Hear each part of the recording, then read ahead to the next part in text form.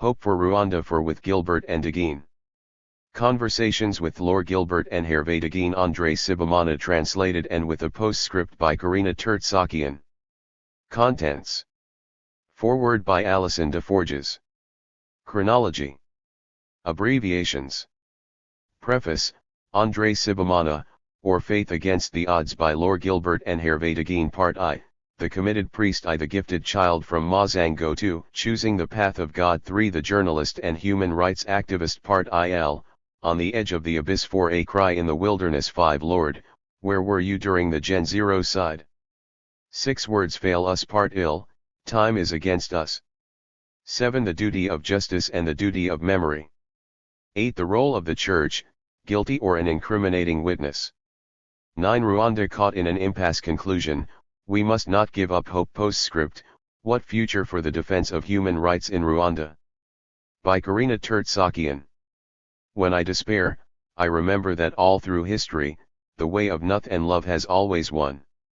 There have been tyrants and murderers, and for a time they seem invincible, but in the end, they always fall. Think of it, always. Mahatma Gandhi. I thought it was commendable to lend a voice, however weak, to those who do not have the right to speak. Have I managed to make their voices heard? Not always. Those who live without chains, without constraints, those who have enough to eat every day make such a deafening noise on their own behalf that they do not hear the moans that rise from below. If you ask them for a moment of silence, they reply that they cannot afford it. They do not believe that it is their duty. Albert Laundress. Acknowledgement. I wish to thank Roger Clark for his patience and care. Karina Tertsakian. Forward. Alison Deforges. When I first went looking for André Sibomana in August 1994, shortly after the end of genocide in Rwanda, I had trouble finding him. Even at Kabgayi, the center of the diocese, no one seemed to have seen this well-known priest or his readily recognizable vehicle. I went from one to another of the many buildings, scattered over the extensive grounds. Finally, a sister who had known me for some time indicated that he was lodged in a room in the interior courtyard of the convent. I sat down on a bench in the arcade and studied the flowers still blooming in the untended garden. The sister knocked at the door of a room across the garden and spoke briefly once the door had opened a crack. I had heard that Sibomana wanted no visitors and that he felt his life was in danger. Still, I was surprised that he hesitated so long before deciding to come out. He greeted me with no warmth but did sit down next to me. We had hardly begun to talk when a journalist pushed his way in the gate and presumed to begin interviewing Sibomana. Perhaps out of sympathy for a fellow journalist, the priest agreed to answer a few questions. After a brief discussion, the journalist asked his age. Sibomana replied that he had lived 40 years and that was 1 year too many. With an angry scowl, he refused to talk further and the journalist left. I didn't stay much longer since I found no way to respond to Sibomana's obvious anguish. The next day I went back. This visit went no better, although Sibomana let down his guard enough to talk of some of the horrors he had seen during the genocide and of his own efforts to save people. As we sat on the bench, he mused about the human capacity for evil and voiced a desire to become a monk and withdraw from the world. He readily agreed that Rwanda needed courageous leaders more than ever before, but insisted that he no longer saw himself playing such a role. Just before I left, he remarked that there were still bodies scattered in the nearby woods, both Tutsi slain during the genocide and Hutu killed by soldiers of the Rwandan Patriotic Front who had driven away the genocidal assailants. I wanted to investigate the site. Sibomana refused to go with me, saying I've seen enough dead bodies. Sibomana had come to prominence as editor of Kinyamateka, the most important independent newspaper in Rwanda. As a crusader against official corruption, he had been prosecuted for his reports in 1990 but had won acquittal after presenting well-documented proof of his conclusions. Working behind the scenes as well, he had fashioned a powerful statement, issued by the clergy of the Kabgayi diocese, which criticized the close links between the church hierarchy and the government. Spurred by his unrelenting anger against injustice, Sibomana had helped mobilize the Rwandan human rights movement and had ensured that the massacres that presaged the 1994 genocide were documented. Genocide had transformed Sibomana's anger to anguish and sapped his driving energy. He was overwhelmed not just by the sheer, incomprehensible horror of the slaughter but also by the betrayal of some of our human rights colleagues. Most had been so overwhelmed by fear that they had retreated into silence, although some did to save lives more privately. Worse still, some had chosen to support the genocide, echoing the government's explanation that the killing was a necessary form of self-defense. One human rights activist even went so far as to describe the effort to exterminate Tutsi as normal. When I came to see Sibomana a third time, I was looking for information about a report of RPF soldiers killing civilians. Once more we took our places on the bench in the sun and I pressed him for what he knew about the massacre. It was not the midday sun that caused the sweat to form and stream down his face. We sat a few minutes in silence, gazing out at the flowers in the calm courtyard. Without looking at me, he started to relate what he knew of the incident where soldiers had gunned down unarmed civilians. Deciding to take up his work again, Sibomana had to confront not just intimidation and threats from authorities accustomed hindrances to his work but also a new enemy, his own despair. In his very hesitation and turmoil, he offered the best model to others who had been similarly devastated by the genocide and who could no longer cheerfully hope to save the world. Forward, his decision to keep on trying led him to recount his personal journey through suffering to hope.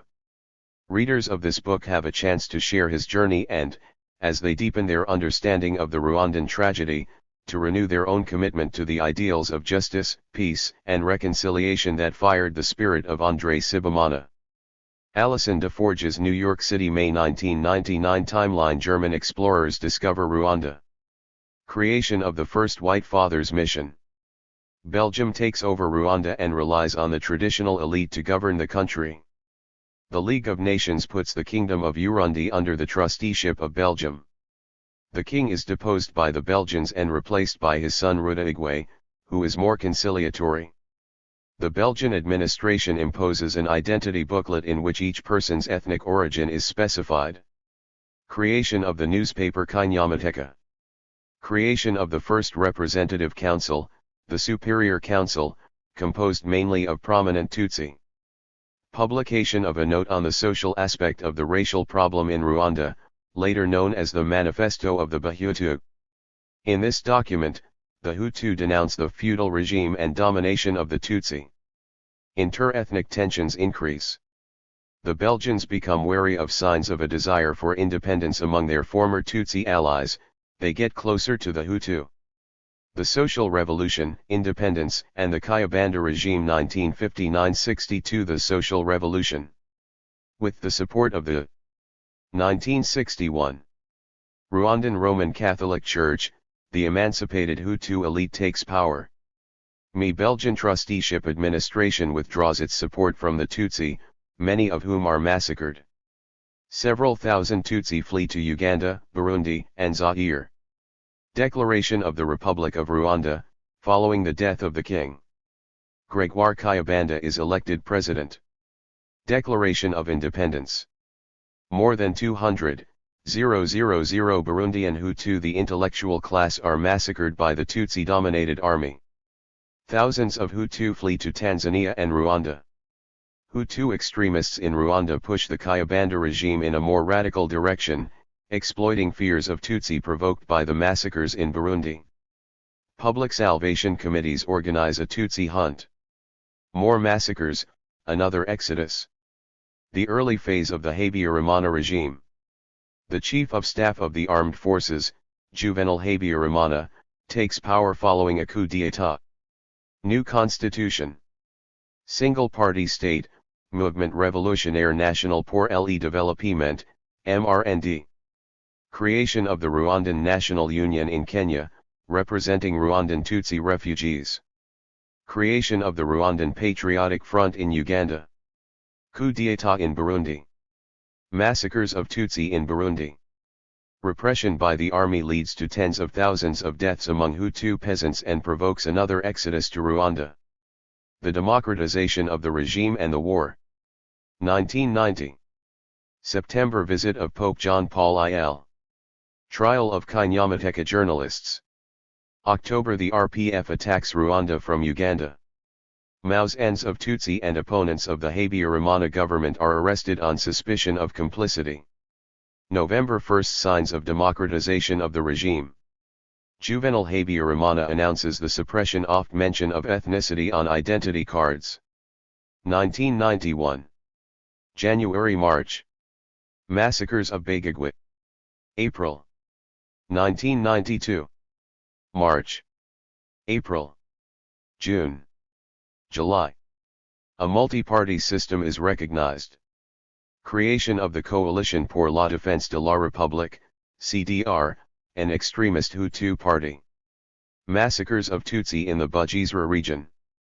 A transitional government is formed, headed by the leader of the democratic opposition, Dismas Nsengiyaremye. RPF offensive in the north of the country. More than 350,000 peasants are displaced by the fighting. Democratic opposition meets RPF representatives in Brussels with a view to forming a united front against the Habyarimana regime. Ceasefire agreement between the government and the RPF. September-December. 1993. January. February. June. August. Extremist militia begin organizing. Signature of a protocol agreement to form a broad-based, transitional government. An independent international commission of inquiry denounces large-scale human rights violations. The RPF resumes fighting in the north of the country and arrives on the outskirts of Kigali.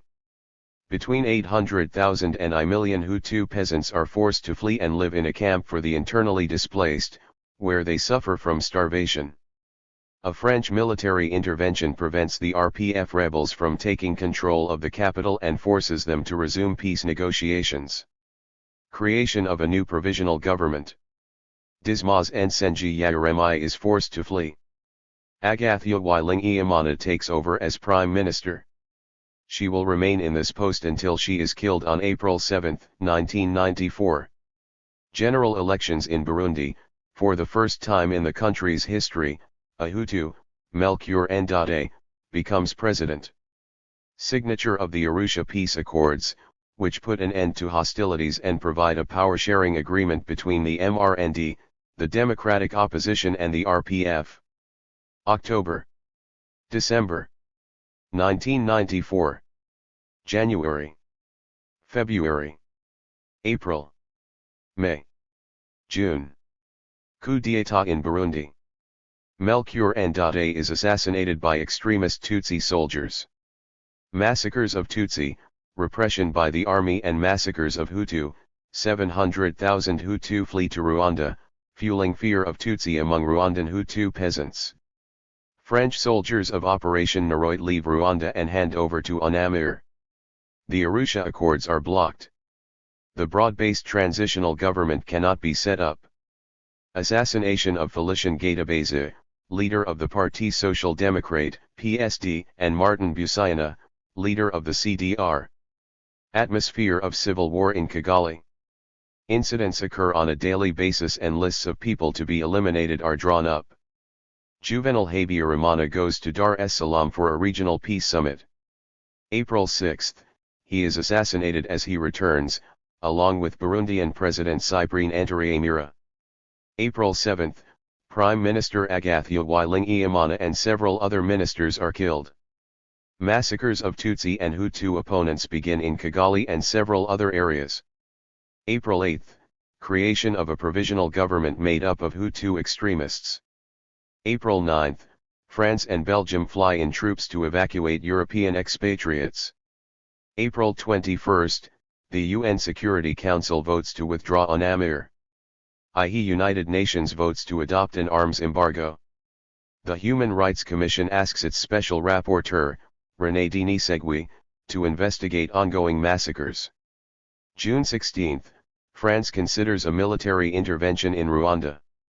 June 22, the Security Council authorizes the dispatch of a humanitarian force. June 23, Start of Operation Turquoise and creation of a safe humanitarian zone in the south of the country. June 28, René Denis-Segui describes the ongoing massacres as genocide. The International Committee of the Red Cross estimates that between 500,000 and 1 million Tutsi and Hutu government opponents were killed during the genocide. July-August. July 4, the RPF takes control of Kigali. July 10, creation of a government of national unity. 13-14 July, fearing the advances of the RPF, a million Rwandan Hutu, many of whom were heavily involved in the genocide, flee to eastern Zaire, in the Goma region. In the following 2 weeks, 50,000 often die of exhaustion and cholera. August 22, end of Operation Turquoise. Rwanda since 1994. 1994. September-December. 1995.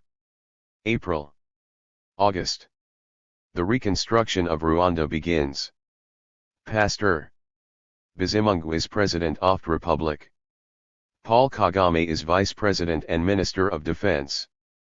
Of the 7.5 million inhabitants in Rwanda before the war, almost a million have been killed, 2 million are living in camps for the internally displaced and 2 million in refugee camps. Nearly 600,000 Tutsi, most of them descendants of Tutsi who were forced into exile between 1959 and 1990, returned to Rwanda. April 22, massacre of displaced persons at Kibho by RPA soldiers. Breakup of the Government of National Unity. Prime Minister Faustin Twagiramungu and Minister of the Interior Seth Sendashonga flee the country. September, the UN Security Council creates a commission of 1996. July. August, inquiry to investigate supplies of arms and military equipment to the ex-FAR. Coup d'état in Burundi. Sylvester Ntibantunganya, Cyprien Ntaryamira's successor, is overthrown by Major Pierre Buyoya, who is supported by the Burundian army. Regional trade sanctions imposed on Burundi. Adoption of a new law on crimes of genocide. October. November. December. 1997. Clashes between the Banyamulenge and the Zairean armed forces in the Lake Kivu region. Rwandan refugees and part of the civilian population support the FES against the Banyamulenge. The revolt of the Banyamulenge, supported by RPA soldiers from Rwanda, becomes a regional war led by the head of the Alliance of Democratic Forces for the Liberation of Congo Zaire, Laurent Desire Kabila. First massacres of Hutu refugees. Success of the rebellion, which controls large parts of Kivu. UN considers a military intervention to save Hutu refugees who have been deliberately deprived of food by the rebels. Just as the arrival of an international force seems imminent, the rebels organize the voluntary or forced return to Rwanda of half the refugees.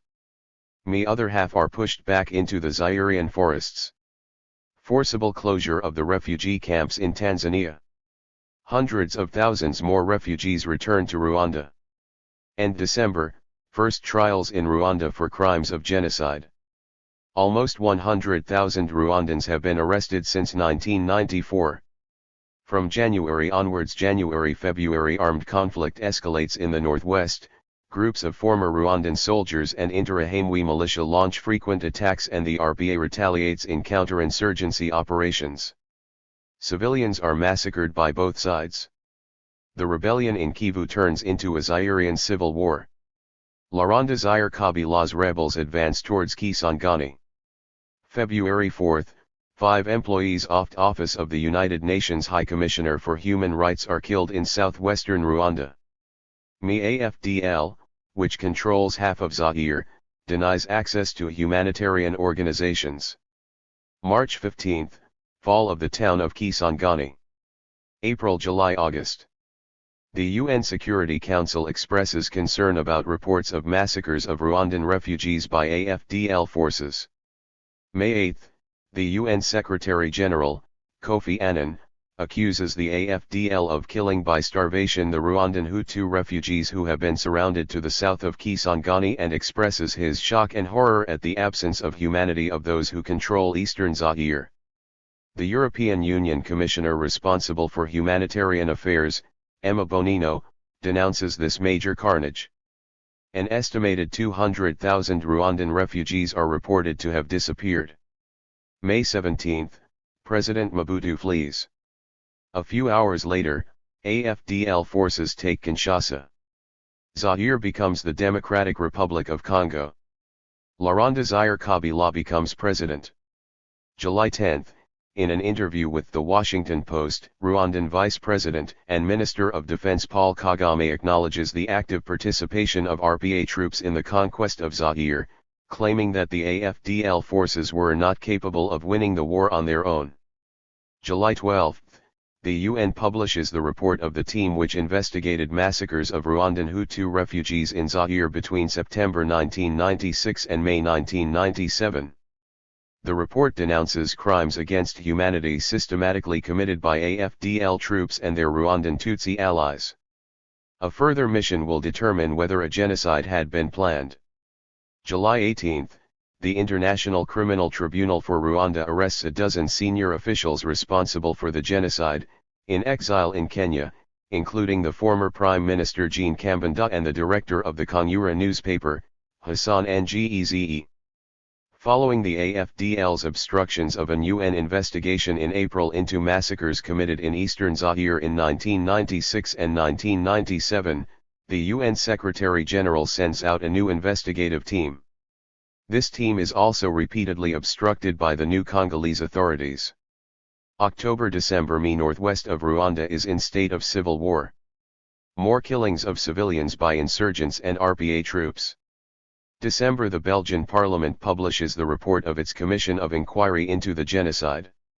1998. January-April. January. April. May. June. July. Armed conflict and massacres of civilians continue in the northwest, spreading to parts of Gitarama. January 31, assassination in Kigali of Croatian priest Father Vjeko Kuric. March 9, death of Andrei Sibomana. March 25, U.S. President Bill Clinton visits Rwanda and acknowledges that the international community bears a share of responsibility for the genocide by failing to respond to the massacres.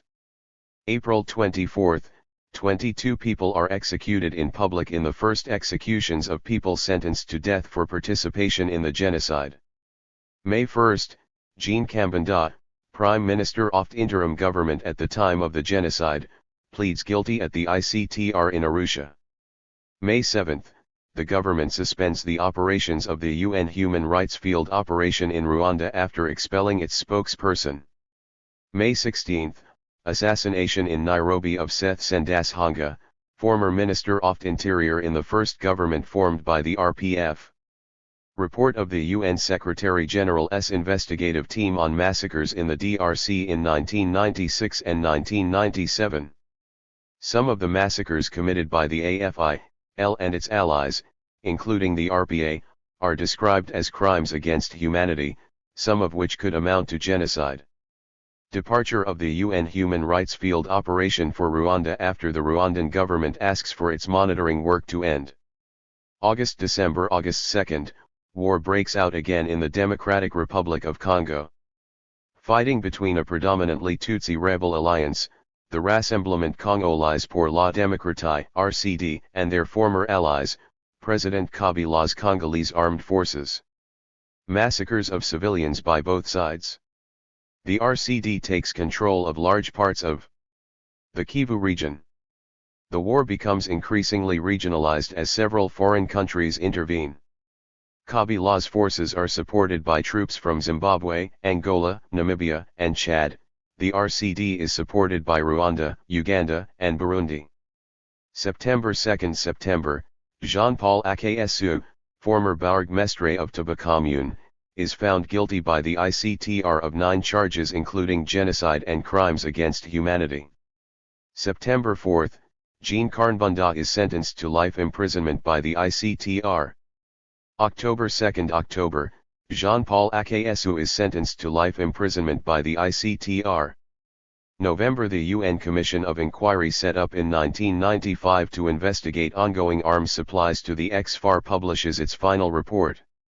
December, publication of the report of a French parliamentary investigation into the role of France in the genocide. 1999. January, Minister of Justice Faustin Antiziliayo resigns and leaves the country. And January, trade sanctions lifted on Burundi.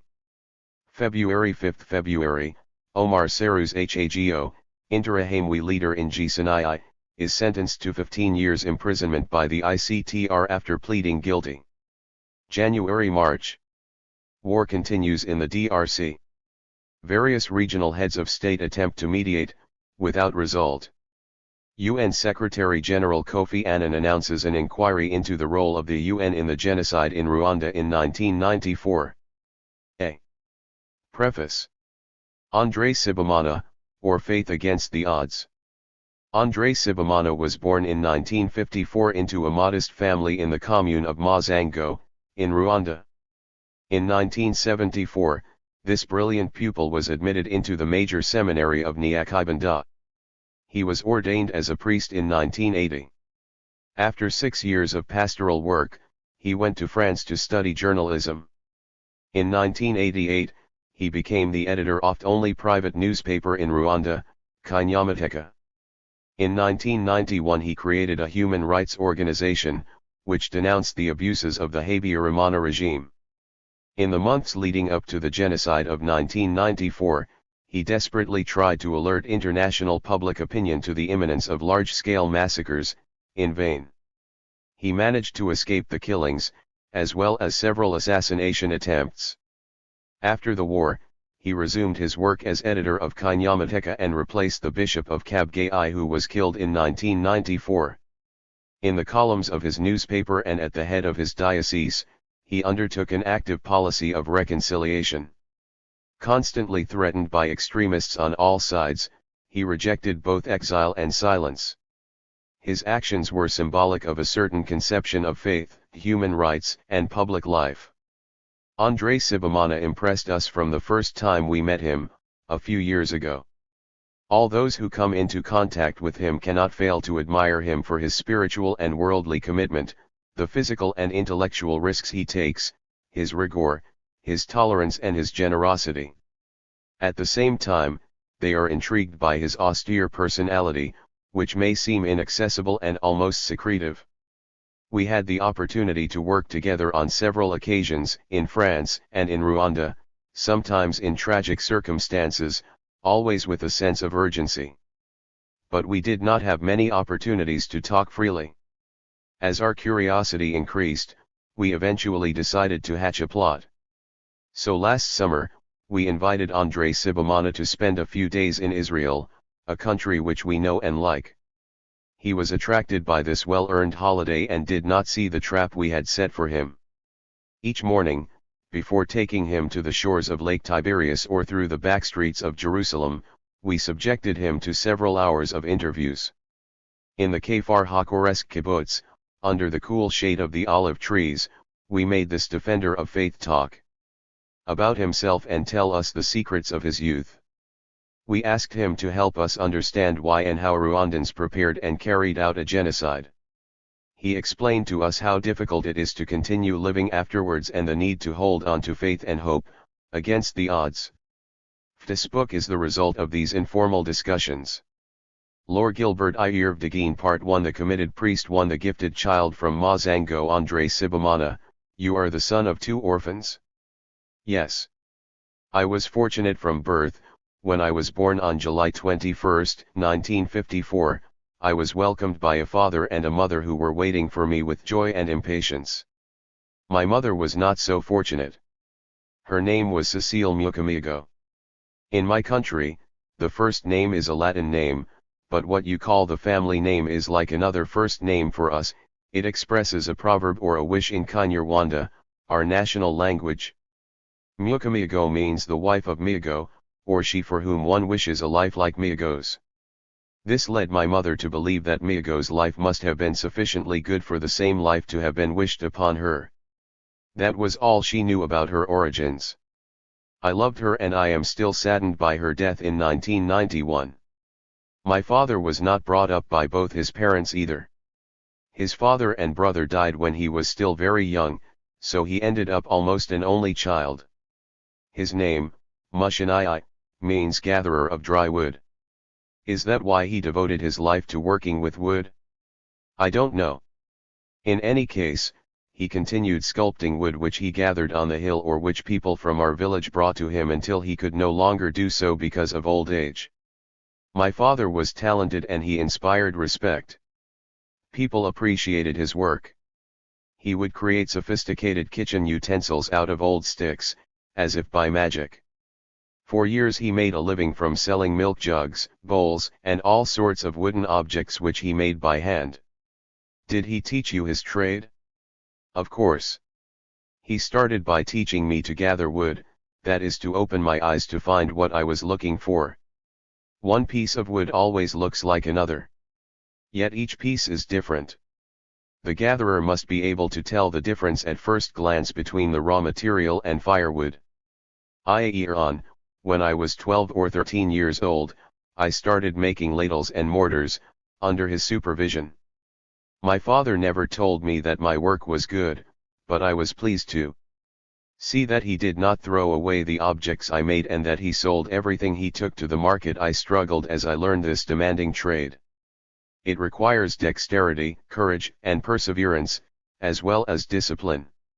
For example, it is forbidden to drink alcohol while you are sculpting because every movement must be precise and the craftsman must retain complete self-control. Mistakes are not allowed. Should the sculptor miss a stroke, he will either waste wood or injure himself. And in our rural areas, a gash on the hand can quickly lead to poverty for the whole family. My father had experienced poverty at first hand. The memories of his youth were painful. He rarely talked about the past, but we could always sense the weight of those difficult years when he spoke. Nevertheless, in his misery, he was fortunate to encounter generosity. Some friends who recognized in him a capable and hard-working young man lent him a plot of land. He put it to good use and cultivated it so well that he still has use of it up to this day. He called this field his Egyptian exile, both because the living conditions there were rough and because this plot of land was his salvation. He would spend entire days and nights there, hoping for a better future. My father planted a sacred tree, a coral bean, to mark the site of the shack where he lived until he got married. The tree is still there. Then his salvation came, proving that one must never lose confidence. He traced a branch of his family on his father's side and reclaimed the land which was owed to him, at Wimana, in Kairoué sector, in Mazango commune. That is where my parents built the family home and where I grew up, along with my brothers and sisters. We were 5 children. 2 sisters were born before me, which was why my parents were so impatient to have a boy. In Rwanda, as in most traditional societies, parents passionately wish for a son among their children. It is like a sign of respectability. This is because for centuries, the birth of a son would guarantee a family's economic survival and sustain its social rank and lineage. When my mother was expecting me, jealous neighbors began to speculate on the probable disappearance of our young family. It is true that my parents' situation was precarious, but they did not doubt that, once again, luck would be on their side. When I was born, my father acquired the certainty that neither his own life nor that of his children would depend on the fate predicted by malicious people, but on that which God had chosen for him. That is what my name, Sibomana, means. It is not they who guide my life, but God. My 2 elder sisters live in Gitarama. One of them was arrested in early 1995, then released without any explanation. In 1994, my younger sister became a refugee in eastern Zaire. I have not heard from her since war broke out again in the region in October 1996. 2 My only brother died in 1995, a week before Christ RNAs. How did you spend your days? Our day-to-day life was very basic. Our house had 2 rooms and a yard. My parents slept in the main room, near the entrance. Their bed was made up of a few planks above the hen house. My brothers and sisters and I slept on the floor, huddled up against each other on a straw mat, with a piece of plaited matting as a blanket. In the other half of the room, our goat slept at our feet. I was never fast asleep, as it was my duty to watch over our herd during the night. That is how I became used to sleeping lightly, always alert and ready to respond. Later, during the genocide, this faculty of listening in my sleep saved my life more than once. Each morning, my father woke up at the first cock crow, at around 3:00, and started going about his work. My mother and the rest of us were up from about 5:00, at the second cock crow. Each of us knew what we had to do. The girls cleaned the house or fetched water. May helped my mother with the housework. My brother and I looked after the yard and our 2 cows, which needed a lot of care. A cow must always be kept clean, not only for reasons of hygiene, but because the family's honor depends on it. In our culture, a cow is more than just an animal. It is a proof of social status. Each cow has its own history and its origins reflect strong social links. We had 2 cows and people in our village knew it. This made them respect us. I also looked after the goats, we had about 20 of them. We had few opportunities to play. There was one game which we found very exciting but which my father did not approve of. We would ski on the stalks of banana leaves.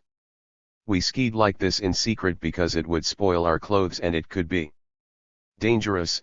Our parents had forbidden us to play this game.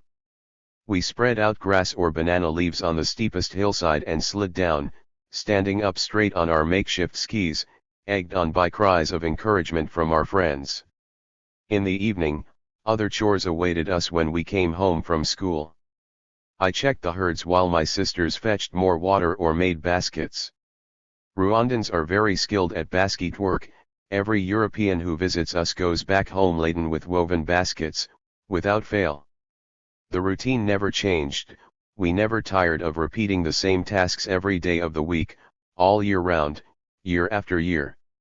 Except on Sundays, Sundays were devoted to rest and prayer. We received a strict and very religious education. Our parents brought us up to respect human beings and to love God. My mother was devout. She would pray often and saw to it that we were instilled with a deep Roman Catholic education. Our father also followed our education closely, despite his work. He was austere and demanding, that was his way of loving us and supporting us. Our life was not easy, but we were sustained and protected by our parents. I remember the second wife of my grandfather Nicodem, my father's uncle, she was called Cecile Kankindi. When Nicodem died, I was sent to stay with her so that she would not be alone in the house. In the evenings, she would tell me stories. There was one story which made a lasting impression on me. It was the story of a man who had to attack a king in Zaire. He had to overcome many obstacles to accomplish his mission. There were traps scattered in the forest, he would come across young girls and beer along the way, and 1,000 other temptations. But the hero of the story never succumbed to these distractions and managed to reach his goal. Such tales were part of our culture and formed our character. Were you the only one of your brothers and sisters who studied? We all went to primary school, which was unusual even at that time. My parents had not studied but they understood the importance of education. Invested all their savings in our education, by paying our school fees, they were banking on our personal development and professional success. I was admitted into secondary school. I was shy and reserved and did not talk much. But I loved learning and I had an excellent memory. There was only one dictionary for the whole school. I would borrow it and memorize the words. I had is how I learned French. My father quickly realized that I was more skilled at using language than at working the land. So instead of sending me to the fields, he encouraged me to attend the minor seminary at Save. This new phase marked a decisive turning point in my life. Access to school had already ensured that we were different from other children in the village. Entering the minor seminary at Save was like penetrating the heart of the tiny lay and ecclesiastical educated elite, which would be called upon one day to play a leading role in the country. It also enabled me to get closer to the religious vocation which was beginning to take shape in my mind. I derived great pride from this situation, but I also sensed the full weight of this new responsibility. I carried the honor of my family, my closest relatives and friends, and the people of my village. This was in 1968, I was 14 years old. Didn't this create jealousy around you? There was one regrettable incident which served me well in the end, despite the pain it caused me at the time. My Roman Catholic Church enjoyed a virtual monopoly on primary and secondary education, and the minor seminary played the role of a secondary school for those who did not have access to other forms of education. Not all the students there intended to go into priesthood, far from it. Neither were all the teachers model saints. One of them tried to make me leave the seminary on 2 occasions, for reasons which I prefer not to try to explain. Maybe he considered that my origins did not warrant my claim to study the lessons which he had taught my predecessors. Whatever the reason, this teacher seized upon a minor incident to demand that I leave the seminary. I was absent from the class when he asked for the exercise books to be handed to him. A well-meaning classmate took one of the exercise books which he found in my locker. Unfortunately, he made a mistake and handed him an exercise book of rough drafts. Teacher claimed to have been insulted. He summoned me and prohibited me from returning to Save. The injustice of this punishment was so blatant and its consequences were so dramatic for my future that I categorically refused to accept them. I sat down in the courtyard and refused to move. I must stress that this kind of behavior on the part of a teenager was highly unusual and incongruous. I stayed in the courtyard for several hours until a female teacher, a Muzungu, came to ask me the reason for the sit-in. I explained to her what had happened and was allowed back into the school. Later, the same teacher tried to keep me out again, in similar circumstances, but thankfully without success.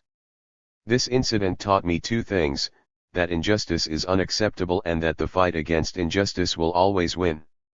In this respect, I would like to tell you about another, much more serious event which left a lasting impression on me. It was in 1973, a few weeks before the fall of the Kayibanda regime. Gregoire Kayibanda was the first president of Rwanda after independence. He was deposed by Juvenal Habyarimana, his chief of staff, on July 5, 1973. During the months which preceded this coup d'état, which, according to some, had been orchestrated by France and the United States, the Kayibanda regime drifted into policies of an increasingly ethnic character. In 1972, Hutu in Burundi had been the victims of a selective genocide during which more than 200,000 intellectuals were killed, almost all the Hutu who held positions of responsibility or simply those who were literate. Politicians from Gitarama, in the center of Rwanda, exploited the fears of Tutsi which these events had revived. Imi made up Kayibanda's entourage and had grabbed all the levers of power. They were supported by influential elements within an army composed primarily of people from the north. These extremists sparked off a campaign to drive Tutsi out of schools, out of the administration, out of the army and elsewhere. Several thousand Tutsi were killed and tens of thousands are estimated to have fled. I was 19 years old at the time and I remember this period very well. We were acutely aware of what was politically at stake during these events. People's different reactions were highly significant. Just think that those who govern the country today were also 20 years old at that time. It would be interesting to ask them where they were then and how they behaved. A group of students at the educational establishment of Butare had created a committee of public salvation. Its main agenda was to drive Tutsi out of the schools and out of public or private employment. One of the leaders of this group was Ferdinand Nahimana, a character whom we will have the opportunity to talk about later. So the Tutsi were driven out of the school. At the minor seminary of Kansi, we the Hutu rejected this policy of discrimination. We protested and expressed our solidarity towards the Tutsi. but those in charge of the establishment preferred to close the seminary temporarily. So we went home. After a few weeks, only the Hutu 9 were allowed to return to school. The Tutsi had been forced to flee to Burundi or elsewhere. It was nearly the end of the year. We found out that the teachers were planning to expel some of us, claiming that we were racist. That was when we decided to launch a protest strike against this injustice. We appealed to the Bishop of Butare to intervene so that none of us would be expelled from the establishment and so that we would all be admitted into the following year. Some teachers tried to discourage us or to dissuade us with moralizing speeches. We responded by stamping our naked feet, an act which is viewed as an expression of deep contempt. Bishop Jean-Baptiste Gahamamai came in person to witness the gravity of the situation and eventually agreed to all our demands. Phi's experience proved to me that determination is the key to success in politics, in the broadest sense of the word. You don't need many resources to make your voice heard when you are defending a cause you believe to be just. This does not mean that you will succeed in every case. But at least it is possible to influence decisions and obtain very concrete results through dramatic actions. In this case, we managed to ensure that a whole class of students was admitted into the following year. It was a drop in the ocean in the context of the events of 1973, but that drop was within our reach and we had the duty to take it on. 2. Choosing the path of God. Why did you become a priest? Because I chose to. Or rather because I never imagined that I could choose anything else. According to my parents, when I was 3 years old, I announced that I wanted to become a priest. Since then, I always believed it, and those around me did not expect anything else. At every age I adopted the behavior which matched this commitment, and each stage of my life flowed on from there. In this sense, it really was a vocation. My father and mother were profoundly Christian. This might explain my family's sense of pride when I was ordained, but it does not explain my commitment. Nor am I able to name any priest or anyone else who might have been a role model and whom I might have wanted to imitate. I don't have a rational explanation for what always seemed like a natural path to me.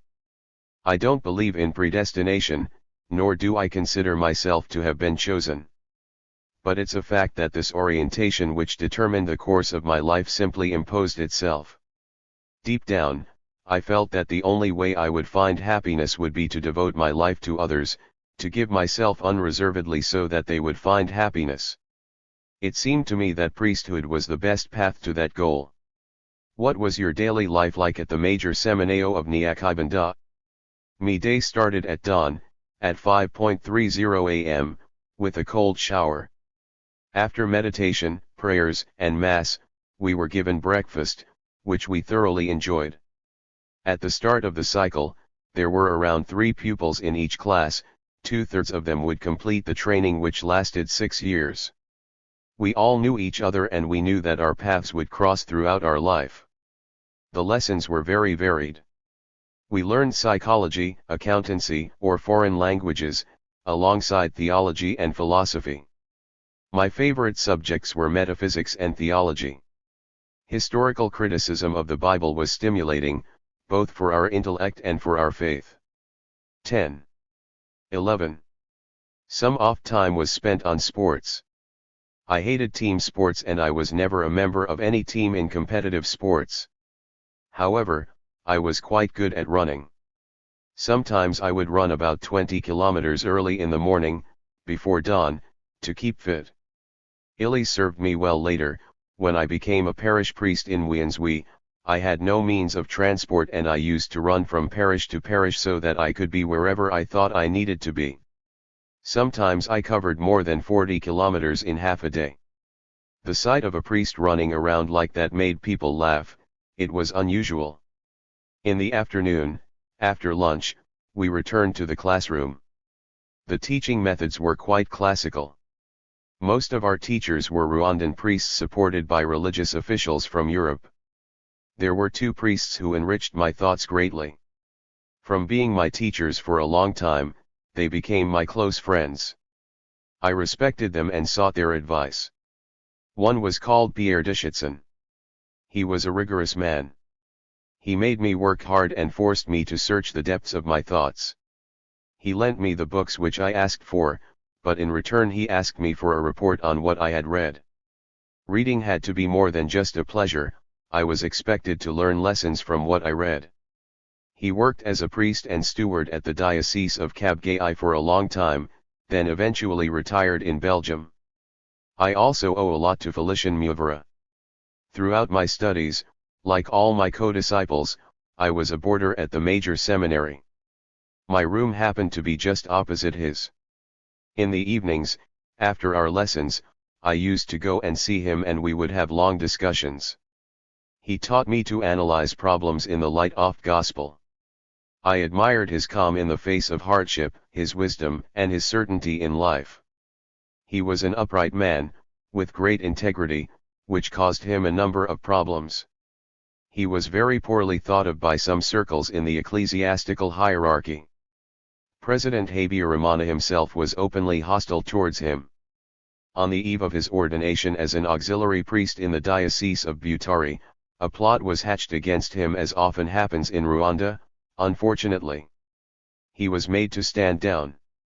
Felician Muvera was killed right at the beginning of the genocide, around April 1994. He was in Butare when the massacres started.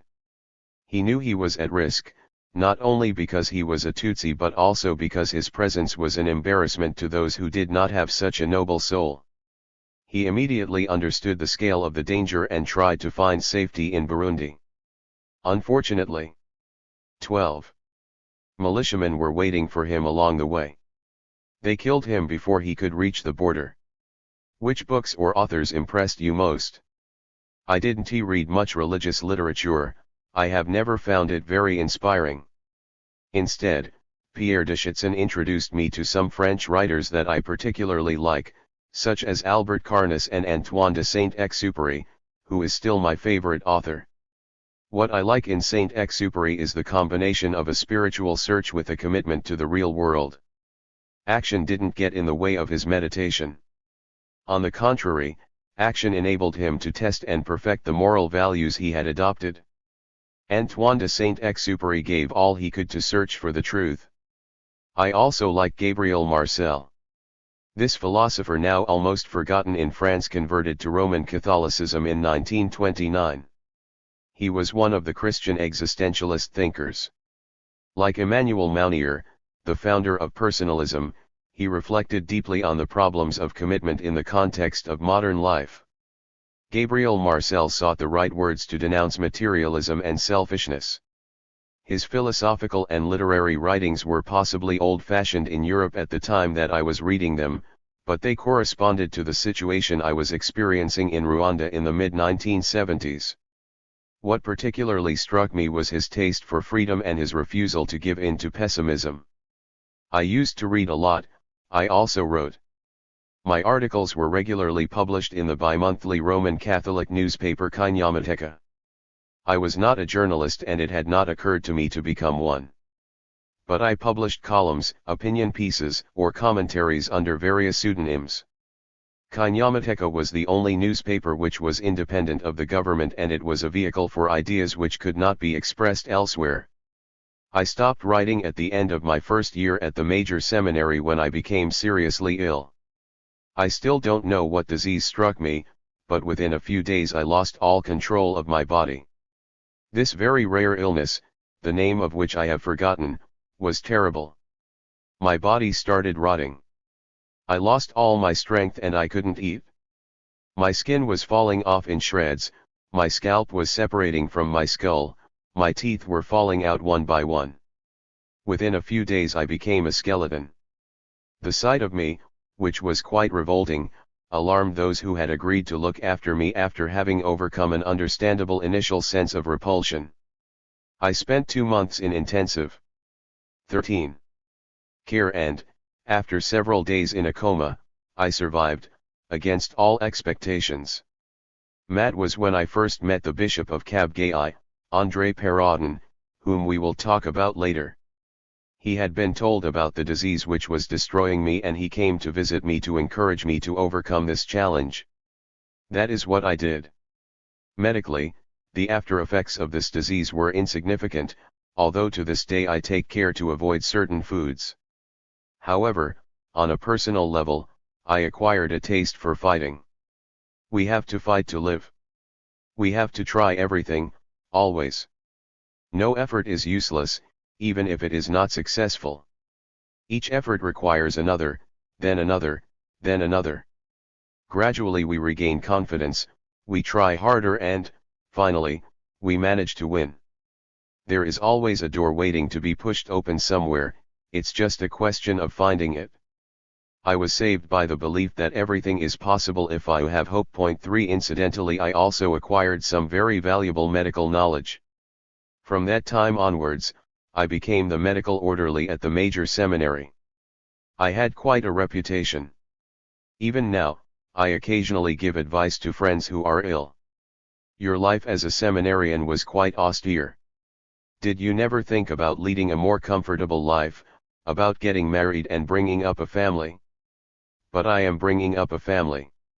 I have adopted 7 children, they are refugees from the war, orphans like my father and mother. I see to all their needs, I watch over their education, I guide them. This is no small responsibility. I can assure you, these children are a serious matter. They give me more satisfaction than worries. Roman Catholicism means that you have to make a choice. I have always chosen priesthood as my vocation, which has meant accepting chastity and giving up the idea of marriage. You could say that I am married to a community which is broader than a couple and that my family is the church. These are not just words, it is a reality which I take on every day. Nor is it a sacrifice. I give a lot, but I also find my own happiness in this life which I devote to others. And there are some advantages. For example, being single means that I can be available without any restrictions. It allows me to be free to take risks which the head of a family can't take and to live through my commitment to the full. Translator's note, it was this same rare illness, eventually diagnosed as Lyell syndrome, which struck Andrei Sibomana again in early 1998 and caused his death on March 9, 1998. Don't you feel lonely? Never. I always feel that I belong to a group. I support it and it supports me. I admit that this is a particular kind of relationship which does not suit everybody. Some of my friends at the seminary found the vow of celibacy too distressing. Gave up and got married, and we remained friends. I respect their choice and I think they were rewarded for their sincerity. In Europe, the question of celibacy is the subject of debate because celibacy is viewed as an ordeal. That's not the case in Rwanda.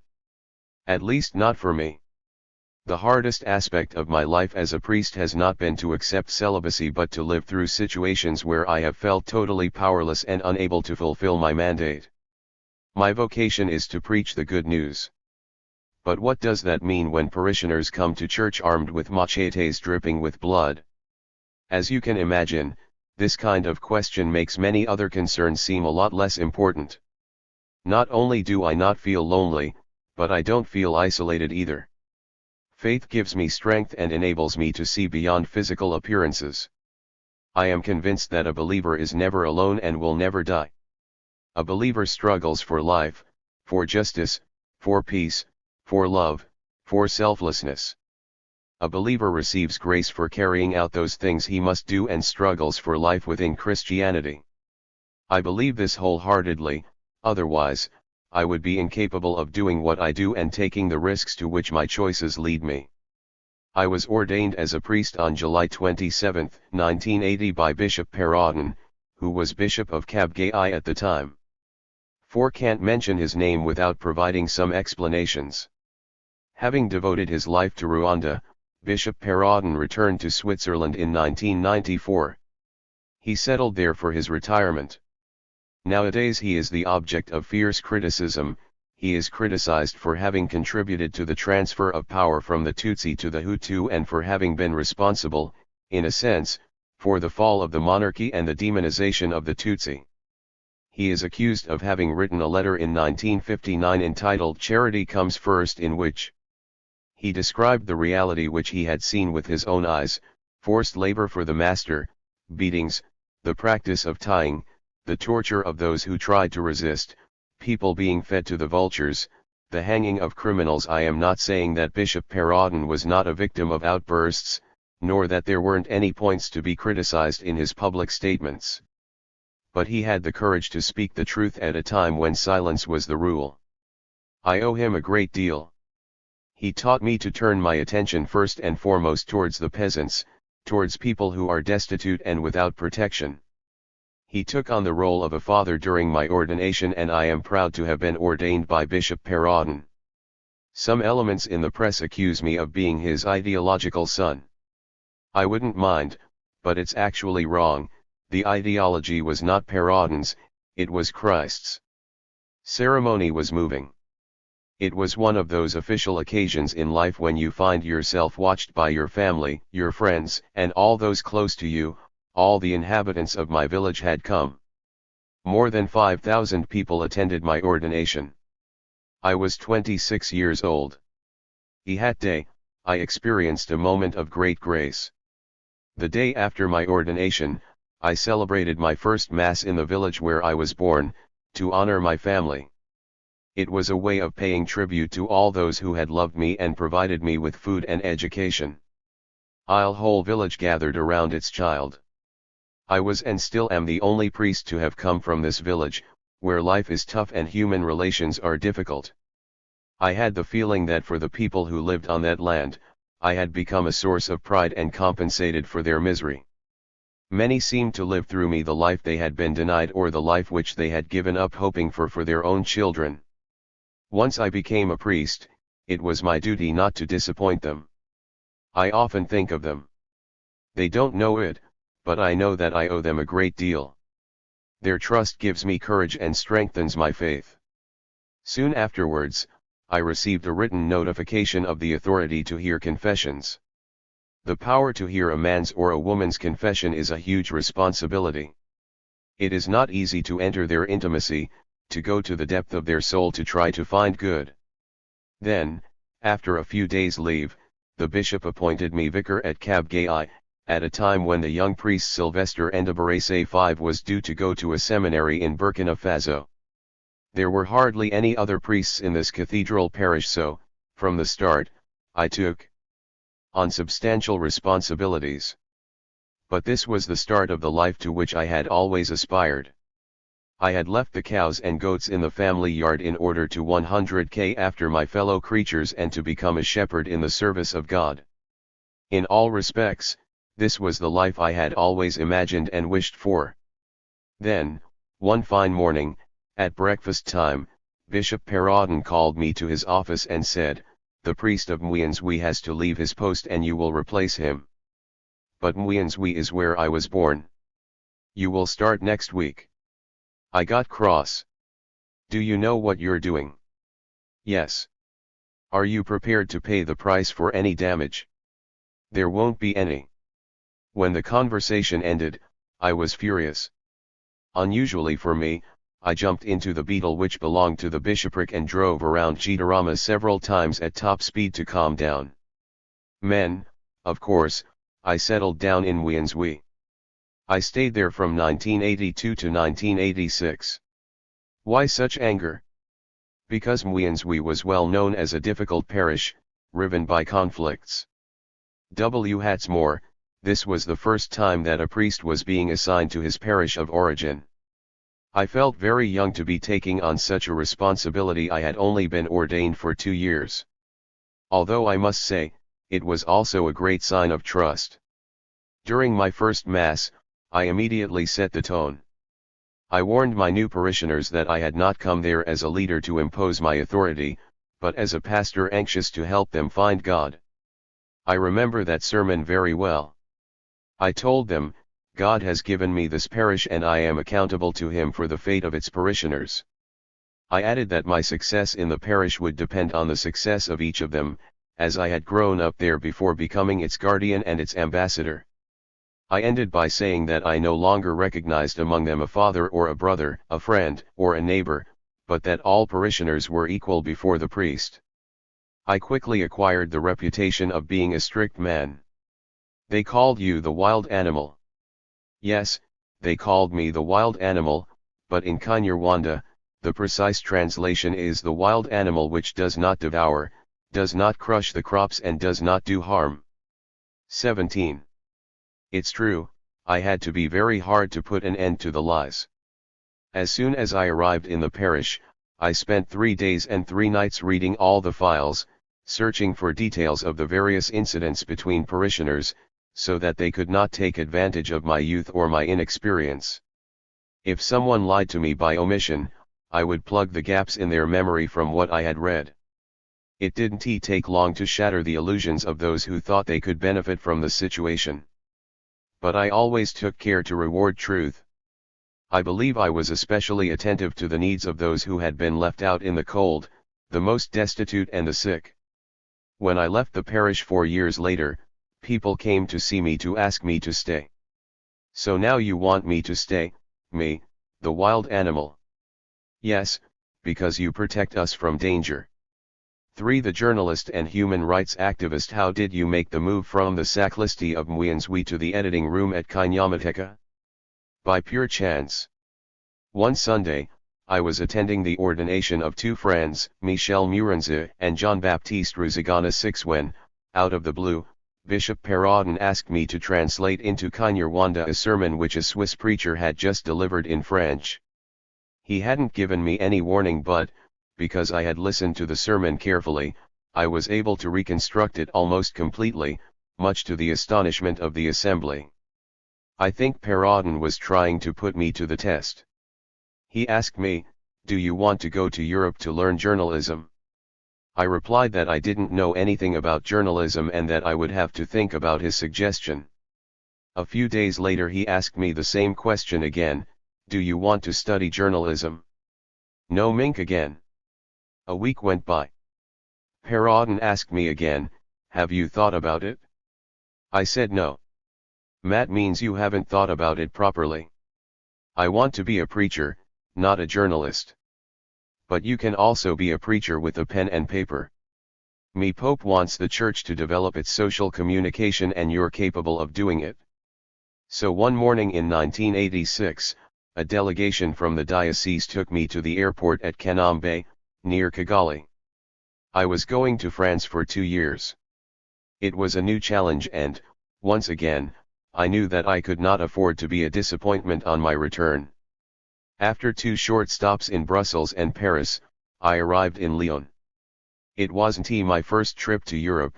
I had already been to Rome with a Rwandan delegation 4 years earlier. But this time, I was alone when I landed in this town. All I knew about it was its name. I took a taxi and we drove towards Rwanda. I was completely lost and didn't have a penny in my pocket. By chance, when we arrived, a priest, Marshal Bonnet, the former national chaplain of the Jeunesse Ouvrière Chrétienne in Kigali, happened to be standing on the steps of the presbytery. He saved me from this embarrassing situation and paid the taxi fare. I spent 2 years studying at the law faculty of the Catholic Institute of Lyon. There were around 50 students in my year, including 4 compatriots. All of them now hold senior positions. One is working at the Ministry of the Environment, another is the permanent secretary of the Minister of Social Affairs, another was prefect 7 of Cyangugu until recently. The course broadened my mind. I discovered a new way of thinking and learning. Rwanda is a small and very isolated country. Until then I had only lived in villages or in a small town. I was not familiar with urban life, let alone modern life. I was like a provincial person coming from an obscure rural area. Lyon was like a capital of initiation, a breath of fresh air. I discovered another society there, which was much more open to the outside world, a society with a capacity for communication, where people expressed themselves freely, without fear for their future or for their life. At the university, we moved in fairly closed circles, but I made the effort to reach out to French society. I learned a lot. I acquired the basic skills of journalism, even though it transpired later that there was much more to discover. The course included 3 months training at the offices of a newspaper. That was how I ended up at La Vie Nouvelle, the Roman Catholic weekly, in Chambéry. In fact, it was more like a real job than a training course. I was not allowed to sit back and watch the others work. It was at the time of the Olympics in Albertville and the region was under the media spotlights. Politicians had made numerous promises in the hope of being re-elected or persuading people to accept the inconvenience caused by the games. But the promises were rarely fulfilled. What was worse, in order to build the necessary infrastructure for the sports or for the roads, they had to proceed with a number of evictions, and some property owners felt cheated or abused. I learned how to carry out contradictory investigations, to compare statements by witnesses and trace back sources of information. I discovered how to be a journalist on the job, and I soon acquired a taste for investigation techniques. I owe a lot to Philippe Revel, the editor of La Vie Nouvelle. Nor will I ever forget Jacques Raymond, the office manager, who showed me how it is possible to be both a journalist and a priest while remaining faithful to one's commitments. After studying for 2 years, did you go back to Rwanda? In the early summer of 1988, I returned home with my diploma. I felt I had earned it, but I didn't know what was in store for me. Me church had been wanting to launch a private radio station. It needed staff with experience of audiovisual techniques. There weren't many openings for a journalist. In the late 1980s there was no freedom of the press in Rwanda. We were living in a single-party state and only the MRND was allowed to express the truth. 8 The state media had a monopoly on information through the national radio and television station, the Omchal press agency, the daily government newspaper Imvaho and the weekly La Releve. There was one exception to this monopoly, Kinyamateka. Kinyamateka had been created by the White Fathers in 1933, it belonged to the Episcopal Conference and was the Church's main vehicle for social communication. It was the oldest newspaper in the country and had a certain standing. Before becoming the first president of the Republic of Rwanda, Gregoire Kayibanda had been its editor, from 1956 to 1958. Kinyamateka reached out to the whole population. That is why it is written in the national language and is distributed widely in the countryside, through the parish network. Some of the bishops wanted me to take the leadership of Kinyamateka. This had been the purpose of sending me to Lyon. But I found out later that others opposed this idea. They understood the strategic importance of a publication like Kinyamateka and were afraid of losing control. The newspaper was at the heart of an intense political struggle. In 1980 Kinyamateka was run by Father Silvio Sindambui, who had just finished his studies at the College of Journalism in Lille. Father Silvio set up a team of experienced journalists Iharsis Uraenza, Philibert Ransonai, Anastase Siravumbanine and Ihador Simbaradali and adopted a very critical line towards the Habyarimana regime. The Episcopal Conference, chaired by Archbishop Vincent Nsenji Yumba, IO withdrew its approval. Father Silvio had a lot of information about the abuses of the regime. He was talented and passionate. His investigations hit their target every time. He was made to resign in December 1985.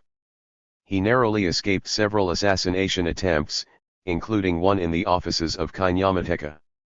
Finally, on November 7, 1989, a lorry crashed headlong into his car. He was killed on the spot. When the Belgian journalist Colette Brijkman interviewed President Habyarimana soon afterwards, the president replied with a jovial and cynical smile, "In your country, there are also plenty of car accidents every weekend." He was replaced by Bishop Innocent Gazabwaya, the former Vicar General of Bishop Perraudin, for whom I had worked in Kabgayi in the early 1980s.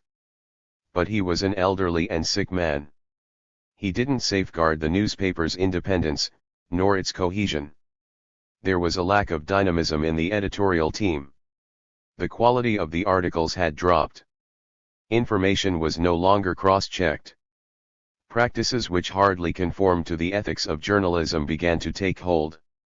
I should also say that in the meantime, with Silvio's departure, several journalists had preferred to choose a different professional career. A well-known businessman in Kigali, Silas Majambil, used to buy whole pages in Kinyamateka to publish updates on his wrangles with the law. Readers started complaining and the number of subscribers dropped within a short time. The situation absolutely had to be rectified. I believe this is what prompted my appointment as the head of Kinyamateka in October 1988. At the beginning it was difficult, because my aim was to put an end to this complacent form of journalism. I wanted to put into practice what I had learned at La Vie Nouvelle and promote an authentic form of investigative journalism. I wanted to search for facts, ask awkward questions, check information and, above all, publish the truth. I didn't know anybody in Kigali and I had to set up a network of contacts. At the start, people didn't trust me.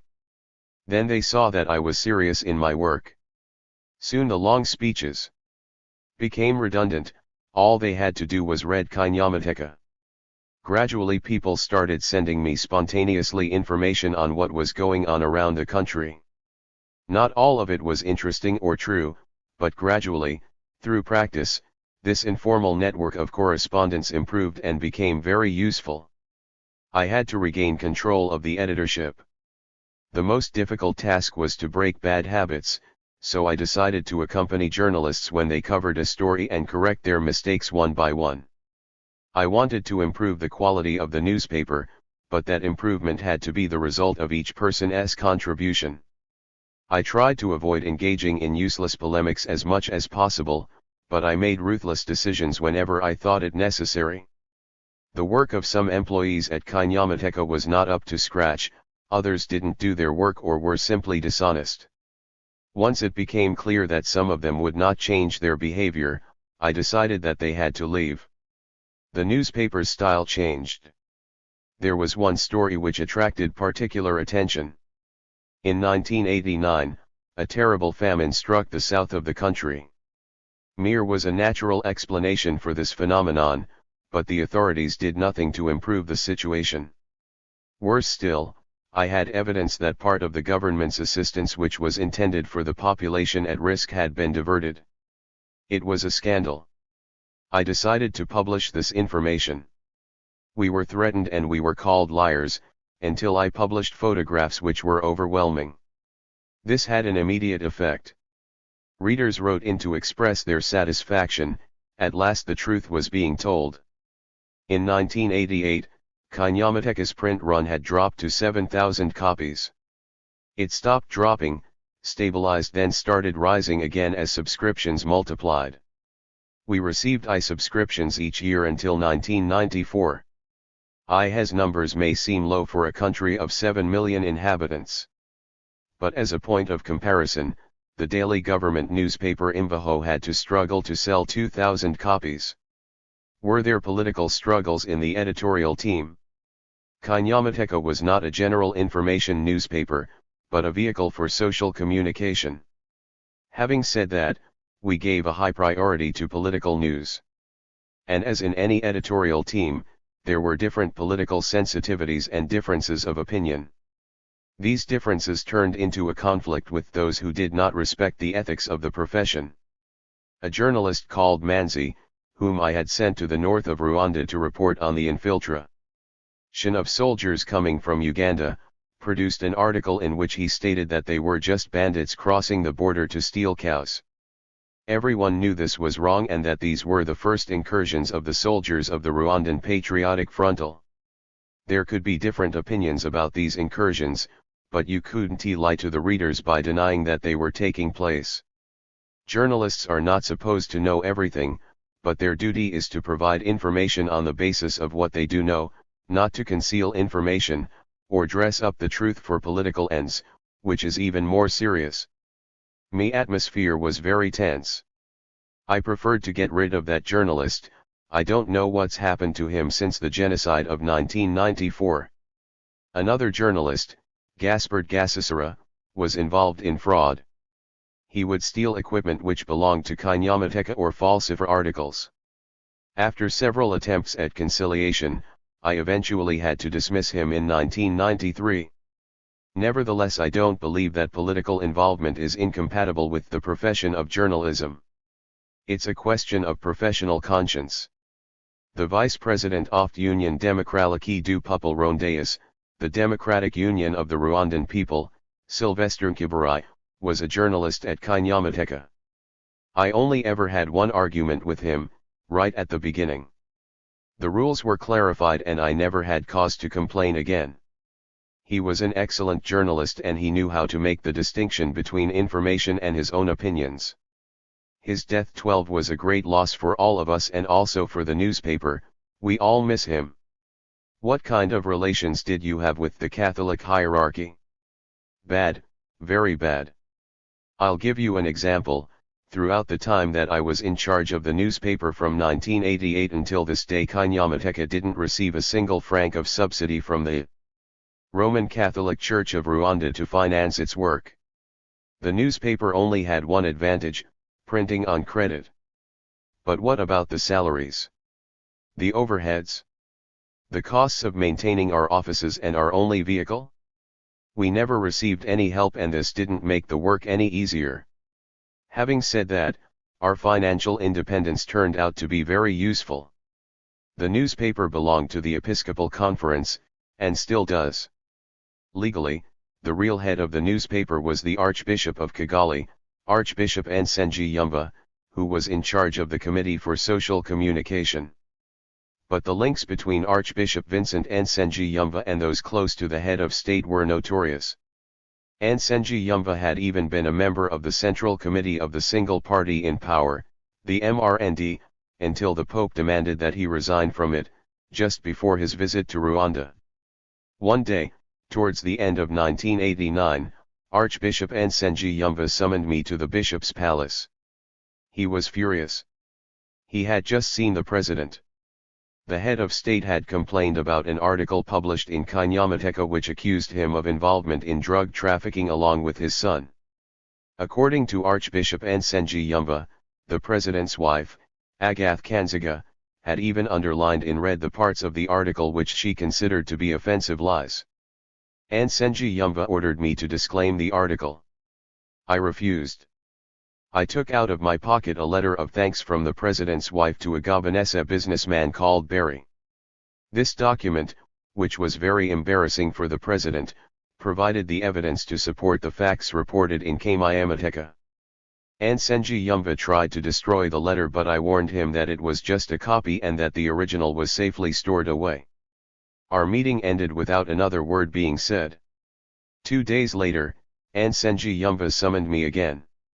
This time, his tone was completely different, quite charming. He gave me an invitation from the head of state who wished to meet me over a drink to get to know me. It was a classic trap, which many people had fallen into. During such meetings, offers were made: a post in the administration, a sum of money in order to buy silence or subservience. "I'm sorry, I don't want to have a drink with that man," I told him. Since that day, and until his fall in 1994, Nsengiyumva never spoke to me again and never dared look me in the eye. There is another incident which illustrates the atmosphere of the time. I had been editor of Kinyamateka for 3 years and my term, 25, was due to expire in 1991. Vincent Nsengiyumva was no longer chairing the Committee for Social Communication, Thadi Nsengiyumva, and the Committee to Protect Journalists. Emma's organization sent letters of protest to the authorities. This had a disastrous effect on the government, because Rwanda was extremely sensitive about its international image. 26. Our trial took place on September 18, 1990 at the High Court of Nyamirambo, a poor district of Kigali. Crowds of people gathered around the court. 3 of my journalists had been charged along with me: Sylvestre Nkibarayi, Antoine Ruagahilima, and Gaspard Gasisara. We were accused of publishing articles described as seditious. According to the prosecution, we had discredited senior authorities in the country by claiming that they had accumulated wealth at the detriment of the rest of the population and that they were putting themselves above the law in order to carry out abuses. The purpose of the trial was to intimidate and ridicule us. But as the hearings proceeded, I opened my files and kept producing more evidence to support the accusations we had published. I was carrying a huge bag stuffed full of documents and I was prepared to read them all, one by one, all night long if necessary. My session soon turned into an embarrassment for those who wanted to silence us. Passions were aroused among the crowds who were watching the trial or who were waiting outside. They were outraged by my revelations about massacres, torture, and various kinds of trafficking. In the general confusion, the prosecution decided that the hearing should be cut short. May still called for a 6-month sentence, but we were acquitted on September 26. The same day, I was on trial in another case brought about by La Centrale, a powerful food import company run by Seraphine Ruabukumba, one of the brothers of Agath Kanziga, the president's wife. We were criticized for an article published in November 1989 in which I denounced the abuses of this company in obtaining import licenses. But the judge was worried that the trial would degenerate like the previous one and that I would use the courtroom as a platform. The trial was adjourned to a later date on the basis that the legal representative of the newspaper, Archbishop Vincent Nsenji Yumba, was out of the country. It was never followed up.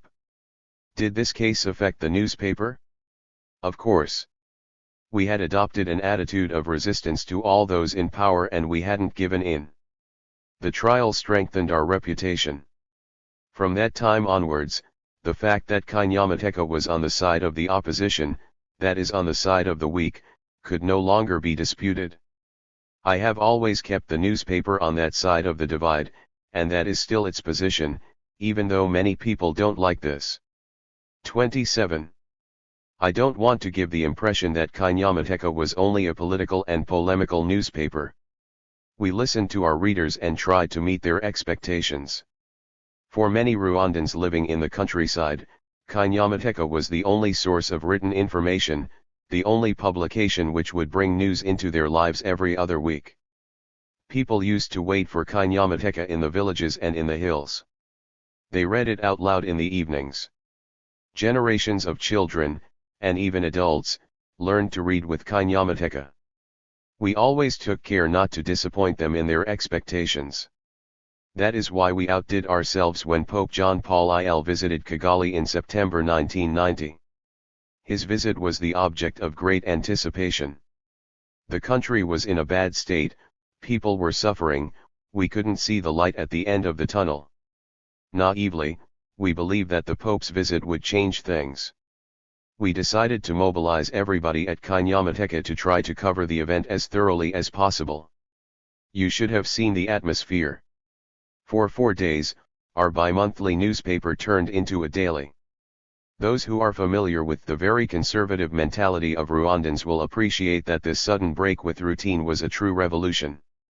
I strengthened the editorial team as well as the number of photo reporters. At any one time we had at least 2 people at the location where the Supreme Pontiff happened to be. The teams of reporters worked at top speed. They had to write their articles on the spot and bring them to the office straight away. Each issue was finalized at around midnight. An hour later, I was shown the proofs. At 2 o'clock in the morning, I gave the go-ahead to print. The editors went off to sleep, but only for a few hours. During that time, the printers were working to their full capacity to meet the demand which was increasing day by day. At 5 o'clock, dozens of volunteers collected the first copies fresh off the printing press and started distributing them. We didn't skip a single issue. Unfortunately, the outcome of the visit failed to match our expectations. The Pope kept repeating, 1,000 hills, 1,000 problems, 1,000 solutions. 13 his speeches, which were very dense, seemed to have been written in advance and did not correspond to what we wanted him to see during his visit. As for President Habyarimana, the visit gave him great pride. It was as if he had been knighted by the pontiff's visit. Maybe this influenced his attitude later on. Soon after the Pope's visit, in late September 1990, you helped set up the Association Rwandaise pour la défense des droits de la personne et de libertés publiques. Why did you want to add human rights work to your pastoral commitment and your work as a journalist? Because the situation required it? Since the end of 1989, the country had entered a period of political turmoil. Opposition to the Habyarimana regime was expressing itself more and more openly. Illegal political parties were being formed in a more or less clandestine way. A number of very virulent private newspapers were appearing and were harassing the government, often very cleverly. President Habyarimana and his followers reacted by attacking on all fronts, but with a single objective: to hold on to power. Officially, the regime was becoming more democratic. It had to impress France after the speech at La Balle, during which François Mitterrand had expressed his wish to link development aid to democratic progress. But on the ground, the first signs of the radicalization which led Habyarimana to his downfall were already apparent. Political violence had never ceased to exist, but it was taking on new proportions. Before ADL was created, there was only one human rights organization in Rwanda, RWAH. I was one of the founding members of that organization. But like many others, I felt uncomfortable with the fact that RWAH's president, Alphonse Marinkubito, 14, was also the public prosecutor. Furthermore, it struck me as dangerous that there was only one organization taking action in such a complex and sensitive field. XVN, the historian Emmanuel Antizamana 15, came to my office at Kinyamateka to put to me his plan to create ADL. I agreed with 29. The idea straight away. We started up the organization without any resources or any support, and in spite of hostile rumors. For several weeks there was even a rumor that I was trying to create a subversive political party.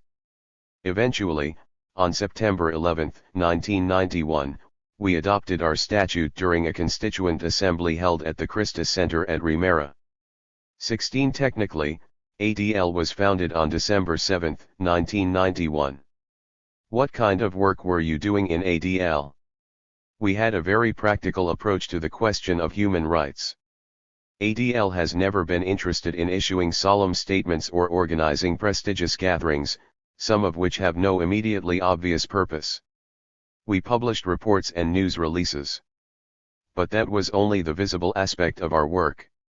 In the early 1980s, when I was in charge of the parish at Mwienzwi, I had devoted my time to looking after the sick and the destitute, those who didn't have the strength to call for help. But I had also discovered other categories of people whose despair was just as great, even though it was less visible. Mwienzwi is in the prefecture of Gitarama, President Gregoire Kayabanda's region of origin. When he was ousted from power by his chief of staff, Juvenal Habyarimana, Habyarimana ordered the assassination of many political officials who had been close to Kayabanda. These men left behind widows and orphans who had real difficulty surviving. We had to provide guidance to these people, help them assert their rights, obtain pensions and death certificates when their husbands disappeared. We had to fight to intervene with the Ministry of Justice against the intrigues of local civil servants who were trying to get their hands on the pensions. That was my first struggle for human rights, and it provided me with the inspiration to organize the work at ADL. ADL's aim was to document systematically the facts relating to human rights violations and record them in a public report. We wanted to let Rwandans know that we understood their problems. It was important for the diplomatic community and the international press to be informed. This work would also help create pressure on those in power by showing that they could no longer commit abuses without disgracing themselves through exposure to public opinion. 0. So we launched very precise investigations in the field. The results turned out to be overwhelming. I remember in particular some graves which we discovered in a remote forest, at Nasho, in Kibungo Prefecture. It was a terrifying sight. There were hundreds of skulls and skeletons. Who were the dead? Who had killed these people? The ground was covered with bodies. An American woman who worked for Human Rights Watch, Alison DeForges, took part in this investigation. She can testify to what I am saying. We questioned the authorities and demanded an explanation. The response was staggeringly flippant. We were told that these were just old bones. I went back to the site, picked up a skull which was only partly decomposed and showed it to anyone who wanted to know the truth. These remains were those of victims who had been killed recently. Why had these people died and why hadn't anyone seen or said anything? We decided to set up a network of informers. From then on, we had to prevent such crimes or alert public opinion if they occurred again. ADL trained a team of investigators and built up a network of volunteer correspondents in each region. My task of these correspondents was to gather information and send it to the ADL OMS. They also organized meetings to raise awareness of tolerance and peace, thus helping opposition political parties to reject extremist propaganda, wherever it came from. We were offering a form of grassroots activism. We taught the population to refuse to allow itself to be crushed by those who held the reins of power. Even today, there are still people in my country who believe that military or police officials have the right to beat them. There are military and police officials who in good faith cannot imagine exercising their authority without using violence. With infinite patience, ADL explained to one and all that violence is prohibited and that men have inalienable rights. When, and women too. Domestic violence was one of our concerns. Thanks to ADL, women discovered that they, too, had rights, particularly the right to be treated with respect by their husbands. We helped them organize themselves to defend these rights more effectively. Rwandan women have an unenviable status. They are completely subjected to the authority of their husband and of their community. Do the bulk of the domestic work and work on the land. They often seem to carry life on their shoulders and in their bodies like an unbearable burden. We try to emancipate them from this apparent fatalism and help them regain their independence and 31. Dignity. As far as I know, the servitude of women is not prescribed in the Gospel. The meetings we organized were just a small contribution, but they helped a lot of people. Sometimes we managed to change the relationship between Rwandans and the authorities. The vast majority of illiterate peasants who live in the countryside live under the moral guidance of chiefs. These peasants are completely stripped of any responsibility and follow orders blindly, whatever they might be, without any detachment and without the slightest thought of criticism. You cannot imagine the power of submission of Rwandan peasants. They literally sign up to the authority of the chief, for better or for worse. I was following orders, all I did was obey. I am not responsible. I have heard these explanations 1,000 times from the lips of those who participated in the massacres in 1994. Unfortunately, I believe that these peasants are sincere and that they don't feel responsible for the crimes they committed through submission to the authorities. Some try to dilute their responsibility in a greater collective responsibility, which is less heavy to bear. But others feel no remorse or regret. They are at peace with their conscience because all they did was follow orders. We had just started teaching the notion of resistance to official authority. Some remembered this during the genocide. We needed time to take this further, but time was against us. All the same, you were a priest, a journalist, and a human rights activist. Aren't these three functions incompatible sometimes? Are you sure that you are not confusing the roles? Absolutely not. These three roles are completely complementary. As a priest, I preach the gospel and I look after the soul. Christ was sent to bring the good news to the poor and to cure the sick. A priest carries this message forward. A journalist echoes the message further. My profession of journalism enables the Christian community to have access to information which should be used for pastoral work. Mruf Kinyamateka, I could inform the public about the misery in the country and the massacres which were about to happen. Unfortunately, writing is not always enough. Sometimes you have to engage with your audience to convince them. That's when the human rights activist steps in. I went round the embassies and the United Nations agencies carrying ADL's reports and explained to them over and over again where our country was heading. None of the diplomats who were in Rwanda at that time can claim that they didn't know what was about to happen. Part 11. For a cry in the wilderness. Observers who have followed events in Rwanda over the last few years find it difficult to understand what happened between 1990 and 1994.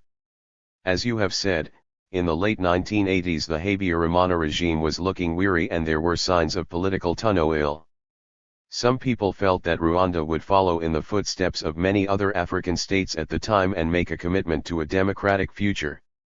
4 years later, Habyarimana was killed and the regime he had founded was destroyed, having committed genocide in the meantime. What happened? Rwanda has a complex history. Were it not so bloody, it could be likened to a game of chess. Someone who hasn't followed the game from the outset and doesn't know the moves can't follow the subsequent stages. There are immediate causes for the crisis which engulfed the Habyarimana regime in the late 1980s, but there are also structural causes which are much more ancient and deep-rooted. It was not only the Habyarimana regime, but also the Republic, declared in 1961, and the whole of Rwandan society which were built on antagonisms which had been concealed for a long time but never disappeared. I will come back to these contradictions which block social development, but I want to make clear at this stage that the events which occurred between 1990 and 1994 provide only part of the explanation. What were these events? I will mention at least 4 of them. First of all, in the early 1990s, Rwanda entered a phase of economic recession while demographic pressure was at its height. The collapse of the price of coffee and tea, for example, deprived the country of its main sources of income just as the International Monetary Fund and the World Bank were demanding draconian readjustment plans. Unemployment was continually rising, affecting whole swathes of society and fueling overall discontent. Life in Rwanda had always been expensive, it became unaffordable. In normal times, peasants living in the countryside barely had enough to eat, now they were beginning to starve. No one was fooled any longer by the image of balance and prosperity which 35. 36. The government projected abroad. Everyone knew that the country was sick. Secondly, it would be an understatement to say that the government could not handle the situation. Habyarimana and his followers did nothing to save the country. On the contrary, power became concentrated in an increasingly restricted family circle, centered around the president's wife, Agathe Kanziga, and the Akazu, the little house. It is not possible to overstate the harm inflicted on Rwanda by those who grabbed power. For example, Pascal Simbikangwe, who worked in the intelligence services and drew up lists of people to be killed, Seraphine Ruabukumba, director of the company La Centrale, who lent out vehicles to transport militiamen or to transport bodies, Proteus Zijaranyarazo, who was one of the brains behind the Rezo 07 and the death squads, Michel Bagaragaza, director of the National Tea Agency, who extorted tea from our peasants to exchange them for arms in Egypt, the same arms which would bring about their death. And many others besides. These people did nothing to try to restore prosperity, they were too busy plundering our meager resources. The scandals which we exposed in Kinyamateka and which earned us that trial in 1990 were just the tip of the iceberg. Collusion between the higher circles of the state and several big dealers and traffickers was notorious. Corruption had completely eaten into the wheels of the state, anything could be bought, anything could be sold. Even the army was completely corrupt apart from a few exceptions, and it's no coincidence that it ended up losing the war. Rwandans lost confidence in a government which could not provide them with any guarantee of a future, or even of daily subsistence. Population's increasing disaffection towards the Habyarimana regime explains in large part the success of the opposition. The press, to its credit, also played an important role in this process. I wrote articles in Kinyamateka which President Habyarimana did not like at all. One day, during an interview he gave to the National Committee for the creation of a national television station of which I was a member, someone pointed me out to Hearn. He came over and asked me, "So you're Sibomana?" I nodded. He said, "I had imagined you taller." What he really meant was, "L thought you were a Tutsi," the stereotype of a Tutsi being someone who is physically tall and systematically hostile to power held by a Hutu. Before walking away, he added, "Thanks to your editorials, the population no longer believes my official speeches." For one must remember that, in the beginning, people believed in Habyarimana. He had graduated as an officer with flying colors and had been named Chief of Staff in 1965. In 1973, he was seen as the one who would lift the country out of its misery, which he succeeded in doing, to a certain extent. Many Tutsi believed in him at the beginning and felt that he would not manipulate ethnic sentiments to consolidate his power. Unfortunately, these illusions were short-lived. Disaffection of the population and the internal disintegration of the state do not provide the only explanations. There were also external causes. First of these was the emergence of increasing international pressure, although in my opinion, this pressure was insufficient. The fall of the Berlin Wall in 1989 and the end of communism in Eastern Europe created a belief in a new international order. Many believed that this would be the era of pluralist democracies and that the model of Western democracy would gradually spread across the planet. As I said, during the Franco-African summit at La Balle, President François Mitterrand stated that, from then on, French development aid would be linked to democratic progress. This seems like a joke in the light of subsequent events and the role that France played in supporting this despicable government. But at the time, people believed in these new policies.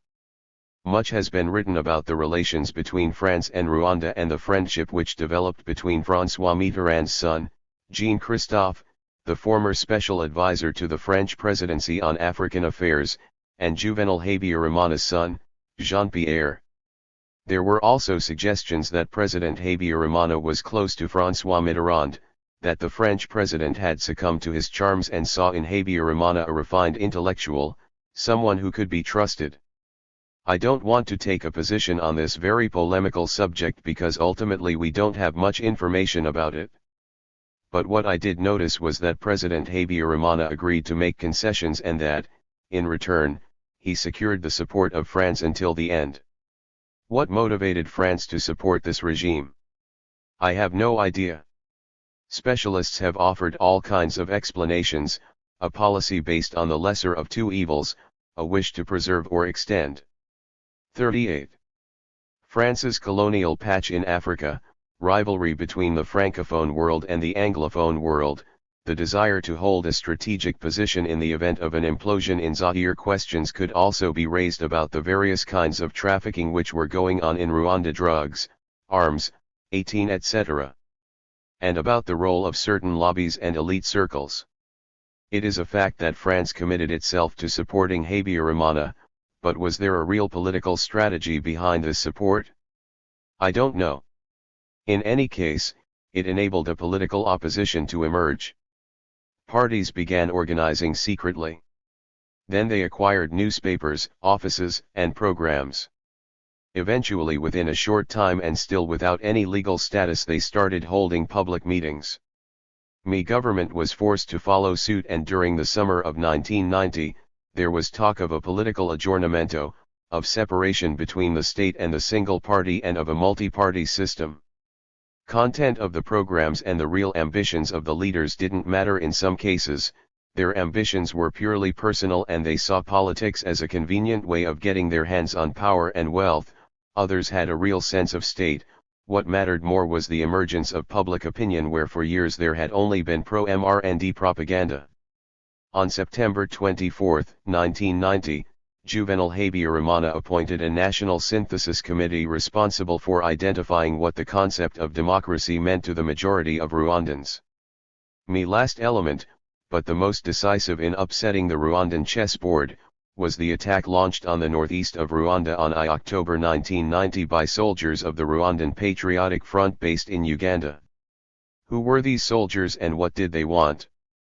They were descendants of Tutsi who had fled Rwanda at the time of independence, between 1959 and 1962.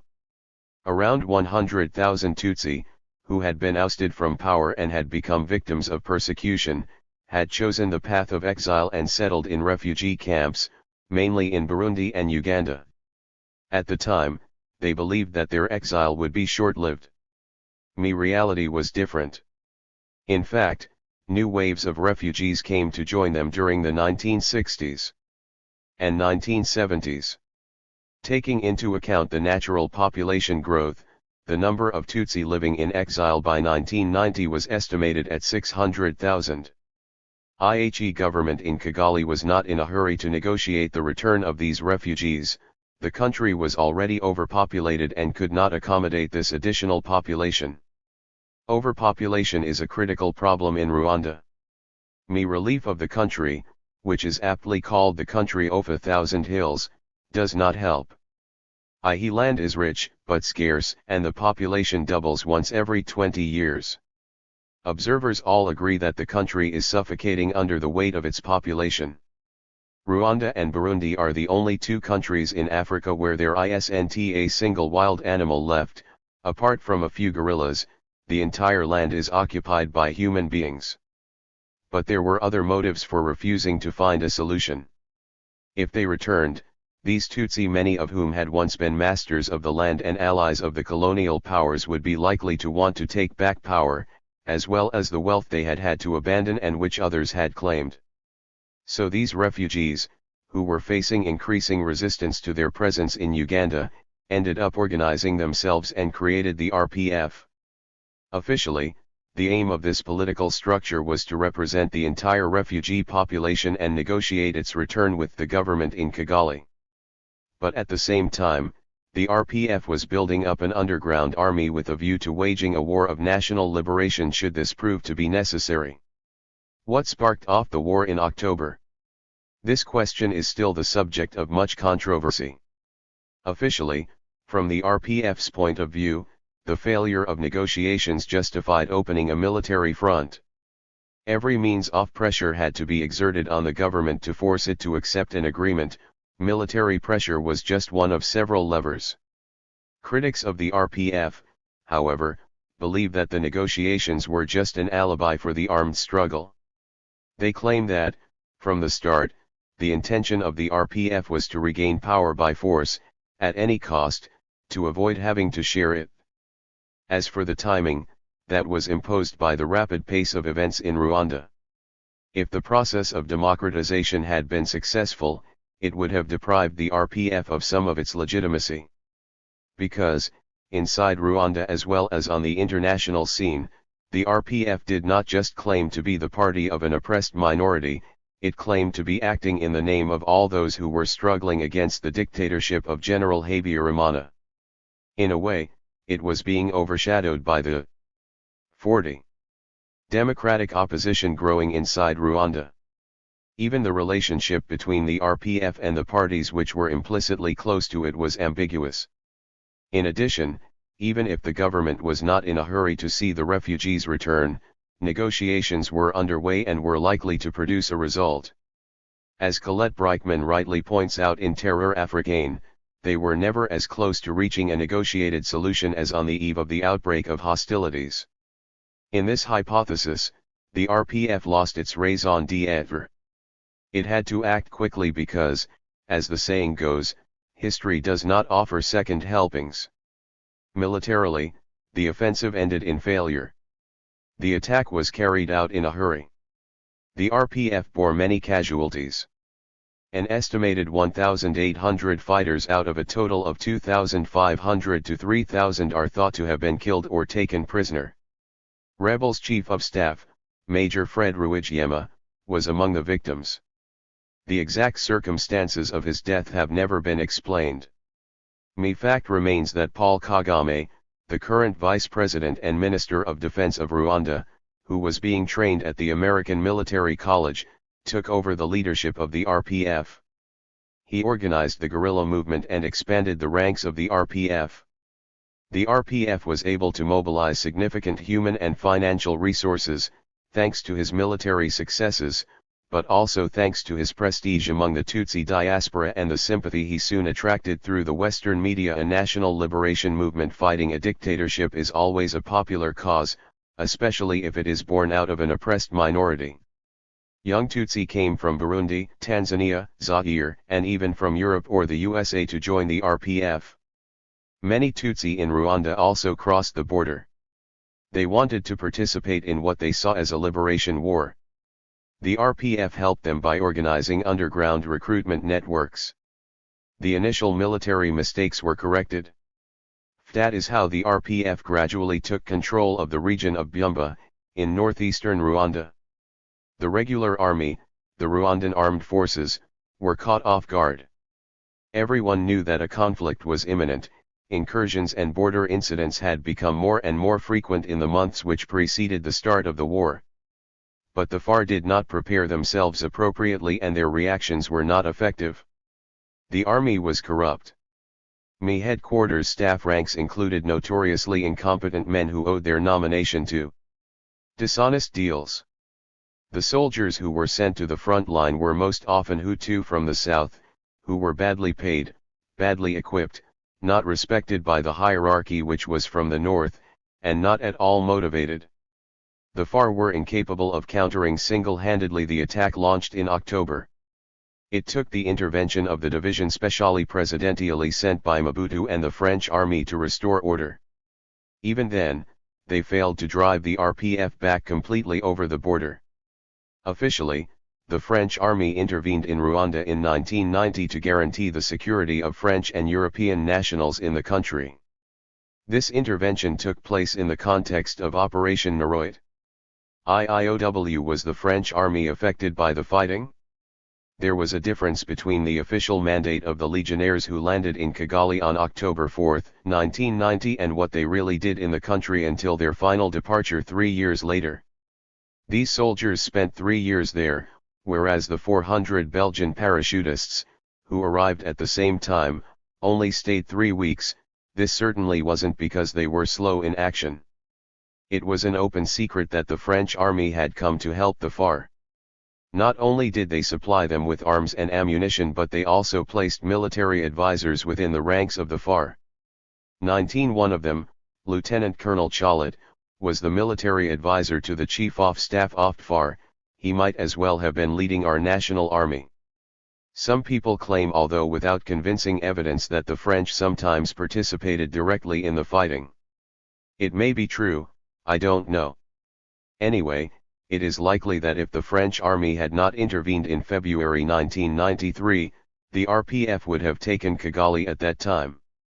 One thing is certain, the war claimed a greater number of civilian lives than military ones. Soldiers on all sides behaved outrageously. Human rights were totally ignored. Some FAR units behaved towards the local Hutu population like an army of occupation, looting, raping, killing with total impunity, let alone slaughtering the Tutsi population. For example, on October 8, 1990, several hundred Hima-Tutsi from the Mutara region were massacred simply because they were Tutsi. The presence of these soldiers who had come to defend the border against the invaders was a calamity for local people of all ethnic groups. Discipline seemed more rigorous among the ranks of the RPF. Apparently, any failure to obey orders, any theft or looting was punished severely. It's possible. But it's difficult to know the truth because the press hardly ever had access to that side of the front line. Nevertheless, large numbers of Hutu peasants as well as Tutsi civilians were massacred in areas controlled by the RPF. Incidentally, access to these regions is still today denied to United Nations human rights observers and to the international press. We should question why access is prohibited. The RPF guerrilla war also had political consequences. It was a political rather than a military war. Obviously, the military results were significant. As I said, without the intervention of the French army, Kigali could have fallen to the RPF. But until 1994, the RPF's political gains were much more decisive than its military successes. There was no comparison between the impact of the political defeat of the Sibomana regime and the danger inflicted on the country by the rebels' assaults. Before going any further, I would like to clarify an important point. I don't want to give the impression that, had it not been for the RPF attack, the Habyarimana regime would have become a democratic government and that it was the rebellion which ruined everything, dragging Rwanda into a cycle of violence which reached its climax during the genocide of 1994. Habyarimana regime had embarked on the path of democracy under pressure. But there was strong resistance within the state, and it was not at all certain that those who held the power and wealth would have allowed the movement to develop. Nevertheless, the October War was a gift to the government. It derived a new legitimacy from the real or imaginary threat which the war had cast over the country. The argument of national defense was overexploited. In the name of the greater interest of the country, public liberties were suspended, opponents were imprisoned, human rights were ignored.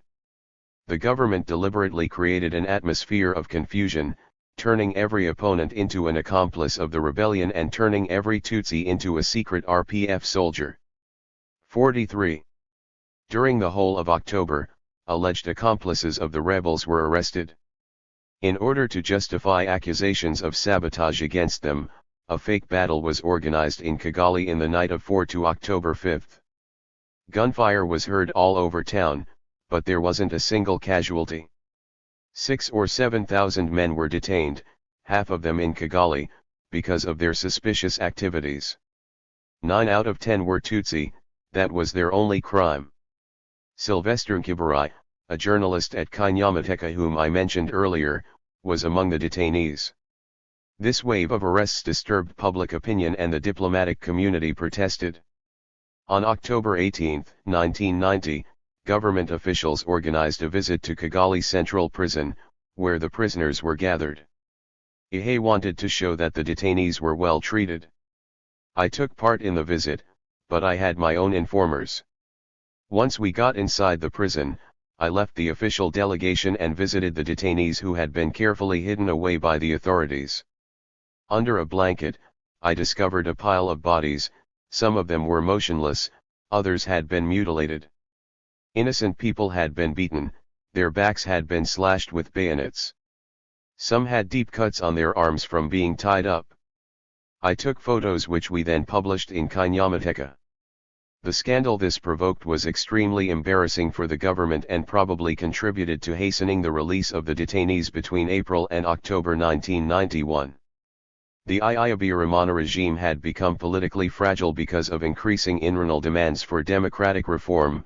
It was at risk NN7 since the opening of an armed rebellion on its northern border. It was beginning to lose favor on the international scene.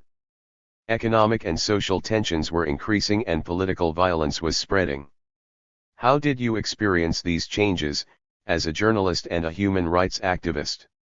I'll start with my work at ADL.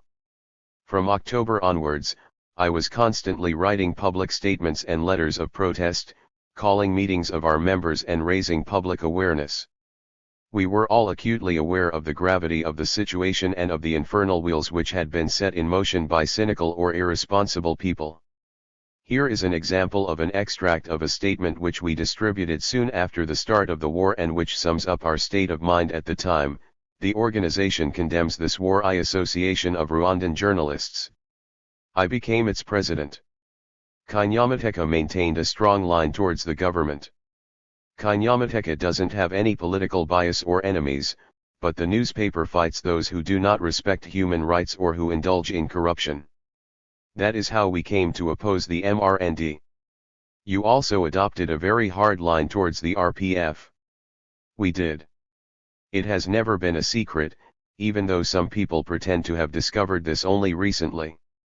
I always considered the RPF rebellion as an additional obstacle to Rwanda's evolution towards peace and democracy.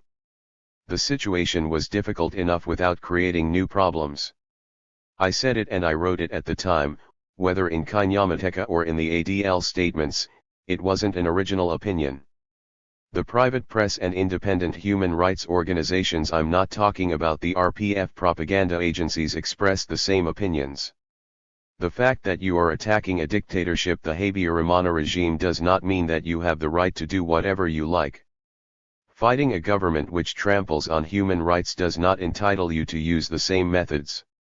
That is why we denounced the crimes committed by the RPF since October 1990. Many opponents of the Habyarimana government criticized us for playing into its hands by denouncing an opposition force like the RPF. They didn't realize that they were the ones who were playing into the hands of the dictatorship by turning a blind eye to this movement which was using the same methods as the government it was fighting, and furthermore, which was more interested in taking its place than in destroying its bases. There was a strong consensus on this point within the editorial team. Political killings started becoming more frequent. Were you personally threatened? We were all personally threatened, all those who spoke out, those who wrote, those who took part in meetings, but also all those who did nothing but had the misfortune of belonging to the wrong ethnic group or who happened to be in the wrong place at the wrong time. Insecurity increased as the months went by. It was cleverly sustained by extremists on all sides. The climate of terror which they had succeeded in creating enabled them to spread their influence over the whole society. Rwandans were already an anxious people, they became paranoid. Having said that, I did receive specific threats on several occasions. After the assassination of Silvio Sindambui, I had good reason to take them seriously. Can you give an example? One day, in February 1992, I received a letter from a man who was unknown at the time but who later acquired a sinister reputation as an extremist. His name was Jean-Baptiste Hategekimana. Illies is what he wrote to me: you shouldn't be alarmed by the fact that 46. The security forces have allowed you to endanger national security, but you should worry about the consequences because you have become like a bull which does what it pleases. Those you have attacked have decided to confront you directly in the context of self-defense. 21. These people have decided to pay you back in kind. Point 1. No one will be able to counter our objective of saving the country by getting rid of undesirable elements. This is a typical, ordinary example, but it was altogether serious. People who were threatening us didn't even try to hide because they knew they could act with impunity. When the genocide started, they leapt into action quite naturally. I would say they were psychologically and materially ready and had just been waiting for an opportunity to act. Recently I reread a report which the president of CLADHO 22, Alphonse Marinkabito, had addressed to the diplomatic community in December 1993. He himself had just narrowly escaped an assassination attempt, so he knew what he was talking about. In this report he had drawn up a list of people who, according to him, were especially at risk. I'll read you the paragraph about journalists and I'll point out what has happened to the people to whom he referred. Some journalists are under threat in their daily lives because they dare to criticize the government or because of the ethnic group they belong to. For example, Marcelin Kyarenga appeared later. It began broadcasting during the summer of 1993. His radio station was the extremists' counter-attack to the negotiations which were underway between the government and the RPF. A successful conclusion to the negotiations was imminent. But the agreement which was eventually signed in Arusha in August 1993 provided specifically for the parties to share the airwaves of the national radio station, Radio Rwanda, which up until then was controlled by members of Hutu power. The extremists were afraid of losing control of an instrument of propaganda which was crucial in reaching a population which was 90% rural and illiterate. They set up their own radio station, with support from the highest levels. Part of the money was provided by Felicien Kabuga, a businessman whose daughter had married Jean-Pierre Habyarimana, the president's son, who worked at the radio station. Contrary to what many people think, the journalists who worked at RTLM were excellent professionals, people who had had a good education and had been handpicked. The director of programs was Ferdinand Nahimana. He was a brilliant historian. He had written a thesis at the University of Paris 7 on the Hutu royalty of the north of Rwanda and had been the director of the Rwandan Office of Information. The chief editor was Gaspard Gahigi. The other journalists were Hutu Power Party activists, among them Valerie Bimaraki, Kantano Habimana, Noel Hidimana, and Georges Rugayo. Isn't it paradoxical that the government was secretly encouraging an extremist press while it was busy negotiating peace with the RPF and a democratic transition with the opposition? It would be naive to believe that a government speaks with one voice. Like Janus, it always has at least two faces. Officially, the government was negotiating a power-sharing arrangement and a return to peace. Eventually opposition parties were legalized and gradually became official parties to the dialogue. A first ceasefire was agreed with the RPF in Arusha in July 1992. It provided for the refugees' right to return and for the inclusion of the RPF in a transitional government. But at the same time, it was preparing for war. Just like the RPF, which launched a surprise offensive in January 1993 which led it right up to the gates of Kigali. Did you have evidence of these government activities? There was no shortage of evidence nor of real-life illustrations either, unfortunately. I'll give you an example. In March 1992, the extremists carried out a most cynical experiment. They tested the effectiveness of calls to murder on the radio by sacrificing the Tutsi who lived in the Bugesera. Until the early 1960s the Bugesera was an underpopulated region which had an unfavorable reputation. Tutsi who had been driven away from more fertile land had been made to settle there soon after independence.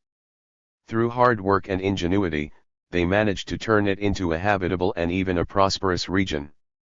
Then many Hutu came to settle there under the weight of demographic pressure. Some of them soon began coveting the land which had been made profitable by the Tutsi.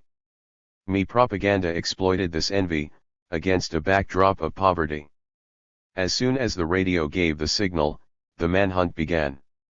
An Italian woman who lived at Nyamata was there at the time. Antonella Locatelli only just had time to sound the alarm by telephone. She warned the Belgian embassy, RFI, and the BBC and explained what she was witnessing. The next day, she was killed by a squad sent straight from Kigali. But thanks to her, the events were now known and the gendarmerie was obliged to intervene and put an end to the killings. In the meantime, between 300 and 400 Tutsi had died, many of them in appalling conditions. 49. It may seem incredible now, but all these events were unfolding before us and we were perfectly aware of what they meant. No one can claim that they didn't know what was happening or that they didn't know what was being prepared. Since you're asking for evidence, here is an extract from a speech I gave on December 7, 1992 at the French Cultural Center in Kigali, in the context of a week in support of tolerance organized by ADL. On March 3, 1992, a Radio Rwanda journalist, Jean-Baptiste Bamwanga, read out on the air a statement signed by a certain Innocent Mutangana, jointly with a number of unknown organizations, denouncing a so-called program of the New Wave RPF. Among other things, the statement claimed that Tutsi women would be used in operations to assassinate the main Rwandan political leaders. The Liberal Party was especially targeted. 2 days later, the Bugesera went up in flames. The provisional count on March 10, 1992 was 300 dead and more than 15,000 displaced. Some media just $are this behavior, trivialize it and make it seem normal. About this trivialization, when a communicator decides to broadcast a piece of information to the public, however minor it may seem, it is never a gratuitous act. Through a game of repetition, drop by drop, the media build moral and cultural constructs which eventually become permanent features. Lists of grenade attacks and murders diminish the tragedy of death or grave injuries or turn them into empty words. Gradually, the public which is targeted moves from the horror of the first killing to a state of immunization against the drama which each and every killing represents. In the end, the readers or the listeners say to themselves, killings happen, they're tolerable. At that level, we move from trivialization to normalization. It's the transformation from trivial to normal and from normal to prescriptive. It's a smooth transition, of course. After the killings which took place in Budumwe commune, we were astonished when a woman told us, they killed one of ours, next time we will kill one of theirs.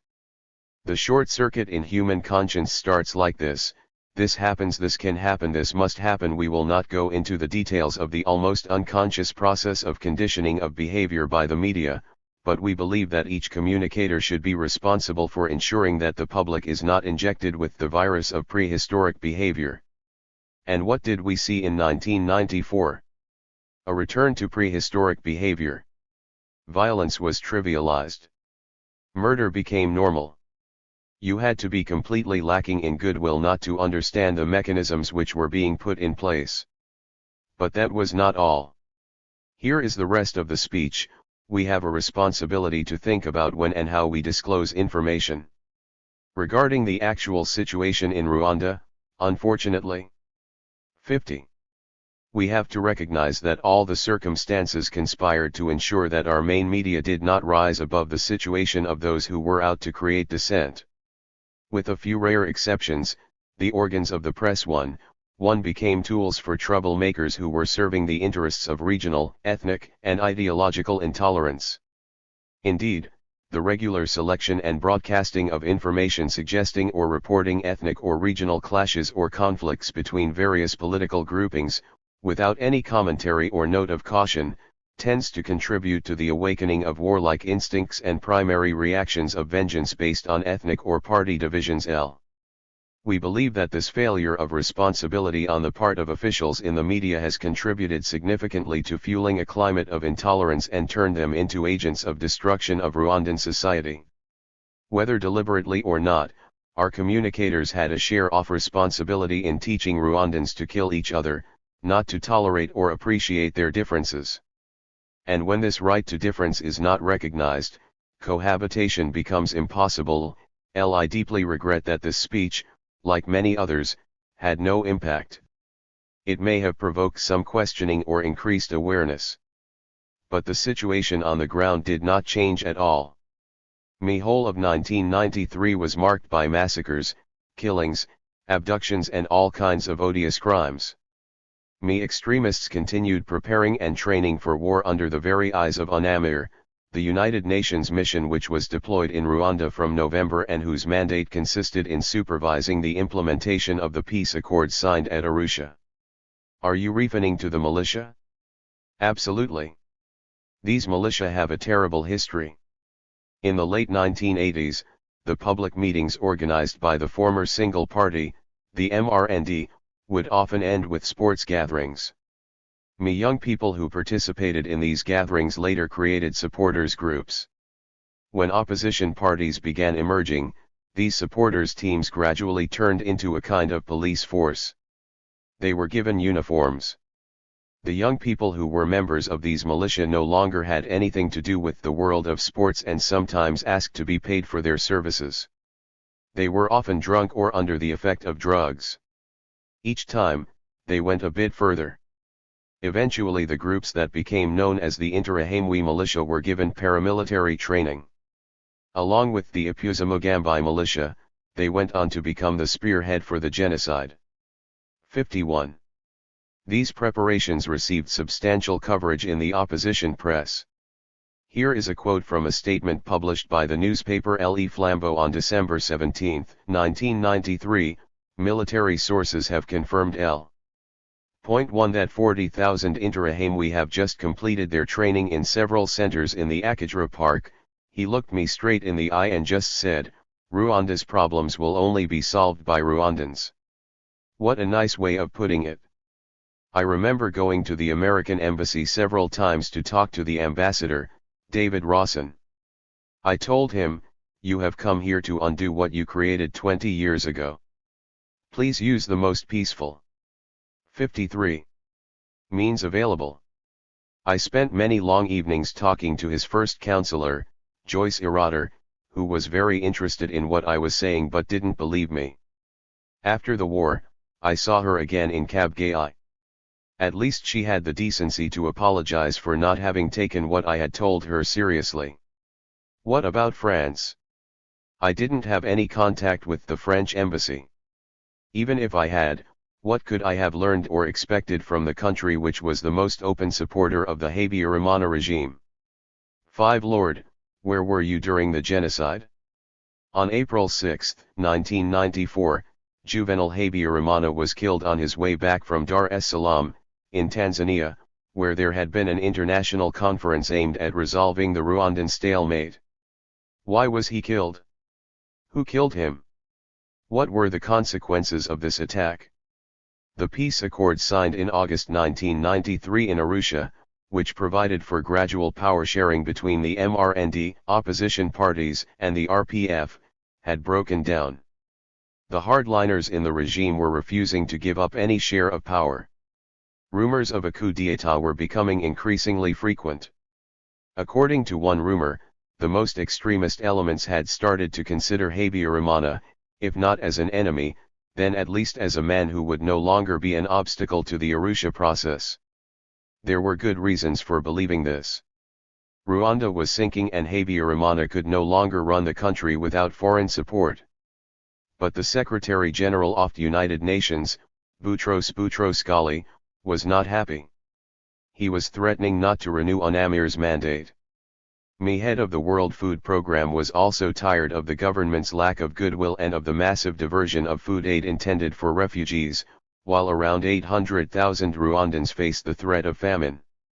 France, the regime's main foreign backer, was showing signs of impatience. The president had no choice. In Dar es Salaam he was obliged to give in and to agree to implement the peace accords. In the evening, he left Arusha for Kigali on board his Falcon plane. He knew he was threatened by the extremists around him. Apparently that was why he requested one of them, Elie Sagatwe, to accompany him.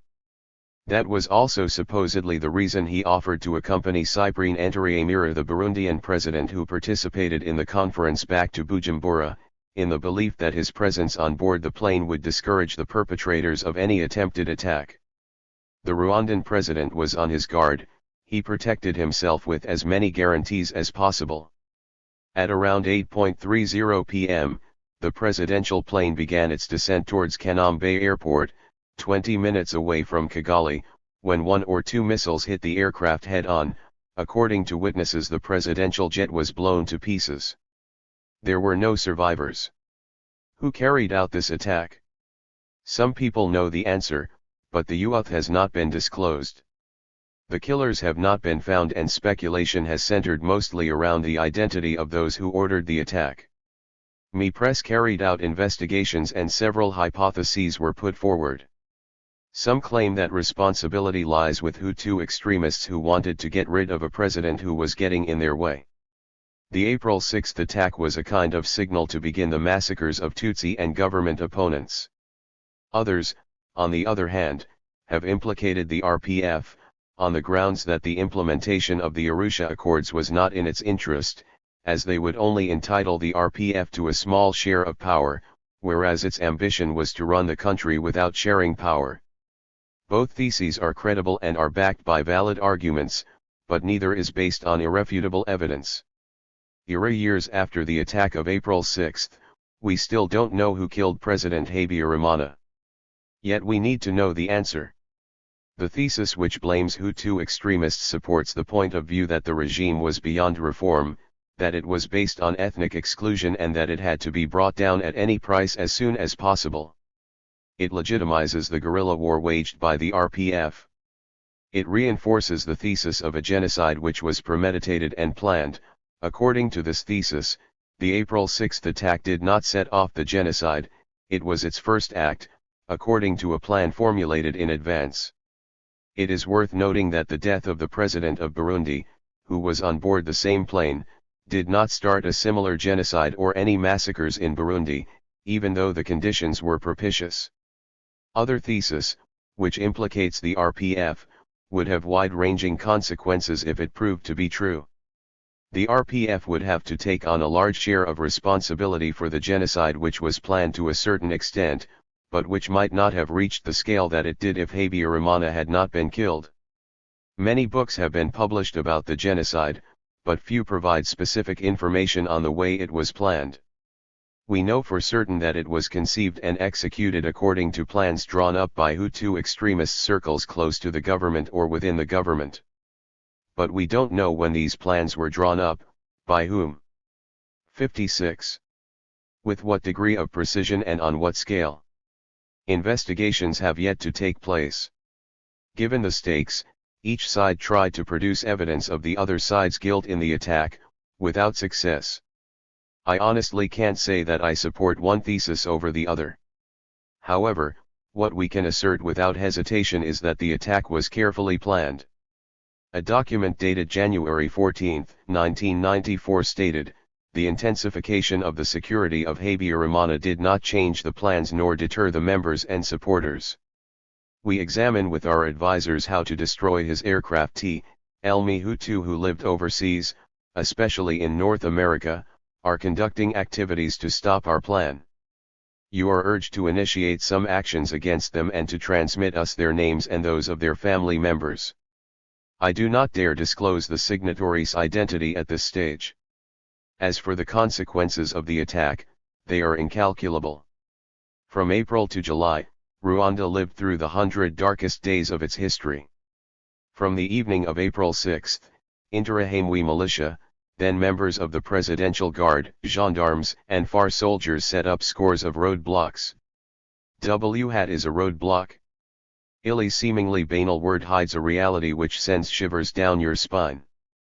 A roadblock is a small pile of stones in the middle of the road and a big pile of bodies on the side of the road. At the roadblocks a handful of militiamen, drunk or on drugs, watched as pedestrians and drivers approached, cheered on by onlookers, women, and children who had come to encourage them. Each person had to show their identity card, a sentence of death for those whose documents contained the word Tutsi. It was also a sentence of death for those who pretended they didn't have one or who had genuinely lost it. And a sentence of death for those whose documents bore the precious inscription Hutu, but whose skin was a bit too light, who were a bit too tall or whose necks were a bit too long. Soon it became a sentence of death for anyone who looked suspiciously at the militiamen, for those who didn't pay up, for children who were wandering around aimlessly and whose existence was useless in the eyes of a militiaman. As you can see, the word roadblock became synonymous with hell. As the days went by, roadblocks appeared all over the country. Sometimes spontaneously. People had been prepared for this, both in psychological and material terms. The army had organized civilian self-defense groups. In a document dated September 29, 1991, an officer at the staff headquarters, Colonel Sibomana, wrote, "Civilian self-defense forms an integral part of a credible 57. defense policy." But those who were manipulating the crowd soon perverted these defense groups and turned them into an additional strike force. Very soon, from April onwards, it was not so much a question of self-defense, but rather a question of anticipating possible attacks. Anticipating in the broadest and most horrific sense imaginable, there were mass killings of children, because 20 years on, these children could become fighters for the RPF cause. Across the countryside and in the towns, people had been given machetes, training, moral support, and political assurances. They took this unexpected opportunity to let out all the hatred which they had bottled up inside and which propaganda had channeled against the Inyenzi. At other times, they had to wait for Kigali to send detachments from the Presidential Guard for the massacres to begin. The population was then dragged into the killings under the influence of money or beer, or under threat. Fies was the case in Butare, for example, in the south of the country. The south was the stronghold of the opposition. Hutu from the south often felt closer to Tutsi from the south than to Hutu from the north. For various reasons, they had a different concept of society. The prefect, Jean-Baptiste Habyarimana, in no relation to President Habyarimana, devoted his energy to calming tensions and preventing massacres. On April 19, the president of the interim government set up on April 8, Sindikubwabo, came to deliver an inflammatory speech. He dismissed Jean-Baptiste Habyarimana, who was perceived as too passive, and appointed in his place a notorious extremist, Sylvain Nsibimana. On April 23, a plane flew from Kigali into Butare. The provisional government was sending a detachment of soldiers and militiamen to raise awareness among the population of the danger they were facing and to incite them to work. One of the first victims was the former prefect himself. No doubt he was seen as unfit to organize the massacres. Soon it was not even necessary to encourage the population to kill. Violence feeds on violence, like a fire. People went mad and lost all points of reference. They killed and killed and killed. Or rather, they stopped killing to work.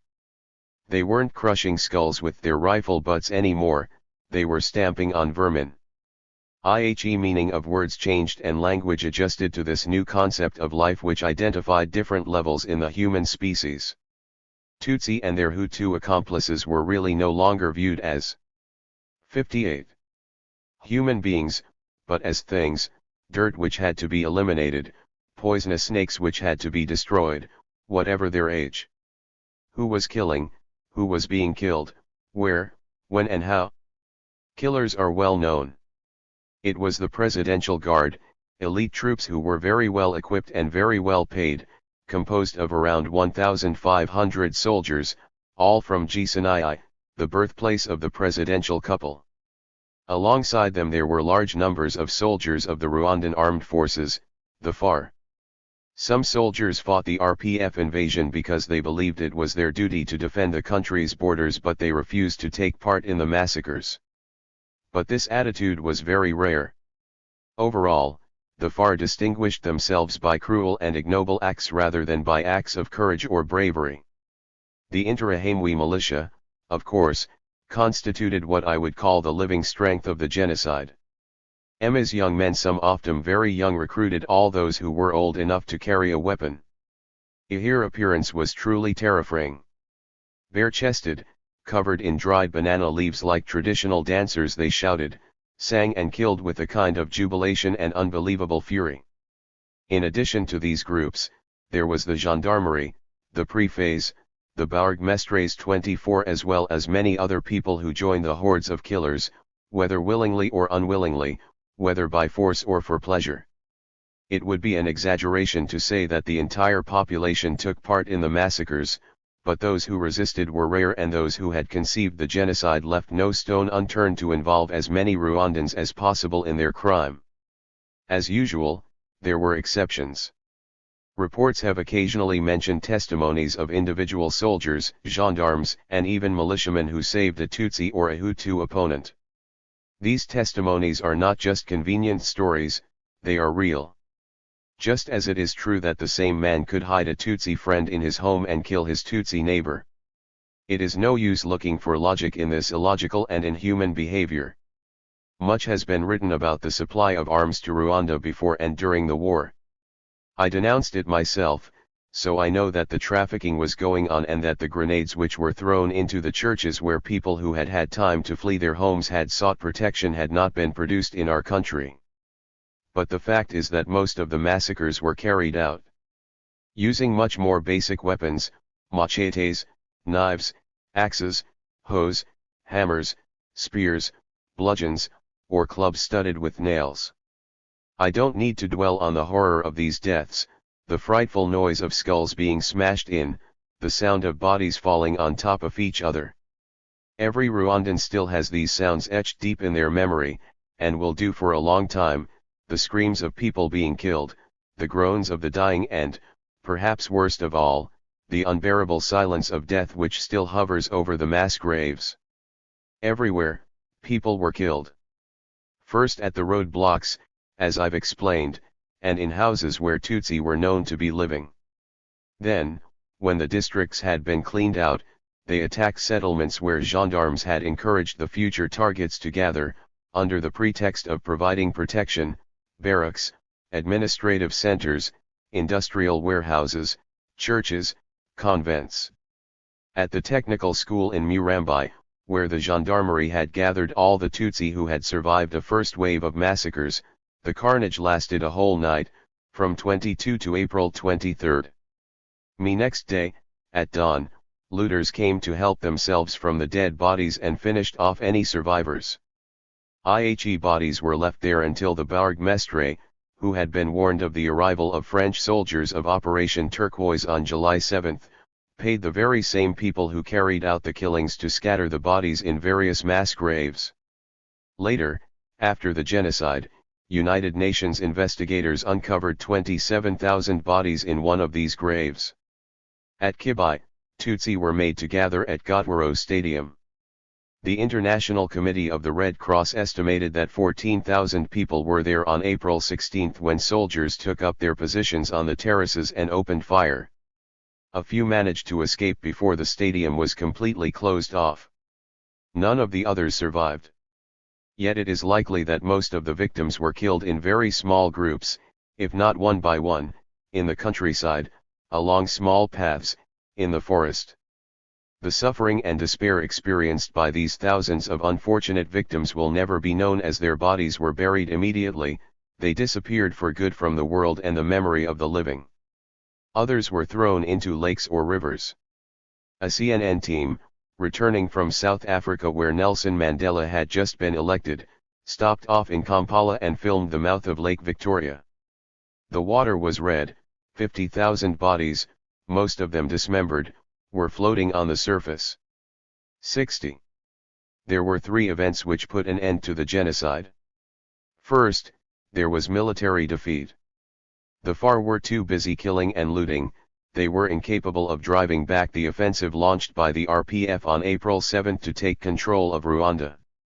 There were very few head-on battles between the FAR and the RPF. The battle for Kigali, which lasted from April 12 to July 4, was the exception.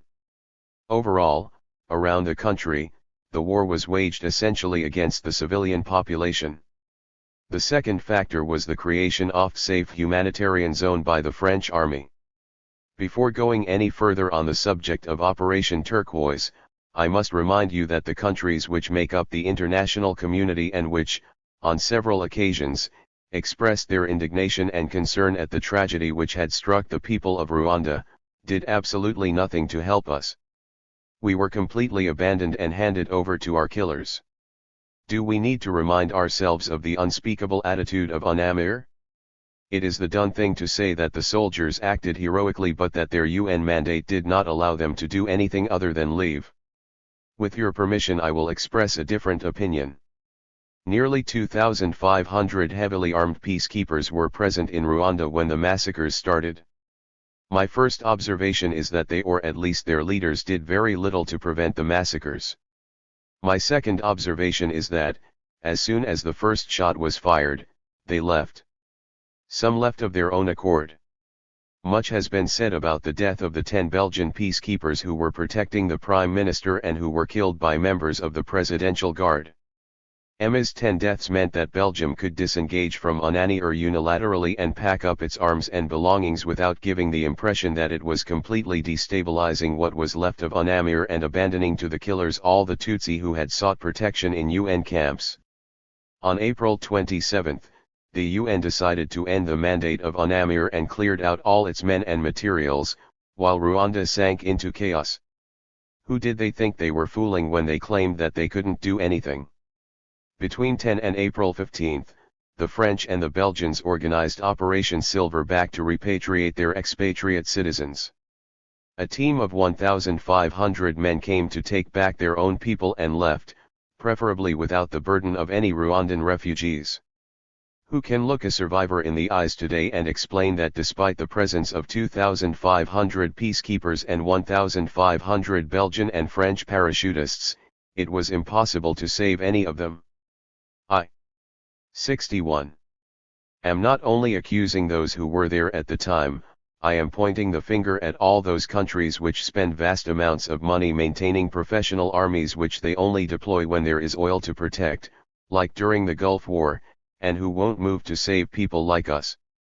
To come back to Operation Turquoise, on June 22, 1994, the Security Council adopted Resolution 929, which authorized France to deploy 3,000 men for 2 months to restore security in the southwest of the country. The RPF was fiercely opposed to this intervention, fearing that the French might take control of part of the country and stand in its way. Paul Kagame told the French government explicitly that his soldiers would use arms to fight the presence of Operation Turquoise soldiers. This did not stop the French from setting up a safe humanitarian zone in southwestern Rwanda. The third factor was the massive exodus of the killers and of the people they had taken hostage. In May, there had already been a mass flight of soldiers and militiamen to Tanzania.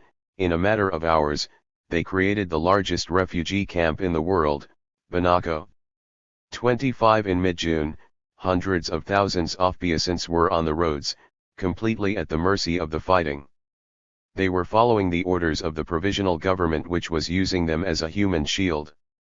UN High Commissioner for Refugees, fearing the disastrous consequences of this huge population displacement, even intervened to persuade RTLM to stop broadcasting messages calling on the population to flee the advances of the RPF. By around July 14, a million refugees crossed into Zaire and settled around Goma, in the disastrous conditions which we all know about. So when a government of national unity was created in Kigali on July 19, the war and the genocide had ended. But not the massacres. We'll come back to that.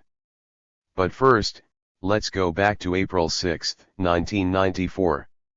Where were you when President Habyarimana's plane was shot down? I had spent the whole day at my office at Kinyamateka. I had just finished drafting a letter of protest denouncing the specific threats which had been made for several days against Monique Mujawamalia, the secretary of ADL. Her life was increasingly at risk and we needed to act fast. I had finished the letter, it was to be typed the following morning and sent to government authorities and members of the diplomatic community. The letter was never sent, but Monique managed to escape. At the end of the day, I left my office and went to the Centre St. Paul, where I was living, about 50 meters away from the Kinyamateka office. I heard the news of the attack that same evening on RTLM. The national radio station did not confirm the death of head of state until the following morning, at dawn. So you used to listen to Radio Television Libre de Mille Collines, the extremist Hutu radio station? Of course. Everyone used to listen to RTLM, even the Tutsi. It is best to know what your enemies are thinking. What did you do? What could I do? I was sure that massacres were about to take place. Climate of hatred and violence which had spread across the country over the preceding months left no doubt about it. In fact, that same evening, we heard the first sounds of gunfire. Militiamen started setting up roadblocks and taking over the town. Soon it became impossible to move around. For several months we had already been avoiding going out after dark. We knew that something terrible was about to happen. Lists of names had begun circulating. We didn't need any more information, it was obvious that it was not wise to go out. I spent the night at the Centre St. Paul, I was very worried. The following morning, on April 7, I tried to reach the Kinyamateka office, in vain. I really wanted to recover the important files I had left in my arms. After 3 unsuccessful attempts, a sniper was systematically opening fire. I gave up once and for all. Refugees began flooding into the Centre St. Paul. A first group of 6 or 7 people turned up at the gate. I ordered the guard to let them in. The Centre St. Paul was run by Father Leopold Vermeers, an elderly Belgian priest, who did not immediately understand the gravity of the situation. He did not want to let the refugees in because he thought they were just peasants who had come from the countryside. He wanted to send them to the parish of Saint Famille, which was usually responsible for receiving them. Saint Famille was located about 20 or 30 meters away, but the 63 road was almost impassable, shots were being fired from every side. I got a bit cross and told him off for making light of such a serious situation. I persuaded him to let all the refugees in. Along with Father Celestin Hakizimana, we took on the responsibility for looking after them. Where did they come from? From everywhere. People did not have time to get organized. They were caught wherever they happened to be. Those who managed to escape the bullets and the machetes sought protection in the nearest shelter. At first we hid the refugees in the cellar of the main building, but very soon, we ran out of space. People settled wherever they could. Me Center served as a shelter for a total of around 2,000 people, excluding children. It was a relatively protected place. At first the militiamen hesitated before coming to the center, they knew that there was nothing to loot. Then they came, several times, armed to the teeth.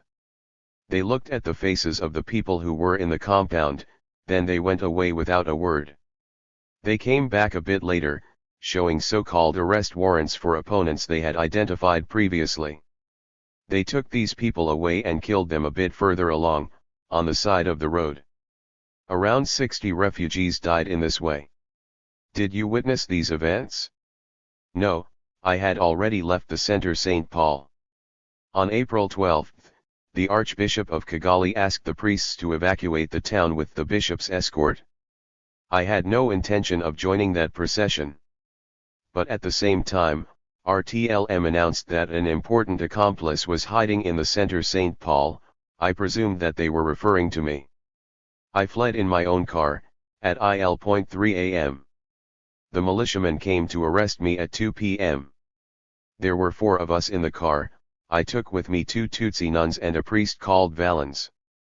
We tried to leave Kigali on the road going south. Everywhere along the road, we saw dead bodies. Men, women, children, old people, they were lying there, in clumps, killed in groups or individually. Some bodies were dismembered. Militiamen were laughing, drunk. 64. On beer or under the effect of narcotics. For them, it was a celebration. They killed and looted without restraint. We took advantage of the general confusion to drive through several roadblocks. But we were stopped by militiamen at the roadblock at Nyabugogo. A young woman whom I didn't know and who was with the militiamen came towards me and warned me, "Father, they're after you, they're going to kill you." We forced our way through, but we had hardly driven 5 meters than the militiamen started catching up with us. And another roadblock appeared ahead of us, at Gidesi Inyoni. We were in a panic. We were sure that we would not come out of this ordeal alive. At that moment, we had a stroke of luck. A military official that I knew, Colonel Leonidas Rusatirid 26, arrived on the scene and helped us get through. Later that day, after several other hurdles, we arrived at Kabgai. When I went to the bishopric to inform the bishop of my arrival, I saw that members of the Presidential Guard, the same ones who had already tried to kill me, had occupied the place. The Presidential Guard was on its way to Gitarama, where the provisional government had decided to withdraw. I left immediately and went back to the village where I was born. I hid in Wianswe for a while, in my father's house. I changed my hiding place regularly. No place was safe. How did you spend your days? The days seem both short and long when you're in hiding. I had to take precautions every time I moved, which didn't leave me much spare time. At the same time, the hours went by very slowly. What could I do in the face of such an outbreak of violence? Until April 20th, the region remained relatively calm. I used this period to pacify the people in my parish, to persuade them by every means to refuse to resort to violence. The war caught up with us. Apparently money and machetes were distributed in the village. In any case, the massacres which started then were not at all spontaneous.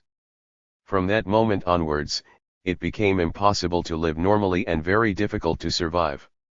In my own parish, at Mwianswe, I almost died from drinking poisoned communion wine.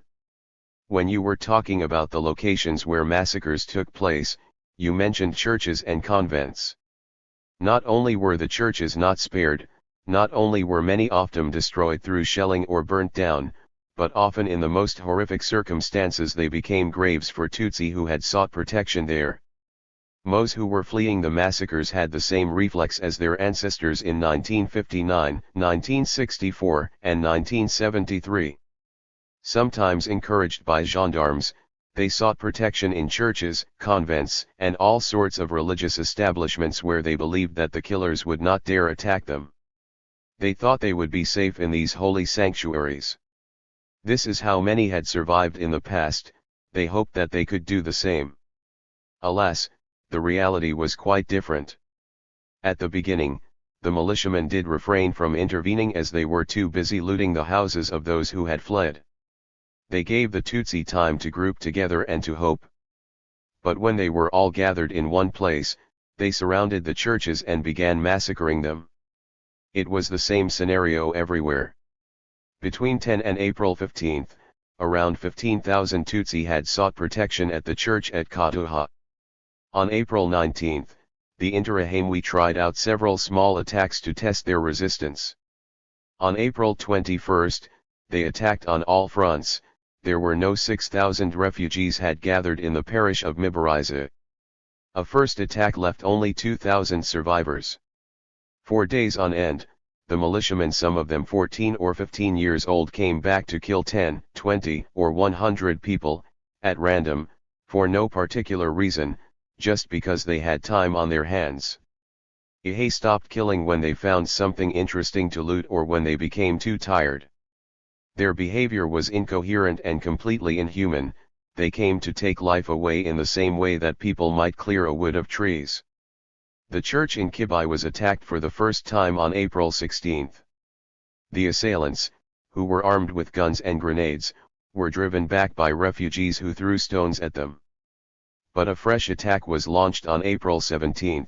Of 4,000 Tutsi who were there, around 300 survived. One of the survivors owed his life to the large number of corpses which hid his body from the eyes of the killers. He stayed there for 15 days, from April 17 to May 1, lying face down. He decided to leave only when the stench of decomposing bodies became utterly unbearable. 66. At Ntarama, 3,000 Tutsi had gathered in the church and the parish center from April 15. Fought back the assailants with spears and bows. But they came back in large numbers and eventually massacred all of them. I think only 4 or 5 people survived. It was the same thing at Nyamata and in several other churches. At Nyarabai, near the Tanzanian border, the Burgomestre personally ensured that, in their frenzy, the assailants did not damage the convent where the unfortunate people had piled in.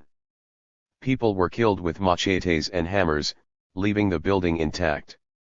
You can go and see for yourself, the bodies are still there. You mention that people fought back attacks here and there, without success as the Tutsi had no way of protecting themselves. Yet when you listen to the stories of survivors, sometimes their passive attitude is shocking. They all knew that something terrible was about to happen, but many persisted in believing that nothing would happen to them, despite overwhelming evidence to the contrary. Some didn't even New York to run away.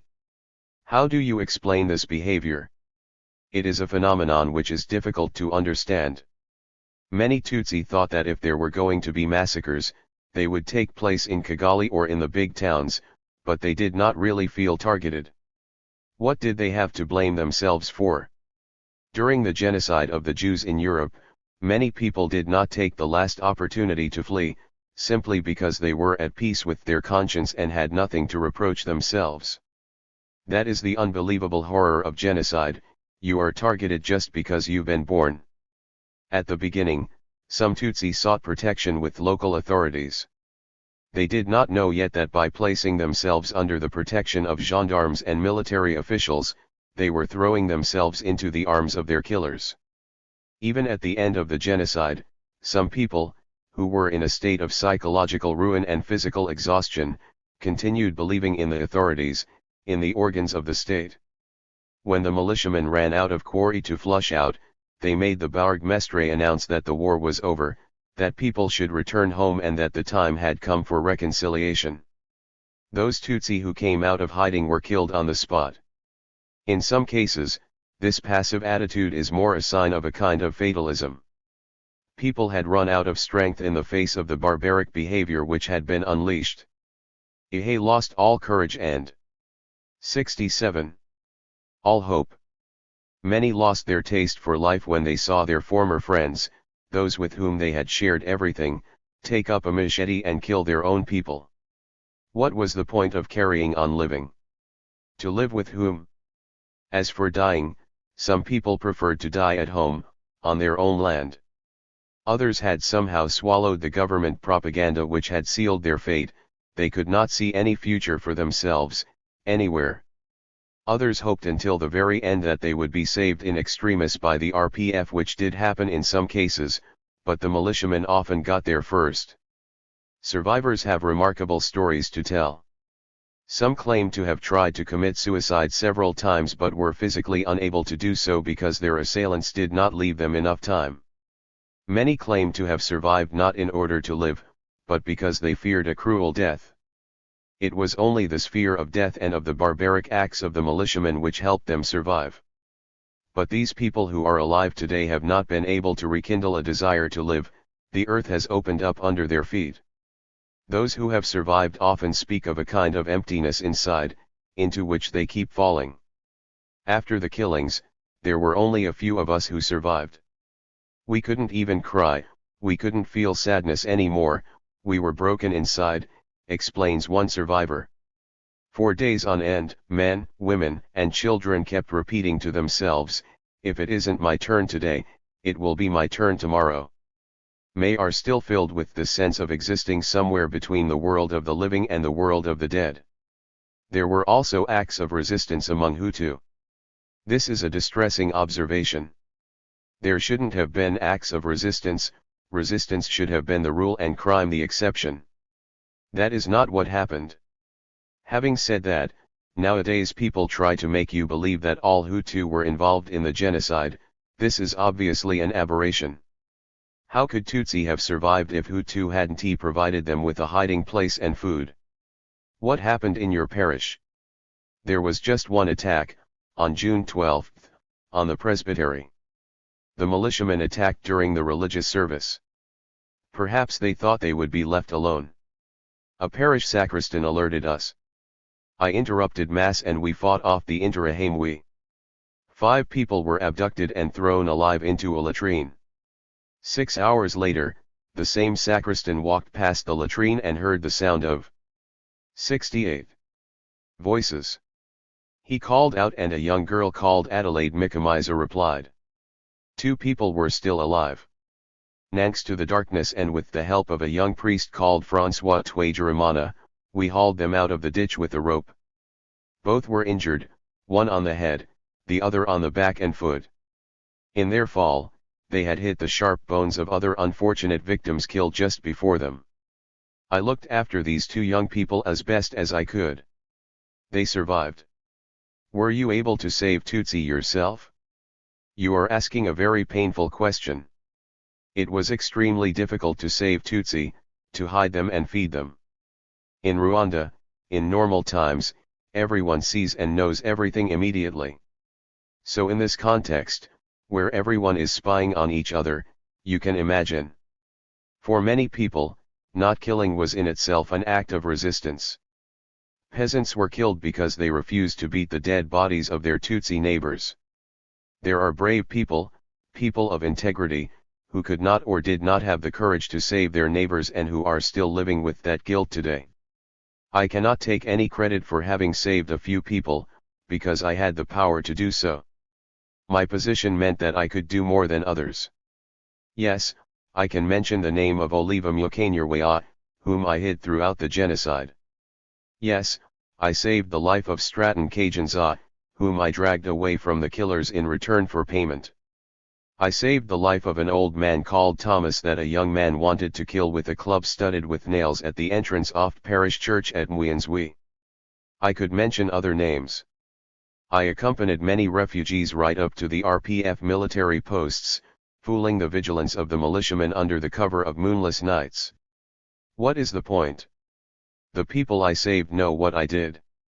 Those who accuse you of being a killer when you are innocent, just because they covet your land or your wife, or simply because they want to take their revenge or make you suffer, those people are not trying to find out the truth. During this tragedy, each of us was alone with our conscience. What struck international public opinion most francs in France? Then the looters killed each other. After several days of this horrific bloodbath, the killers went completely mad. Politics, ethnic divisions, the war, none of this even entered their minds. They killed for a crate of beer, for a look which may 70 have been too insistent, or just because they didn't know what else to do. There is no doubt that a very large proportion of the population was involved in the genocide, whether willingly or not. But it is also true that the hordes of killers were made up of a few hundred people, sometimes only a few dozen. It is striking that many Oftos who confess to having killed claim to have assassinated dozens of people. And that's without counting the children. The propaganda which had been broadcast for several years, the careful planning of operations, the fear, the reflex of self-defense in the face of the RPF advances which the media had portrayed as the ultimate danger, the incitement to act faster than the enemy kill so as not to be killed. All this explains the speed and the scale of the genocide. There were some attempts to destroy the evidence of the genocide immediately. Were mainly attempts to destroy the memories of those who had survived and who it had been decided no longer had the right to live. Houses which belonged to Tutsi who had been killed were demolished, they were not only looted and set on fire, but razed to the ground. Banana trees were planted on some of the sites of houses belonging to Tutsi. Cattle were slaughtered and every last cow was eaten. Bodies were chopped up into little pieces, dismembered, thrown into graves, burnt, thrown to stray dogs and crows. The mechanisms of the genocide have been described 1,000 times over by journalists, by survivors, and by United Nations experts. Nevertheless, we are dismayed and unable to understand such barbaric behavior. How can such acts be possible? Which acts? Killing a human being is a crime. But in the minds of those who committed the genocide, it was not a question of killing human beings. They believed that they were eliminating a kind of vermin. In the countryside, stamping out vermin is a domestic virtue, it is a necessity even in order to avoid disease and to survive. Once again, this genocide was planned. Those who organized it probably did not imagine that it would take on such proportions. But they had certainly ensured that its terrifying machinery could be set in motion. Has been a lot of talk about the training of the militia and the distribution of arms, quite rightly. But I don't. 71. Think that such a catastrophe would have been possible without the psychological pressure generated by propaganda. Insidiously, gradually, through obsessive and repetitive means, it changed people's perceptions and prepared them to accept inhuman behavior. Extremist propaganda described Tutsi as cockroaches or snakes. For many uneducated peasants, if the official authorities state that Tutsi are snakes, it can't be wrong. If the local official of the commune orders people to kill snakes, it makes sense. When you kill a snake, you smash its head, then you cut it up in different places to make sure it's really dead. These very same forms of torture were inflicted on many Tutsi. In the countryside, the upkeep of the yard is a hard task. As soon as you have swept away the dirt, it comes back. You should not spare any effort to cleanse the place where you live. Authorities compared Tutsi to dirt which had to be eliminated. So peasants threw Tutsi into latrines, without it troubling their conscience. Why into latrines? Not only because it was convenient. All houses have latrines, it was easy to get rid of a body by throwing it in. Is another explanation, latrines are full of excrement, the most revolting aspect of human life. Throwing Tutsi into latrines was an additional way of denying them that essential quality, belonging to the human species. Did you personally ever feel abandoned? Several times, as a priest, I wondered what the Lord expected of me. Why give me that vocation and make me a priest, why give me a parish? To watch my parishioners kill and be killed? Father Gabriel Maindron tells the following story in a book of conversations. Among the militiamen who came to attack Tutsi who had sought his protection, he recognized former members of the parish choir, including a young man who had just been awarded the first prize in poetry. One militiaman wore rosary beads around his neck to increase his chances of finding Tutsi. It is difficult to confront failure on this scale. Among the militiamen who attacked the presbytery at Mwinswi, I recognized the son of my paternal uncle. He himself was manning one of the roadblocks where many Tutsi were killed. It was terrible. As a journalist and a human rights activist, I felt abandoned, and this sense of abandonment was painful. Before the war, I had worked with many international organizations, particularly the Committee to Protect Journalists in the USA, but also Human 72 Rights Watch and the International Federation of Human Rights, Amnesty International, Reporters Sans Frontières. When the genocide broke out, no one telephoned me, no one tried to reach me or to save me.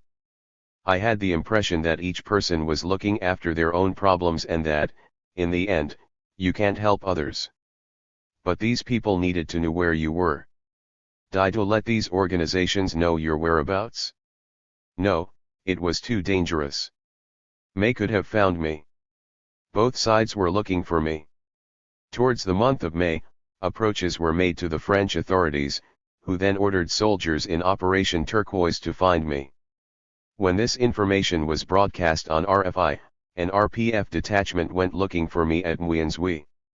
They wanted to kill me before the French found me. In the end, I remained in hiding. How did you renew contact with the outside world? A journalist working for the French weekly, L'Express, Vincent Huger, came to see me in Kibai in July. I was very rude to him and I hope that he has forgiven me since then. It was around 6 o'clock in the morning. I had just fallen asleep after spending the night ferrying food for refugees when this young journalist woke me to ask me for an interview. I don't know how he managed to find me. After the interview, he asked me if I wanted to broadcast a message. A message for whom? What for? For Amnesty International? For yet another report to be drafted and added to the huge pile of reports already written in vain? I felt very removed from all that. I have learned to keep a sense of proportion about my relations with NGOs. As long as everything is fine, they are happy to use your work. But when things become complicated, they abandon you.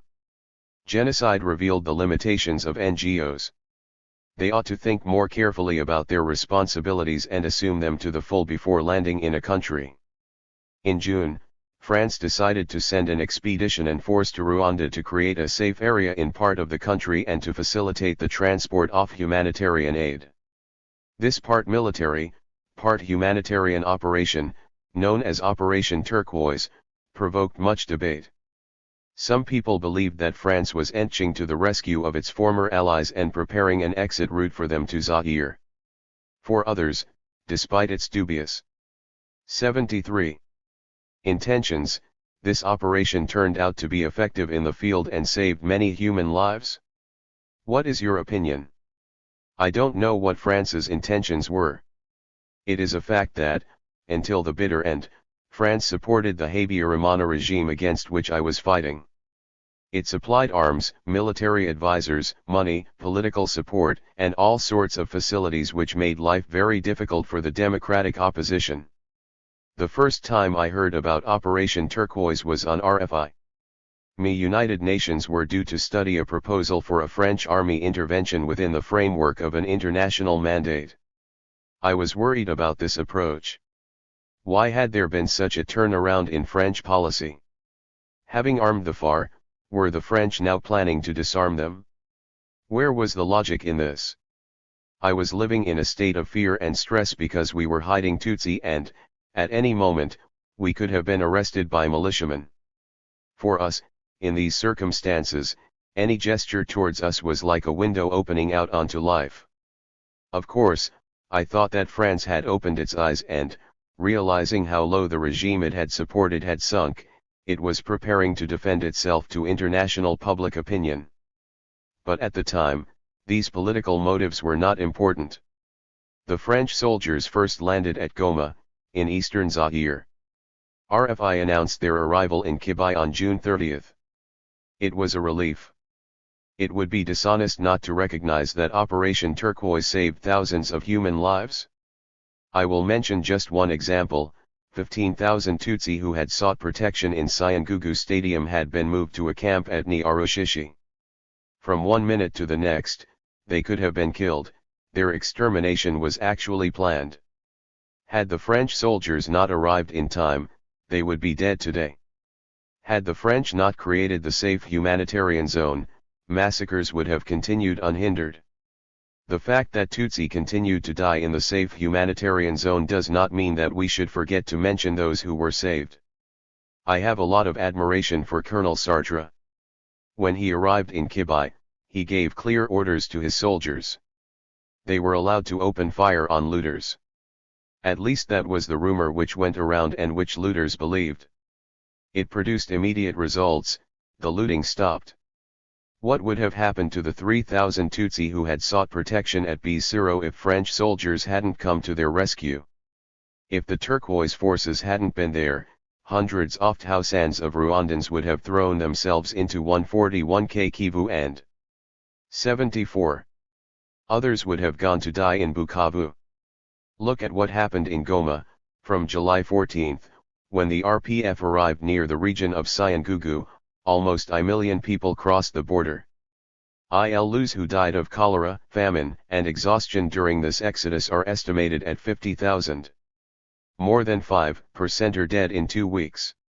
Operation Turquoise came too late. But what did other countries do? What did Belgium, the UK, and Germany do? What about South Africa, which had made so much money from selling us arms? What about the countries which armed the RPF and enabled it to massacre civilians? When the RPF took control of Kabgayi, you fled further south. Why didn't you want to cross into the zone controlled by the RPF or flee to Zaire? For the RPF, I was and continue to be a suspect. As for Zaire, I would have found the militiamen there and all the officials of the old regime that I had spent so much time fighting. I didn't have much choice. I fled with my people towards the south. When did you go back home? We had fled to Kibai because we didn't trust the behavior of the RPF soldiers. Unfortunately, in that respect, our fears proved to be well founded. On June 5, 3 bishops, including the Bishop of Kabgayi, and around 10 priests were shot dead by an RPF squad. Why? It was a mistake, an accident, an unfortunate incident, the authorities told us, an act of individual disobedience. There was no further inquiry. Some eventually admitted that it was a deliberate attack, but claimed that they had made a mistake about the victim. The soldiers wanted to eliminate Vincent Nsengiyumva, the Archbishop of Kigali, and killed his namesake, Thaddy Nsengiyumva, the Bishop of Kabgayi, by mistake. This theory doesn't make sense as the two men were executed side by side. A French academic, Gérard Prunier, has put forward an explanation which seems more convincing to me. Thaddy Nsengiyumva had launched negotiations between the RPF and the provisional government. These negotiations could have succeeded. If that had been the case, if only a ceasefire had been declared, the RPF would have lost the opportunity to take control of the whole country. Especially as on June 5 we were only a few days away from the arrival of the turquoise forces, which could have ensured that. 75. A ceasefire was enforced. According to this theory, the killing of the bishop was been intended to prevent such an outcome. In any case, as far as we were concerned, it was clear that it was not safe for us to stay in Kabgayi. But it was not feasible to continue staying in Kibai either. So on July 17, 1994, I made contact with the forces of Operation Turquoise. I gave them a petition from the people displaced by the war, laying out the conditions for their return. Here is an extract. Those displaced by the war who have signed this petition are appealing to the French military and political authorities to guarantee the security of the displaced population now in the prefectures of Kibai, Gikongoro, and Cyangugu, the only zones of protection, in order to prevent a massive population exodus. Help the Rwandan people set up a government and an army of national unity which would not be entirely under RPF allegiance. Ensure the protection of people who have worked in human rights organizations, who have been and continue to be portrayed as close to the RPF by a sector of public opinion and whose lives could be in danger. Guarantee the security of the signatories of this petition. Guarantee humanitarian aid to those displaced by the war to ensure their survival. At the same time, I made contact with the RPF and wrote a letter to the Minister of the Interior on July 24, 1994, asking him to guarantee the security of the refugees for whom I was responsible. I also wrote to the UNAMIR representative to inform him of our intention to return to Kabgayi. I asked him for protection for the group of 230 people I was taking with me. My risk was not only that they would kill us all, they could also ensure that our bodies disappeared and that militiamen would then be accused of exterminating us. So on August 5th, we set out on the road. After walking for 3 days, we arrived in Wienzwe. It was a distressing sight, everything had been looted. The following day, I went to Kabgayi. There was a deathly silence for a good reason, creating a surreal impression in this place which I had always known as bustling and full of life. On the road leading to Mukanji commune, there was a choking smell of pestilence. Revenge had not spared these poor peasants who were at peace with their conscience and had thought the nightmare was over. The place has kept the date of the massacres. 76. It is called the 19th, because it was on June 19 that RPF soldiers massacred hundreds of peasants there. These were painful days. On August 10, I celebrated Mass in the cathedral at Kabgayi. When I came out of the basilica, soldiers were waiting for me. Ni wanted to prevent me from saying Mass and to force me to leave. I did not give in. I stayed, and never saw them again. The following day, the Apostolic Nuncio officially appointed me Apostolic Administrator of the Diocese at Kabgayi. Then on December 3, 1994, Pope John Paul IL confirmed my appointment. I held the post for 2 years, until a new bishop was officially nominated on March 25, 1996. Some people strongly opposed my nomination on the grounds that a little journalist would be unable to run such a large diocese. Were right, I would never have managed it alone. But with the help of my parishioners, everything became possible. Together, we started rebuilding from the ruins. 6 words fail us. André Sibomana. This morning 113 August 1961 we were at the Yad Vashem Memorial in Jerusalem. The memorial was built in memory of the genocide of the Jews by the Nazis during the Second World War. You were overwhelmed by what you saw there and you remained silent throughout the visit. However, before leaving, you said, "They show us how, but they don't explain why." Now it's my turn to ask you that question: why was there a genocide in Rwanda in 1994? The reason those who conceived and built the Yad Vashem Memorial have not answered the question why, is not that they forgot to answer it, but that they can't unless they enter the logic of the perpetrators of the genocide. As Roni Brahman said, you can analyze the historic conditions and expose the bases on which the Nazis organized the destruction of European Jews, but you can't explain Auschwitz. 27 Only those who planned the genocide can provide the detailed argumentation to justify the abominable act they committed.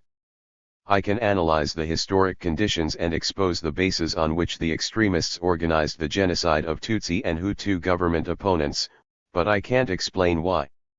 Nevertheless, we all ask ourselves this question, to which we know there is no answer every day, sometimes several times a day, and we need to keep asking it in order to continue living together.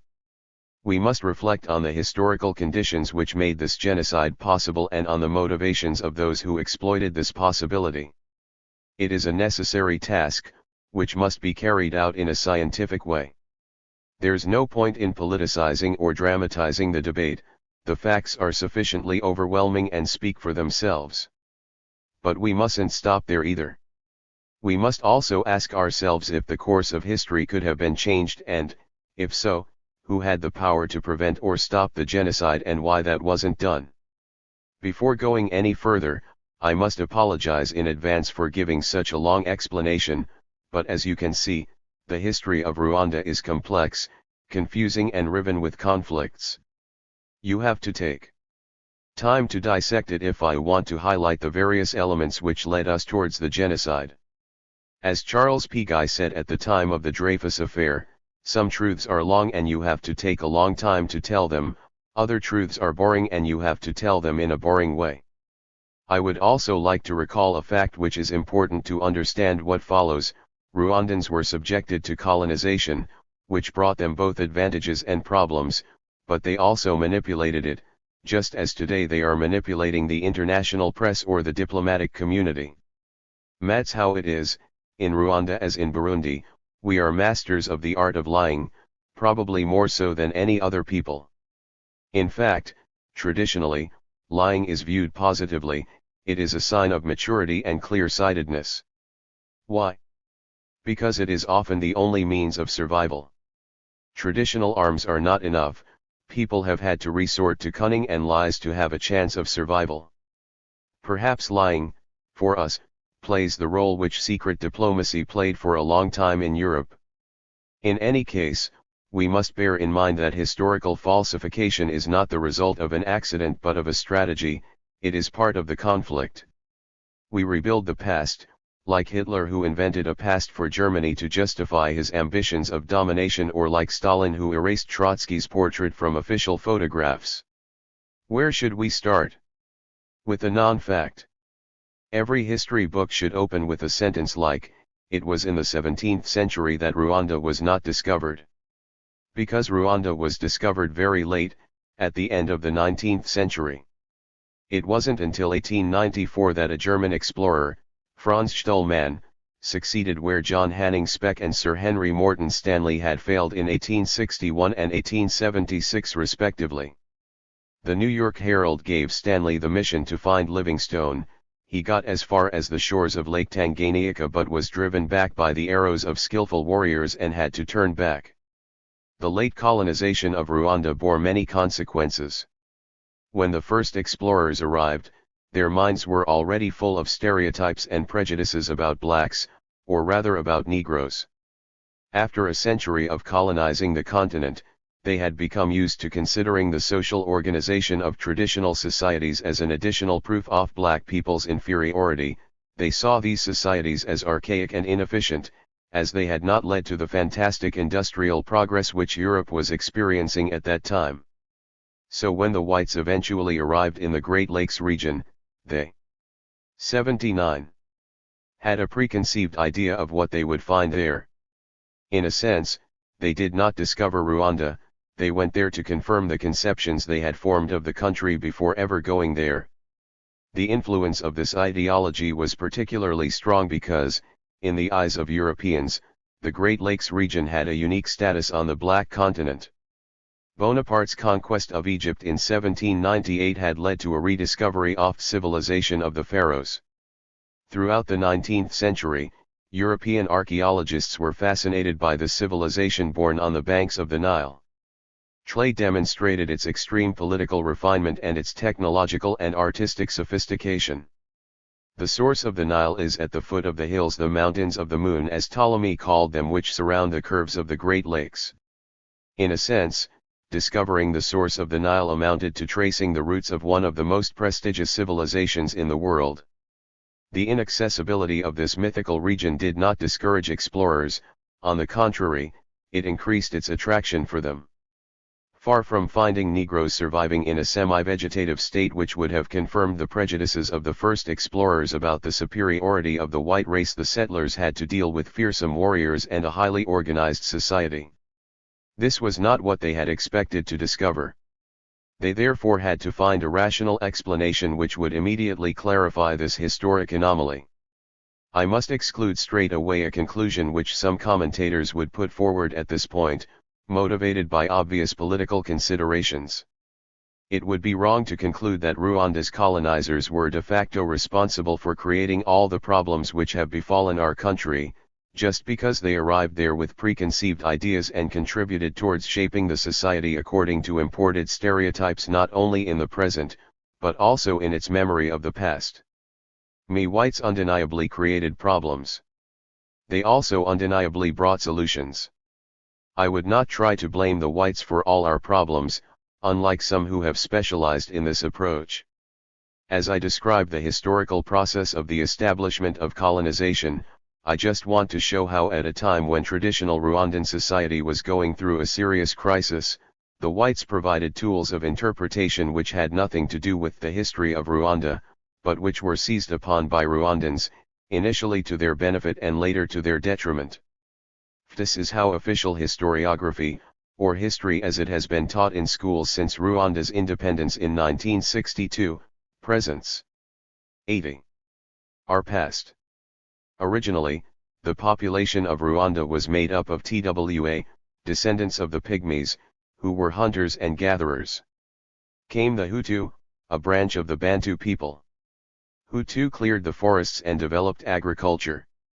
they lived with the TWA in perfect harmony. The Tutsi came last, they were cattle herders who came from the Horn of Africa with their cows. Tutsi cunningly seized power which until then had been in the hands of the Hutu.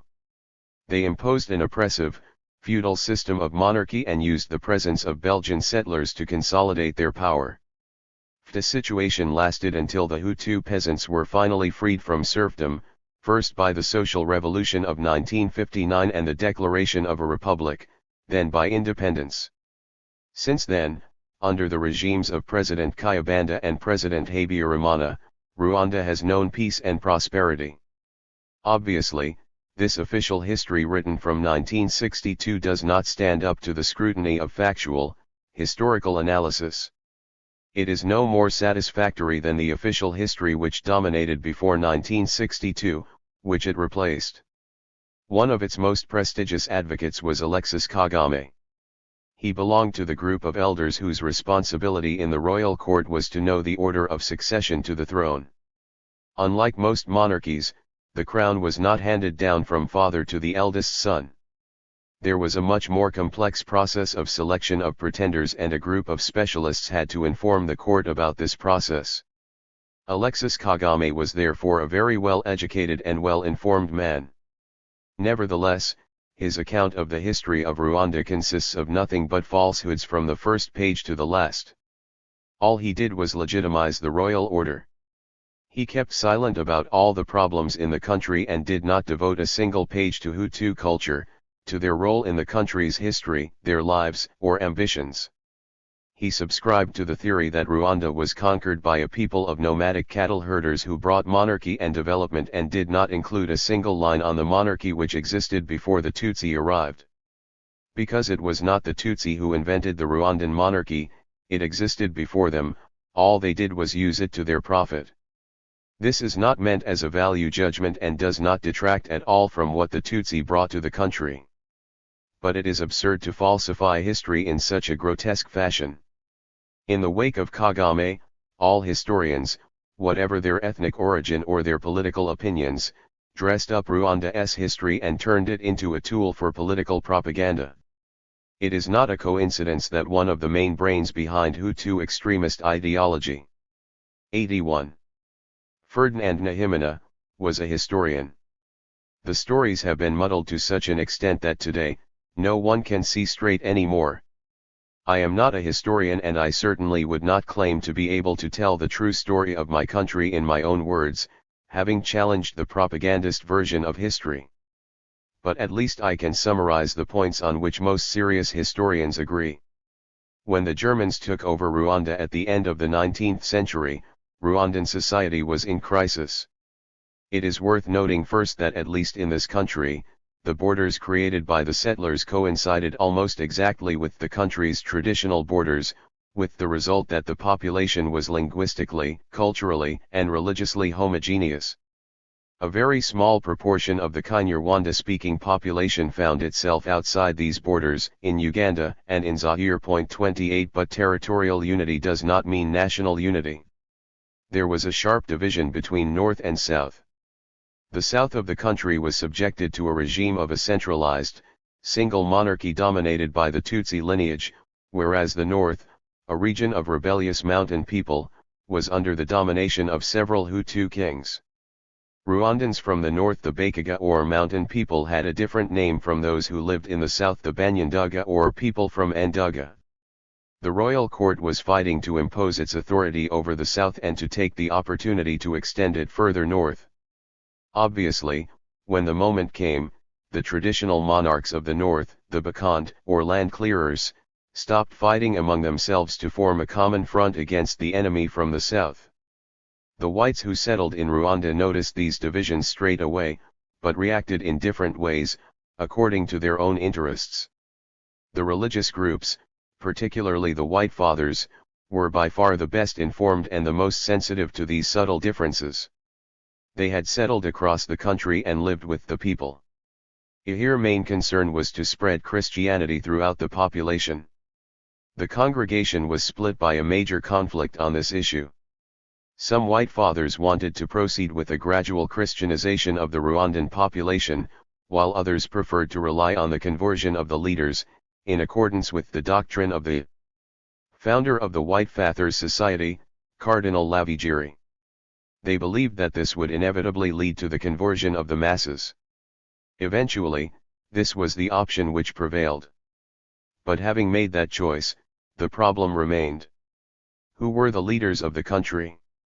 The White Fathers who had settled in the south, where the royal court was based, relied on the man who seemed to be the undisputed master of the country, the Mwami. But in the north, it was a different story. The Mwami often had little or no authority outside the Nduga region. Unfortunately, the Xvite fathers who lived in the north failed to impress this point of view upon their hierarchical superiors. They were unable to convince them of the significance of these differences or to protect the traditional organization of the kingdoms in the north. As a result, by overestimating the extent and legitimacy of the Nsvan's real power and by relying entirely on his authority, the church found itself taking sides, albeit reluctantly, and ending up on the side of the Mwami and the Tutsi lineage. Of course, this side took this unexpected opportunity not only to strengthen its power over the local population, but also to extend it further north, into a region which it had never really managed to penetrate. A fatal mechanism had just been set in motion.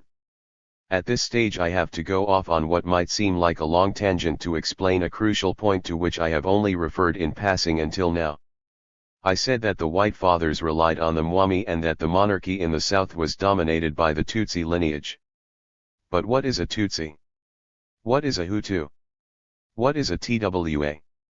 The mere fact of asking these three questions leads you immediately into a political discussion. Some people refuse to even formulate these questions and believe that any question beyond what is a Rwandan, is entering the logic of those who believe that there are different races or ethnic groups in Rwanda.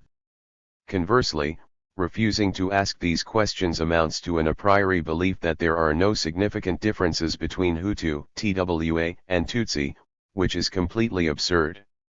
It is one thing for a person not to want to state that they are TWA and to assert their national identity instead.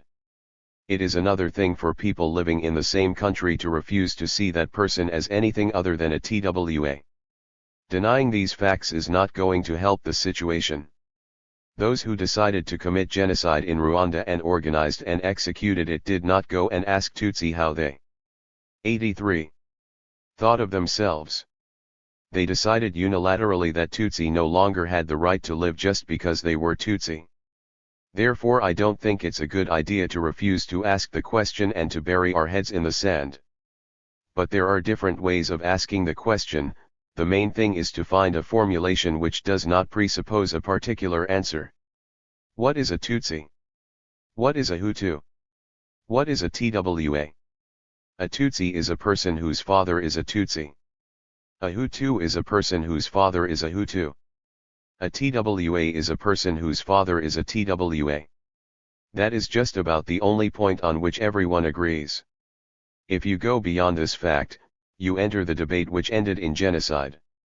The history of origins implies that there have always been Hutu, Tutsi, and TWA in Rwanda.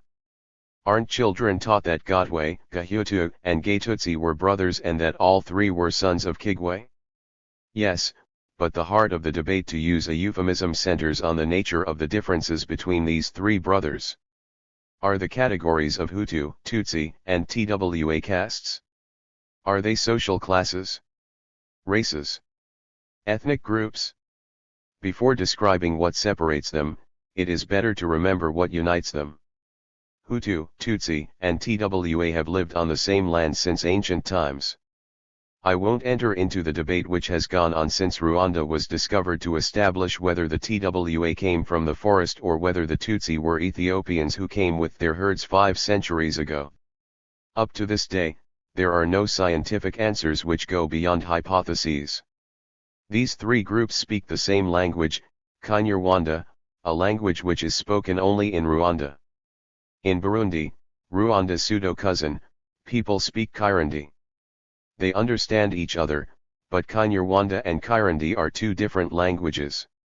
Hutu, Tutsi, and TWA practice the same animist religion and have the same cultural traditions. Rwandans have their own strong identity, especially if you compare them to their neighbors. MS identity is so strong that a French academic, Dominique Franche, even wrote that the Rwandan people constitute an ethnic group in itself, which I doubt. Because aside from these similarities, there are also strong differences. I don't know whether we should talk about races, ethnic groups, clans, social, religious, cultural or linguistic groups. What I have noticed is that each of us belongs to an ethnic group and we know it. I have also noticed that the stories which children are told in the evenings differ according to the ethnic group to which 84. The family belongs. For example, in the royal court, there was a particular form of war poetry. A man would gain credit in the eyes of those around him if he spent the evenings praising murders carried out during the war. The historian Alexis Kagame collected these kinds of stories during the 1930s. This form of poetry does not exist in Hutu culture. Each person is able to locate their identity, from childhood. Most people who claim that they did not know their ethnic origin before the genocide or that it never influenced their life are lying. Are saying this for political reasons. I want to choose my words carefully. It is not true that, on the one side, there are Tutsi children who have been brought up to be warriors from an early age and indoctrinated to kill, and on the other, Hutu children who have been pacified by a democratic, republican and pluralist culture. It would be idiotic to make such a statement. In the countryside, Hutu peasant children have also been indoctrinated and trained to hate. From an early age, they have been taught to beware of the Tutsi who had been their masters, who had reduced them to a state of slavery and who would use every means to try to wrench power back from them. This discourse took various forms, including the most extremist ones. Sometimes it consisted of just a few remarks which, after being repeated in many circumstances, ended up creating stereotypes such as "don't eat like a Hutu" or "don't be arrogant like a Tutsi." The three ethnic groups have different attitudes towards sexual modesty. For the TWA, sexuality follows specific rules. The Hutu have a reputation for great sexual modesty. The Tutsi, on the other hand, were notorious for practicing incest and adultery. In 1931, the king was even deposed in part because of his sexual escapades, which had taken on such proportions that they became a source of embarrassment even to his close advisors. This cultural attitude is very marginal among Tutsi, but it is unthinkable among Hutu. Matt said, in the vast majority of cases, all Rwandans behave in the same way. Shyness and discretion have always been the rule. It is equally absurd to deny that there are physical stereotypes. Tutsi have finer facial features and are taller than Hutu. There are many exceptions to this stereotype. One of my Tutsi friends is 1.50 m tall, has dark skin, a wide nose and a stocky build. Here are different explanations for these departures from the stereotypes. In his case, I think he has TWA roots. Some TWA were employed as executioners in the royal court. In particular, they had the responsibility for executing young unwed Tutsi mothers. Sometimes they obeyed, but sometimes they spared their victim. 85. And kept her for themselves. Children were born from these unions, some of them have even been very successful in life. I could mention several names which would surprise you. During these last decades, there were also lots of mixed marriages, especially in the towns. The structure of these marriages is uneven. It is not unusual for a successful Hutu businessman to marry a Tutsi woman. Such a union increases his social standing, but it also represents an investment in terms of economic alliance and access to economic networks. During a roundtable discussion on tolerance and reconciliation, the Minister for Education, Joseph Nsengimana, thought it would be clever to state that ethnic groups are just political slogans invented by the whites. But it was not the whites who invented the words Hutu, Tutsi, and TWA, nor did they invent the traditional stories and tales which articulate different ways of thinking. The whites conceptualized differences which they observed. They imposed on Rwandan society a set of ideologies which were based on real differences. They transformed these differences by making them deeper and cutting off the bridges between ethnic groups, but they did not create them. Steeped in their racial ideology, they froze these differences and organized them into a hierarchy. If these three categories did not correspond to three different races, why did they talk about races? They could have used different words to describe this reality. They could have talked about castes, for examples. Why didn't they? This takes us back precisely to the circumstances in which the discovery of Rwanda took place. As a mythical land which had long been inaccessible, as the presumed birthplace of the civilization of the pharaohs, Rwanda could not have an ordinary history. But as I told you, explorers were surprised to find in Rwanda a population which was very organized, instead of primitive people they were expecting to colonize. They saw that this population was made up of three groups with very different demographic proportions: the Hutu, who represented the vast majority of population, the Tutsi, and the TWA.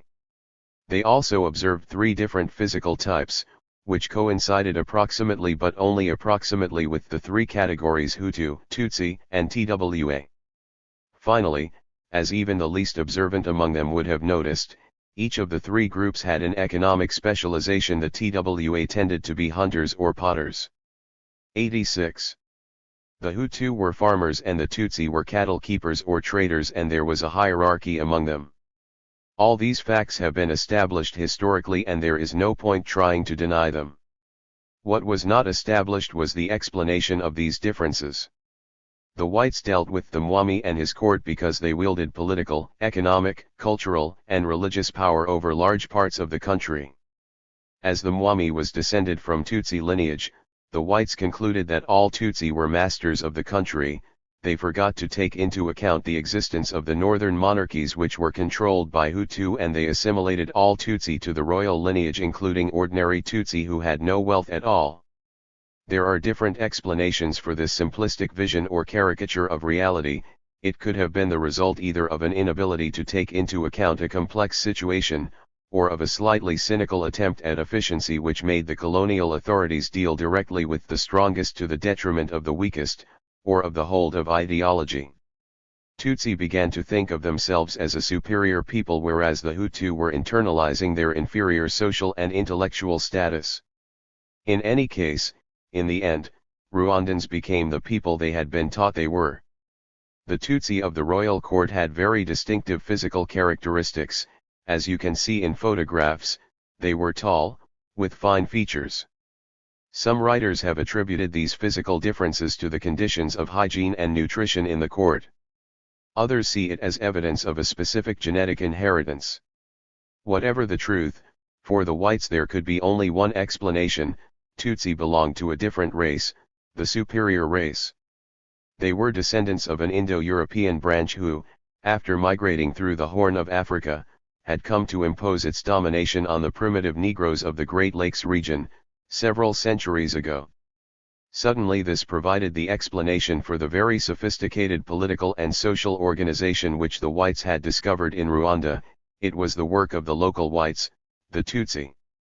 As I told you, most historians today believe that the Tutsi just turned to their advantage the political institutions which had been created long ago by the Hutu, or copied institutions which the Hutu had set up in the north of the country, and continued to control them until colonial administration put an end to this. If the settlers had taken into account the realities of the country and if they had refrained from imposing their simplified vision, no doubt Rwanda's history would have been very different. If power had not been 87. Given in its entirety to one group to the detriment of the other two groups, and if, subsequently, it had not been taken away in its entirety from that group and handed over in its entirety to another group, we might have been able to avoid a genocide. If colonization were to be put on trial, that is where the accusations would be leveled. The Belgian settlers implanted racist stereotypes which we were not able to shake off. But the responsibility of these settlers should not obscure the responsibility of Hutu and Tutsi extremists who, one after the other and each in their own way, exploited these stereotypes which served the purposes of their struggle to conquer or to hold on to power. Anyway, One oft consequences of colonial administration's attitude was to confine the population within watertight groups. For a long time there had been a certain mobility between these three groups. A Catalonian Hutu could enter the Tutsi group, while an impoverished Tutsi could become a Hutu. From the colonial period onwards, such changes were no longer possible. In 1931, the administration imposed an identity booklet which specified ethnic identity. During the process of registration, some people were declared to be Tutsi because they owned cattle, others became Hutu because they farmed the land.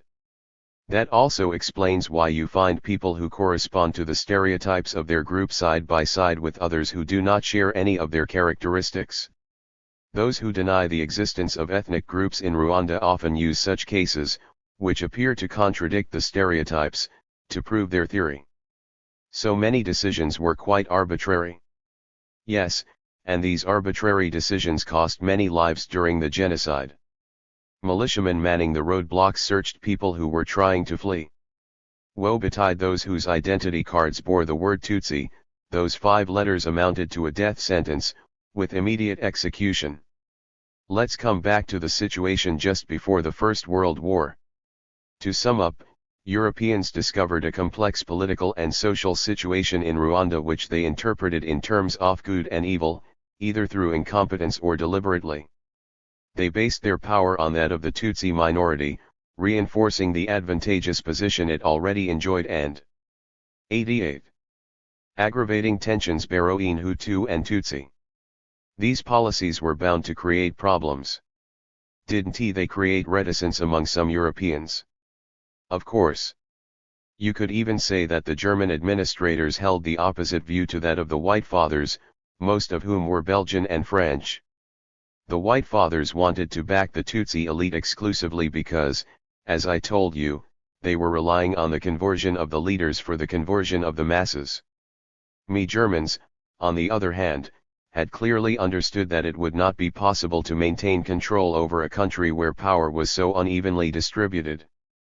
In 1914, the German interim resident drafted an insightful text which showed clearly that he had understood the contradictions already afflicting Rwandan society and which were likely to be aggravated by the colonial system. Throughout the country one can sense a deep bitterness on the part of the Hutu against Tutsi domination. Personally, I believe that is where danger lies for us, and we certainly cannot prevent it by simply making our guns available to the Tutsi. 1 am not suggesting breaking with the system of Tutsi residence and domination, but gradually reforming the system of authority in ways which take our own interests into account, unlike the current system which makes us unpopular by depriving 97% of the population of all its rights for the benefit of a ruling tribe. 29 Perhaps this policy would have been adopted if Germans had remained in control of the country. But the outcome of the war led to a different fate. In 1916, the Belgians grabbed Rwanda and Burundi. After losing the Great War, the Germans were obliged to give up their colonies. The League of Nations gave Belgium a mandate to run Rwanda and Burundi.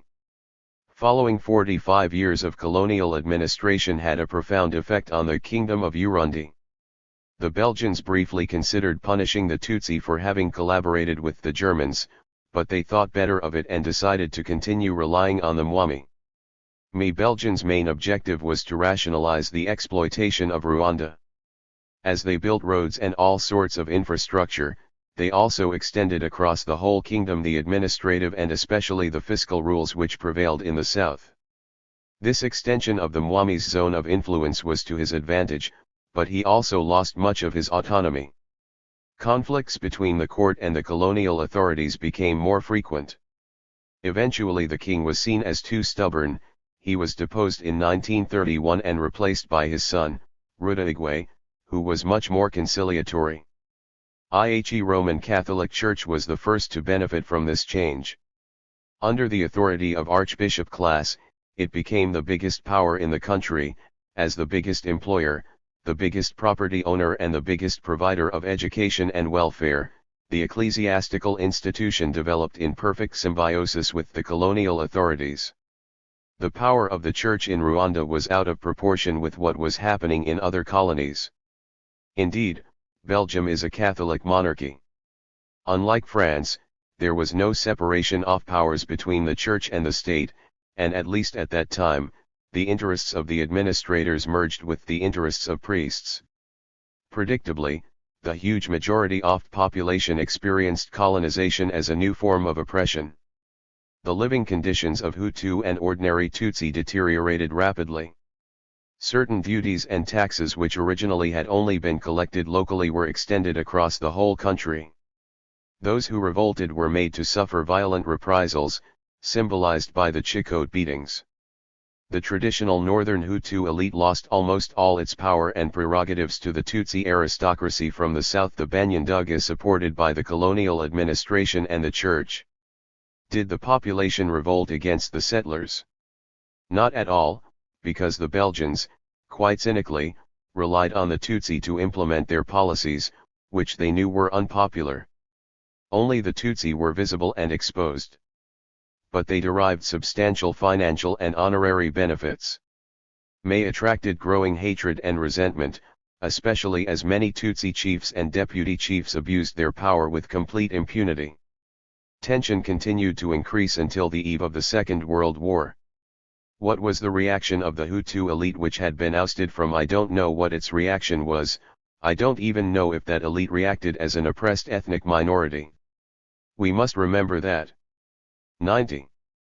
The royal families in the north were constantly fighting each other. You could say that seizing or losing power was just a part of life. What I do know is that several factors strengthened a new wave of public opinion which eventually resulted in the declaration of the Manifesto of the Bahutu in the 1950s, the Social Revolution and, later, the Declaration of the Republic and the Independence of Rwanda. The most important of these factors was the emergence of a new Hutu elite. Few Hutu had access to education. The Belgians more or less deliberately restricted access to children of the Tutsi elite because, logically, these were the children who would be called upon to succeed their parents and to lead the country. But within the church, a new sensitivity had emerged in the aftermath of the Second World War. Ex-Vite fathers had become more sensitive to ideas of justice and equality and no longer accepted ethnic discrimination which was systematically unfavorable to the Hutu. Some people claim that this development was linked to a sociological change within the white fathers society, that the fathers who arrived in Rwanda in the 1950s, most of whom were Flemish, transposed the conflict in Belgium between the Flemish and the Walloons. According to this theory, the Flemish identified with the oppressed Hutu and, from then on, decided to fight their cause. I'm not sure what to think of these kind of theory. Whatever the youth, the white fathers admitted an increasing number of Hutu to the minor and major seminaries. Some of these novices went on to become priests, strengthening the power of Hutu within the ecclesiastical institution which until then had been made up almost exclusively of Tutsi. But others abandoned their vocation as novices to become involved in politics. This was the case of Gregoire Kayibanda, for example, the future first president of Rwanda. In September 1957, an event occurred which revealed the full power of this new wave of thinking. The United Nations had planned an official mission to Rwanda to consider the political future of territory. Superior Council of Country, a kind of local representative chamber made up of Tutsi aristocracy, addressed a letter to the delegates of this mission entitled Statement of Clarification. In this document, the council reduced the problems of Rwanda to the question of human relations between whites and blacks. It portrayed itself as a defender of the national cause and a repra. 91. Sensitive of the oppressed black people, two themes which were very much in vogue in the United Nations at the time. The new political leaders who had emerged from the 1956 elections and who were viewed as more representative by the Hutu peasantry met in Gitarama in March 1957. They believed that Rwanda's problems could not be reduced to the question of colonial dependence and that those who claimed to be speaking for the Rwandan people were only speaking for themselves and acting to defend their own interests. Of course, they wanted Rwanda to become independent. But once this freedom was returned to them, they did not want it to be taken away again by those who had already enjoyed and abused a privileged position during the colonial era. In short, they distanced themselves from the traditional Tutsi elite which claimed to be acting on behalf of all Rwandans when in fact it represented only itself. So they drafted a note on the social aspect of racial problem in Rwanda, better known as the Manifesto of the Bahutu. This document stressed the agonizing reality of the fundamental Hutu-Tutsi problem and denounced the state of inferiority in which the Hutu were maintained by the Tutsi minority. With the approval of the trustee administration, some people have wondered whether this is a social conflict or a racial conflict. We believe that the question is academic. In reality and in people's thoughts, it is both. But we can be more specific. The problem is above all one of political monopoly held by one race, the expression of legitimate demands by an oppressed and impoverished people. In any case, in the eyes of the trustee administration, this document constituted an official declaration of the existence of a substitute Hutu elite. It emerged just at the right time, when relations between the Belgians and their former allies, the Tutsi, were rapidly deteriorating. Indeed, the Tutsi elite was beginning to cause intractable problems for the trustee administration. On the one hand, it was 92. Becoming increasingly unpopular, partly because of the negative role which had been imposed upon it by the colonial administration. There was a risk that the hatred which people felt towards the elite would turn against the settlers.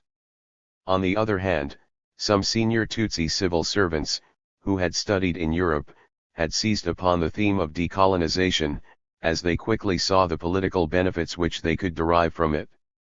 They hoped that by edging the Belgians out in the name of a just cause, the struggle for freedom of a black people oppressed by whites, they could win on both fronts at once. They could take hold of all the power inside the country and acquire recognition for a new historical legitimacy outside the country.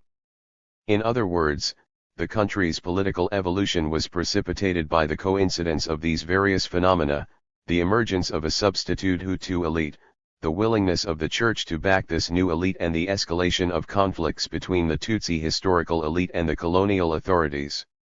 Over 3 years, from 1959 to 1962, Rwanda went through several major changes: a social revolution, during which the Belgian administration and the church lined up on the side of the Hutu, who seized power; the declaration of a republic, which prevented the Tutsi from appointing a successor to the dead king and from returning to power; and the declaration of independence, which neither the Belgians nor the United Nations could prevent. But 30 years have gone by since then, and it is hard to see how these events necessarily brought on the genocide in 1994. I don't believe that anything necessarily brought on the genocide in Rwanda. Men are products but not prisoners of their history. They decide themselves what they do. I felt it was necessary to summarize the history in order to situate the various elements which enabled the crime of genocide to take place. Actually, I haven't finished listing these elements. Genocide had been made possible, but that doesn't mean that it was inevitable. From the day that Rwanda declared itself a republic, it was trapped inside this mechanism. The difficulties experienced by Rwanda or by the state only aggravated the contradictions which were inherent in society.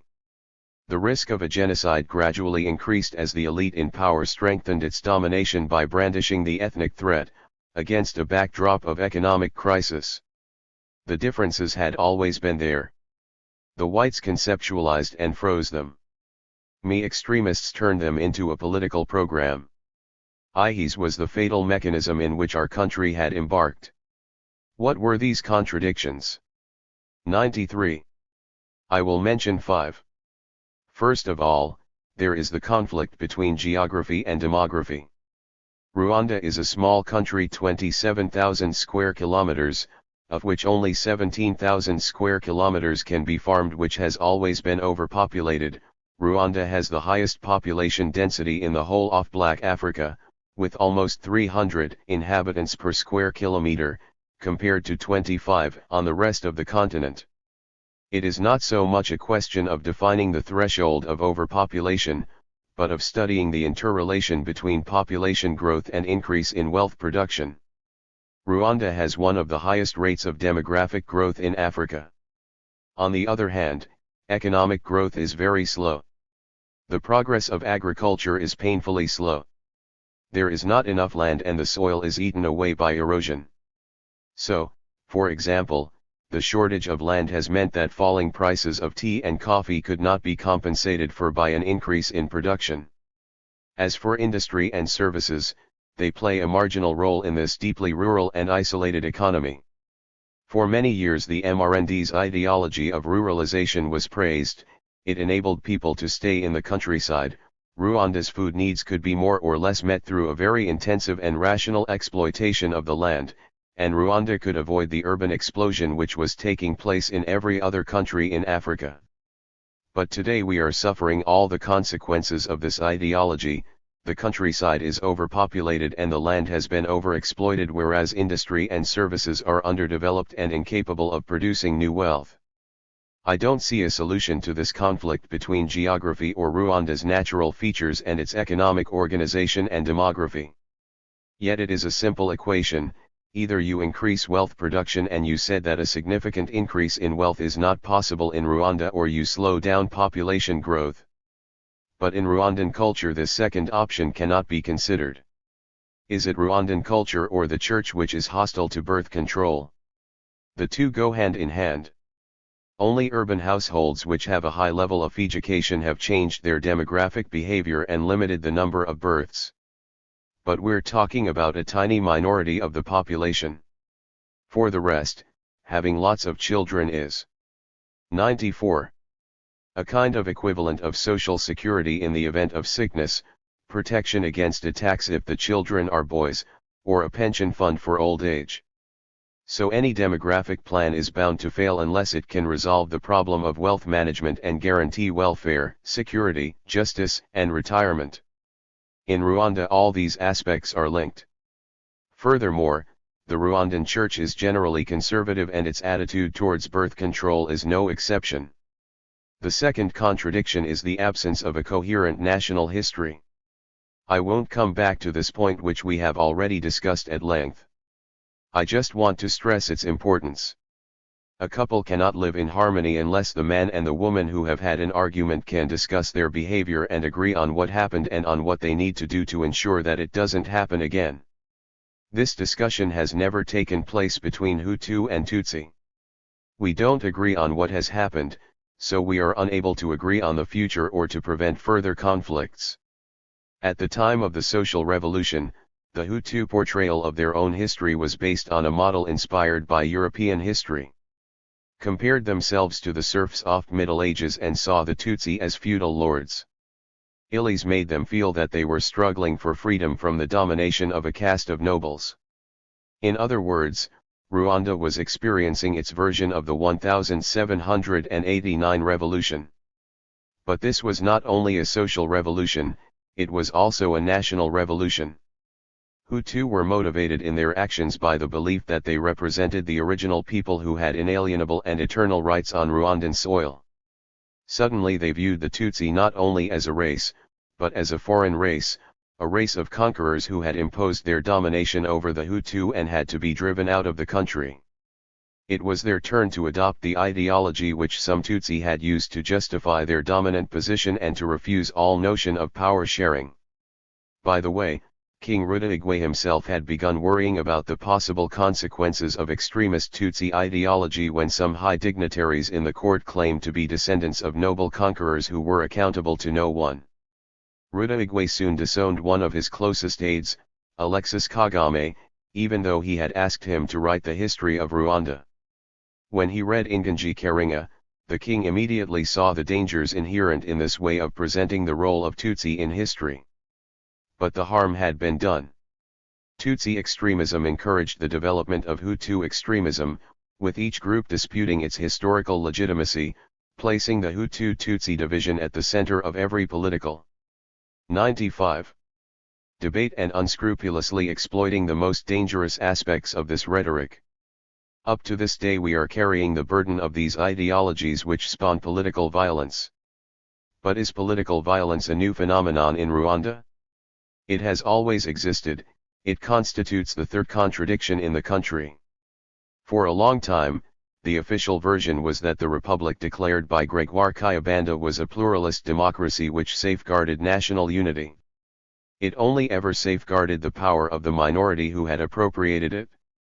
In the eyes of his contemporaries, Gregoire Kayibanda freed the Hutu masses from Tutsi domination. It is true that he played a decisive role in overturning a social order which was despised by the huge majority of the population.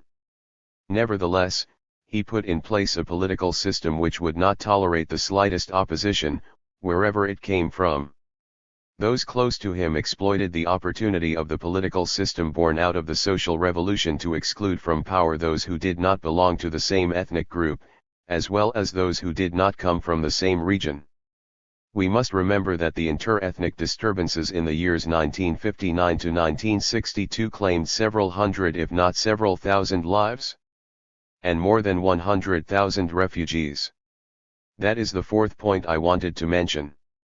After the riots of 1959, thousands of Tutsi fled to Burundi, Uganda, Tanzania, and Zaire. In their minds, this was just a temporary migration. It lasted 3 years. Here and there along the borders, there were attempts to negotiate the return of the refugees. But extremists on both sides opposed them. Inside Rwanda, people had appropriated property belonging to those who had fled. It was not in their interest to see them return. Conversely, in Uganda, the refugees included most of those who had ruled the country for decades without sharing power and without any scruples. For them, negotiating their return inevitably meant losing a significant share of the power which they claimed in its entirety. Therefore the only way to return was by force. The hardliners won on all fronts, the refugee question was not solved. As a consequence, the few thousand refugees in 1962, who could easily have been reintegrated into society, grew to 600,000 in 1994. As you know, they did not return to Rwanda. 96. Through negotiations, but by force. Meanwhile, a genocide had taken place. The fifth and last point is this: as a priest, I wonder about the conditions in which Rwandans were converted to Christianity. The conversion of the king led to the conversion of his subjects. Did it lead to the conversion of their souls? I am baffled by the faith of some Rwandans who were converted. Is it necessary to recall that adherence to Christianity meant exemption from certain duties? Here is a fairly substantial difference between the social practices of the rituals of the church, let's say piety or devotion, and intimate adherence to the evangelical message expressed through the practice of faith. During the genocide, I saw people wearing a medal of the Virgin Mary around their neck and holding a machete. We are forced to ask ourselves questions. As you can see, the years 1962 to 1990 were a false respite for Rwanda. Society was already bearing all the contradictions which were exacerbated to the extreme during the war of 1990 to 1994 and plunged it into the genocide. It seems that all these contradictions were leading Rwanda towards chaos. But there is a significant difference between a revolt, a revolution, or even a war, and a genocide. The insane plan of the conception and implementation of a genocide, the methodical destruction of a people on the grounds of their suspected or real ethnic group, remains an enigma. The question why remains unanswered. Isn't it to be expected that words fail us in explaining a reality as inhuman as genocide? I was disturbed by my visit to the Yad Vashem Memorial.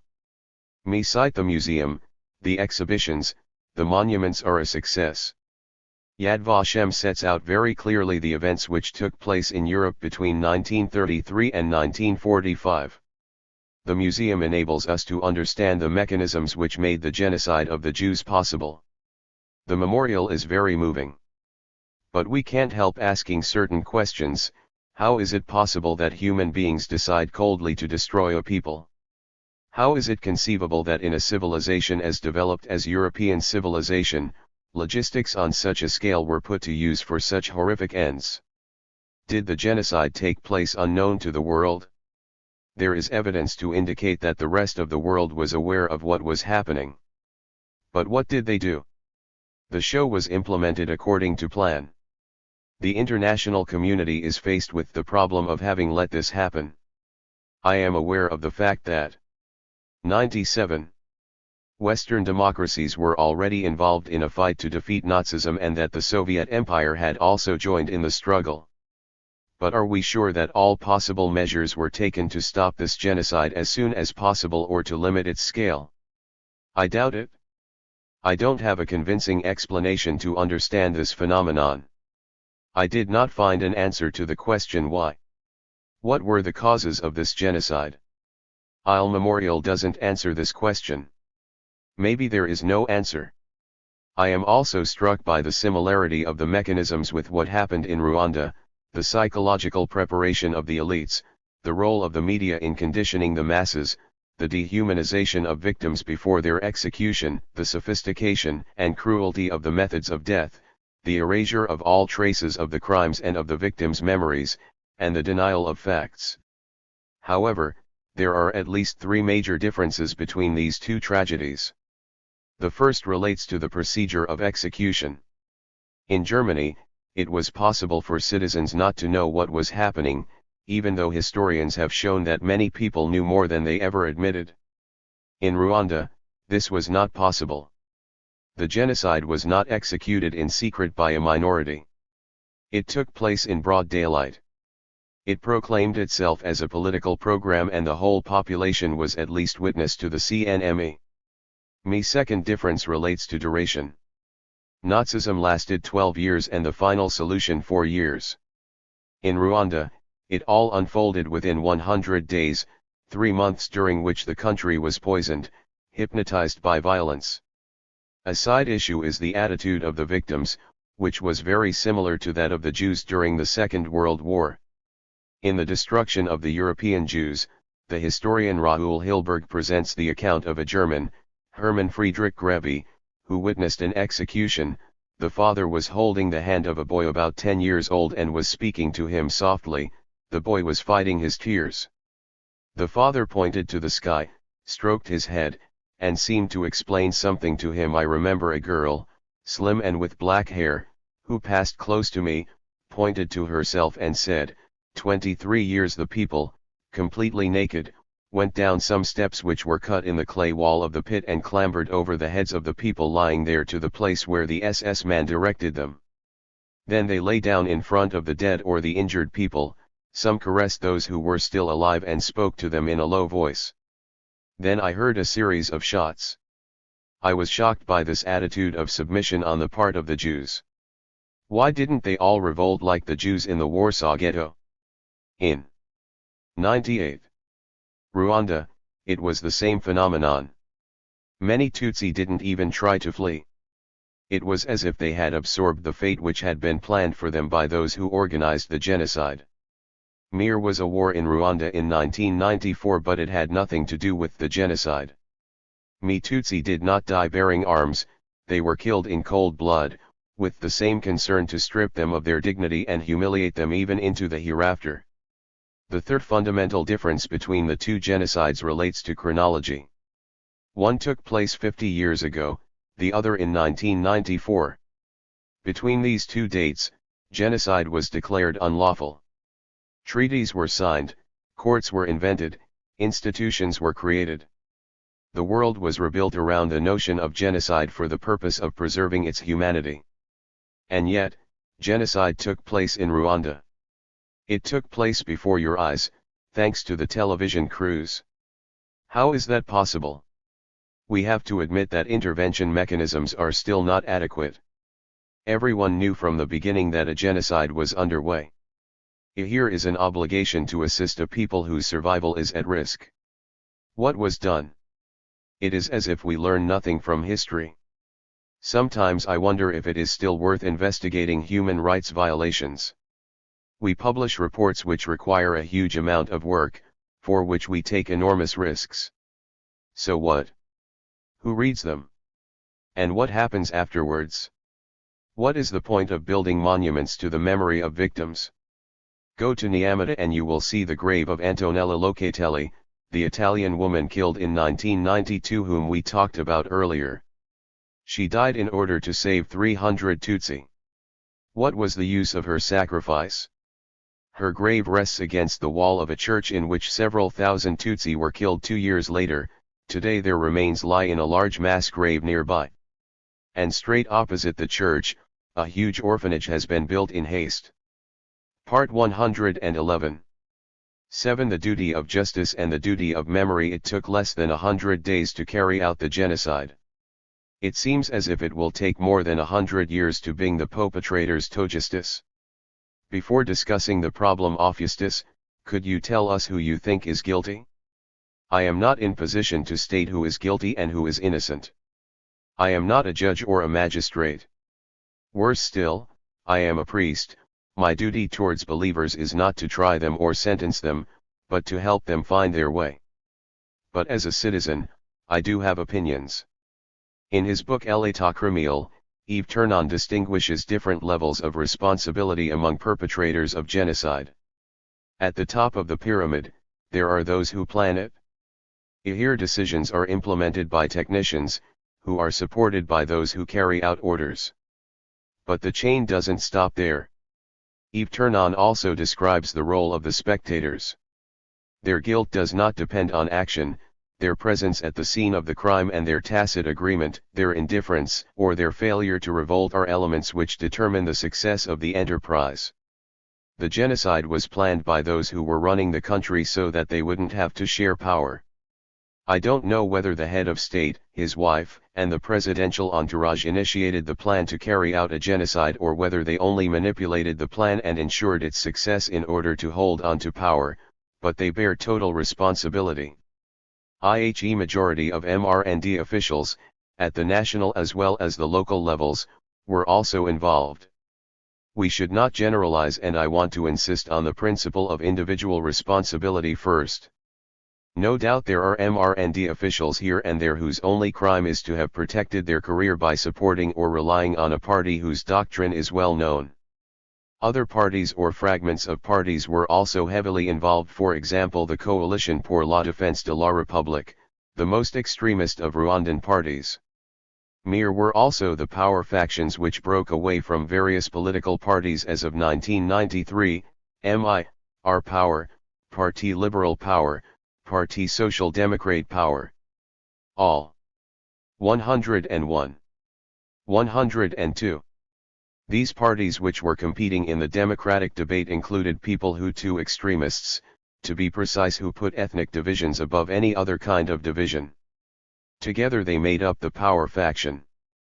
Intellectuals bear an overwhelming share of responsibility. The ideologues of the genocide were not unemployed young men from Nyamirambo, the need to adopt a law on genocide, etc. At the beginning, these material problems were very real, but gradually they began to be used as an alibi for not delivering justice. Do you mean that there is a deliberate intention not to restart the judicial system?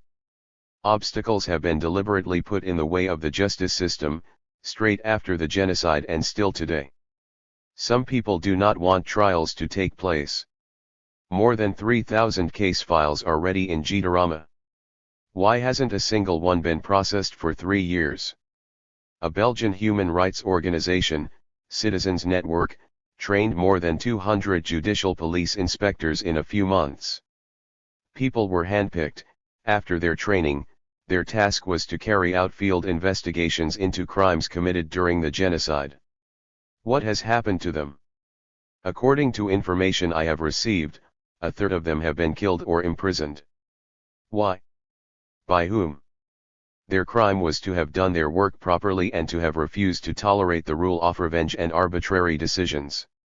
We're simply applying the law. Citizens Network eventually began questioning the meaning of its initiative.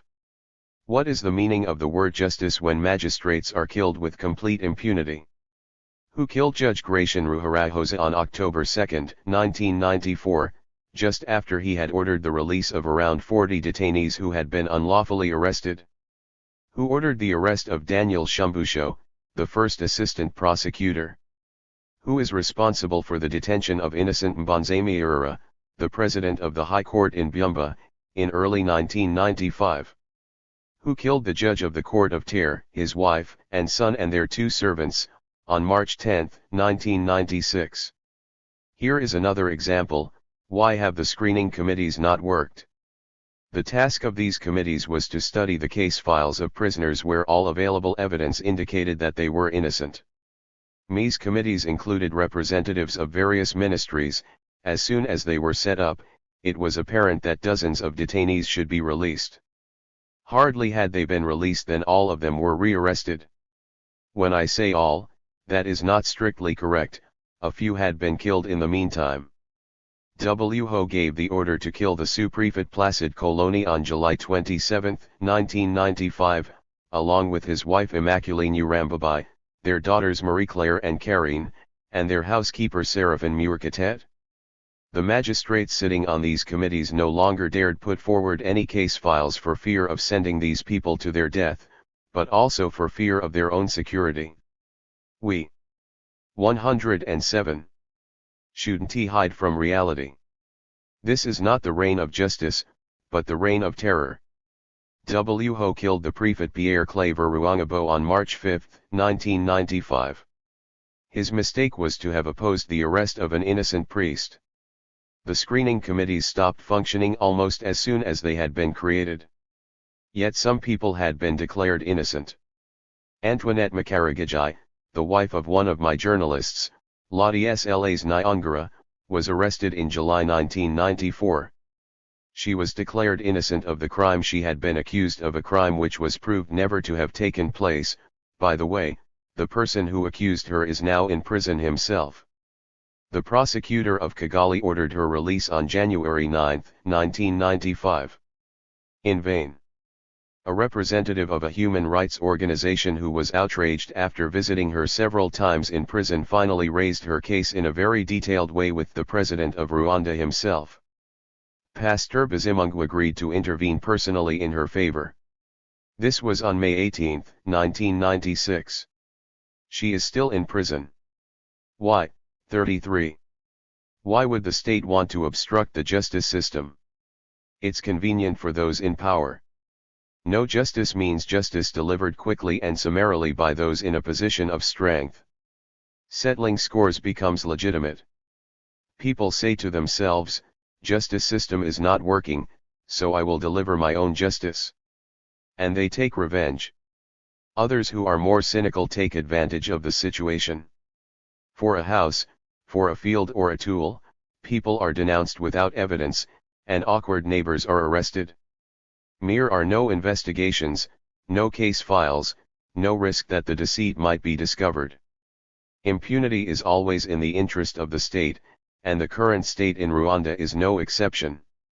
It claims to be installing order based on justice and controlling its own excesses of power. In Rilima prison, in the Bugesera region, between 500 and 1,500 Tutsi military officials are detained for having committed various crimes. Some senior officers are detained there, including those who committed the massacres of Kibho and Gisenyi, such as Colonel Dodo. But those who know Rwanda will not be deceived by these few cases. I would add that the absence of justice does not only benefit those who are running the country. Inside Rwanda there are still notorious killers living in complete impunity. In some villages, Tutsi survivors who are completely destitute, humiliated and weakened are forced to live side by side with those who massacred their families and stole all their belongings. They cannot rely on any assistance. It's a terrible scandal. Trials have not started, yet the prisons are continuing to fill up. In the last 3 years, around 100 people have been arrested every day, and the number of detainees will soon rise above the 100,000 mark. 34. The Rwandan government believes that this figure is much lower than the number of people who took part in the genocide. I won't play the numbers game, I find it sinister. I just want to point out two things. On the one hand, hundreds of thousands of people were killed, but not all of them were Tutsi and not all of them were victims. The RPF killed a lot of people when it took over the country, no one can deny that. Innocent people died in revenge killings. But so did guilty people. On the other hand, an estimated 2 million people fled Rwanda in 1994, and it is obvious that the majority of the killers were among those who fled. Therefore I find it completely cynical to rely on such statistics to justify the incredibly high level of arrests. All the more so because instead of using the polite term prison, it would be more appropriate to call them places of detention. People in Europe imagine that detainees are sitting peacefully in their rooms, between meetings with their lawyer, waiting for their trial to begin. What an illusion! Reality is that our prisons are inhuman death traps in which death sentences are executed without trial. The living conditions are such that if you let enough time go by, the suspected killers or accomplices of the genocide will just die one by one. Whether innocent or guilty, these prisoners are gradually rotting away. When I say rotting away, I mean it literally. At least one UNAMIR officer can testify to that. When he visited Gitarama prison and gave a nice speech to the detainees, one of them ripped his toe off and threw it in his face. After weeks of standing upright, day and night, in the mud, the prisoners' feet had started decomposing. When I visited Gitarama prison for the first time, in early 1995, what I saw defied imagination. There were 3 layers of prisoners. At the bottom, lying on the ground, there were the dead, rotting on the muddy floor of the prison. Just above them, crouched down, there were the sick, the wounded, those whose strength had drained away. They were waiting to die. Their bodies had begun to rot and their hope of survival was reduced to a matter of days or even hours. Finally at the top, standing up, there were those who were still healthy. Were standing straight and moving from one foot to the other, half asleep. Why? Simply because that's where they happened to be living. Whenever a man fell over, it was a gift to the survivors, a few extra centimeters of space. I remember a man who was standing on his shins, his feet had rotted away. I am not the only person to have witnessed this. In June 1995, Médecins Sans Frontières estimated that an average of 6.6 prisoners were dying every day out of a total of 10,000. By way of comparison, 2 deaths for every 10,000 people is universally considered as the critical alert threshold in a refugee camp. Within 9 months, almost 1,000 detainees, 13% of prisoners, died in this way as a result of deliberate ill treatment. Some people, including in the international press, tried to justify this unjustifiable situation and to find excuses for the government: lack of space, shortage of means, scarcity of food in the aftermath of the war. All lies. As soon as the bishopric of Kabgayi was allowed to intervene in the prison, mortality dropped from 168 deaths in April 1995 to 85 in June, 15 in August and 2 in October. Do you know why? We used old tires to cut out thousands of makeshift sandals made of rubber and we distributed them to the prisoners. Near limbs started drying out. We created a larger space for the detainees, a decision which earned us harsh criticisms. We installed showers and toilets. We turned the buildings of the bishopric into podiatry rooms, which enabled us to treat many sick prisoners. We appointed a permanent medical team to Gitarama prison. All these measures led to an end to amputations and cases of dropsy and gangrene. Thanks to these measures, prisoners who had been sentenced to death by slowly rotting away are still alive. Article 12, Paragraph 4, of the Constitution of the Republic of Rwanda states that every person is presumed innocent of the offenses of which he is accused until a final sentence has been issued. The presumption of innocence is also recognized in the Universal Declaration of Human Rights, to which Rwanda adhered at the time of its independence in 1962, in the International Covenant on Civil and Political Rights, signed on February 12, 110, 1975, and in the African Charter for Human and People's Rights, ratified on May 17, 1983. Furthermore, as a member of the United Nations, Rwanda should make every effort to apply the standard minimum rules for the treatment of prisoners and the body of principles for the effective implementation of these rules. As a human rights defender and as administrator of the Diocese of Kabgayi, it was my duty to think of actions which would ensure that prisons did not turn into death traps. The prison guards accused me of wanting to help the Interahamwe. In their minds, Even before they had been tried or simply heard, these people had ceased to be human beings. Every apostle of Jesus Christ is sent to preach the good news to the poor, the oppressed, the prisoners and the sick. He must search for justice and preach love and forgiveness. For a priest, caring for the oppressed is simply his mission. Whether Hutu or Tutsi or TWA, all the oppressed have the right to be freed from oppression which does not relieve them of their responsibility or of accountability to human justice for their actions. Only the oppressor believes that working for the freedom of the oppressed is a serious offense. You are calling into question the Rwandan justice system, but it is not alone. There is also an international system of justice, under the responsibility of the International Criminal Tribunal for Rwanda. But it doesn't appear to have produced significant results yet. Until now, the main effect of the ICTR has been to enable the international community, or rather the countries within it, to save face and give the impression to the public that the crime which they watched without intervening would not go unpunished. Honor can be lost more than once. I have met some of the ICTR officials. I am amazed by their incompetence. Are very intelligent people, but completely incapable of carrying out research. They don't speak Kinyarwanda, which is understandable, but nor do they know how to employ competent interpreters. I agreed to talk to the ICTR investigators. I spent a lot of time with them. When they presented me with an account of our meetings translated from Kinyarwanda into English and transcribed in French, there was only a remote link between the text and the subject matter of our discussions in French. I was angry with them for this flippant attitude and I refused to sign what was intended to be my deposition. Do you think the investigators 111 tried to rectify the mistakes? They simply put me in the category of those who refused to cooperate with the ICTR. That was the last straw. They are incapable of approaching those who lived through the genocide. They don't ask the right questions. People are offended by their attitudes and their discourse. Rwandans had invested great hope in the ICTR. Are very disappointed. Rwandans are not the only ones who are unhappy. The ICTR has been criticized by insiders for its slow procedures and its meager budget.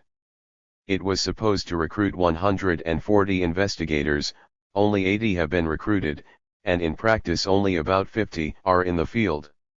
Yet we need to speed up investigations, says the deputy prosecutor of the ICTR, Honor Rakatomatana 35, because the longer they take, the more evidence is disappearing and testimonies are becoming vague.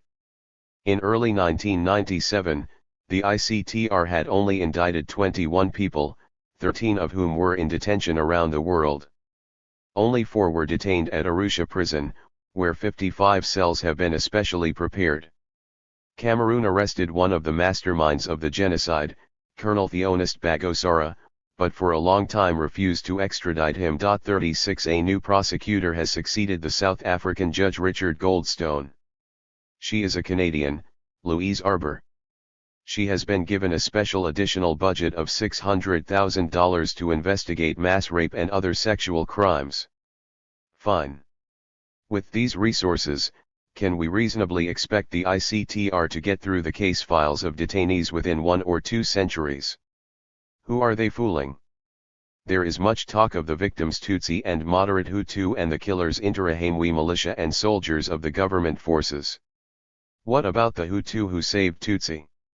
Those who are alive today are deeply unhappy. First of all, many of them were killed. Not participating in massacres, refraining from reporting the presence of a Tutsi, worse still, hiding a family of fugitives were all sufficient reasons for being killed. We will never find out the stories of these unknown heroes. Among those who survived, some preferred to flee before the RPF arrived and sought protection in Zaire or Tanzania. Others stayed in Rwanda, with a clear conscience, and were killed by the RPF when it took over the country. Then there are those who are in prison, who were denounced by unscrupulous neighbors who wanted to steal their property. For a while they hoped that those they had helped would come to their rescue. Then hope was replaced by hatred. I don't know how they would behave today in a similar situation. Finally, there are those who protected Tutsi and who haven't fled, haven't been killed and are not in prison, they just keep quiet. Who could they talk to and what would they gain from talking? They would be putting themselves at risk and putting those they saved in an awkward situation. If the militia returned tomorrow, they would kill them for having helped the RPF. If they named the Tutsi they saved, those people would be accused of collaborating with Hutu and could end up in prison themselves. This is not just an academic hypothesis, there are several hundred Tutsi in prison in Rwanda. These men and women who risked everything to save their neighbors are denied all rights of recognition. Yet they exist, and there are many of them. How else could Tutsi have survived? Where did they hide? Who fed them, who cared for them, who transported them from place to save them from death? The Tutsi extremist press will take any opportunity to state that all Hutu are bad and useless and that only the RPF or possibly God saved the Tutsi. The survivors know who saved them but they don't say anything. They are ungrateful and irresponsible. Some have become involved in human rights organizations. In practice they only defend the rights of Tutsi and draw up lists of Hutu whom they believe were responsible for crimes, some of which never even took place. Many Hutu took risks to defend Tutsi between 1990 and 1994. Why don't the Tutsi take on their share of responsibility? Now that they are in a position of strength, why don't they come to the assistance of the weak? Ili's abdication will have dramatic consequences for the future of our country. In any case, for me, these righteous people who saved the lives of others while risking their own have preserved the most precious part of their being, their soul and their conscience. Sometimes there is talk of plans for a general amnesty for detainees. I am completely against it. The intention is to make us believe that behind this gesture, there is a desire for reconciliation and 113. Appeasement. But it's quite the contrary. Who do you think would be appeased by random releases, without people being declared innocent or guilty? The guilty would not have paid their dues. The innocent would not have been washed of their shame. The Hutu as a whole would have to bear responsibility for crimes committed by a minority. And those who ensured that innocent people were imprisoned would not be made to answer for their lies. It would all be too easy. For Rwandans there is the duty of justice, but there is also the duty of memory. They must preserve the memory of what happened. It is a moral duty as well as a political necessity. It is said that those who forget their past are condemned to relive it. Do you feel that Rwandans are taking on this duty of memory? I am not able to make an overall judgment. What I know is that those who are in the best position to build and maintain the memory of this dark page of our history are not doing it.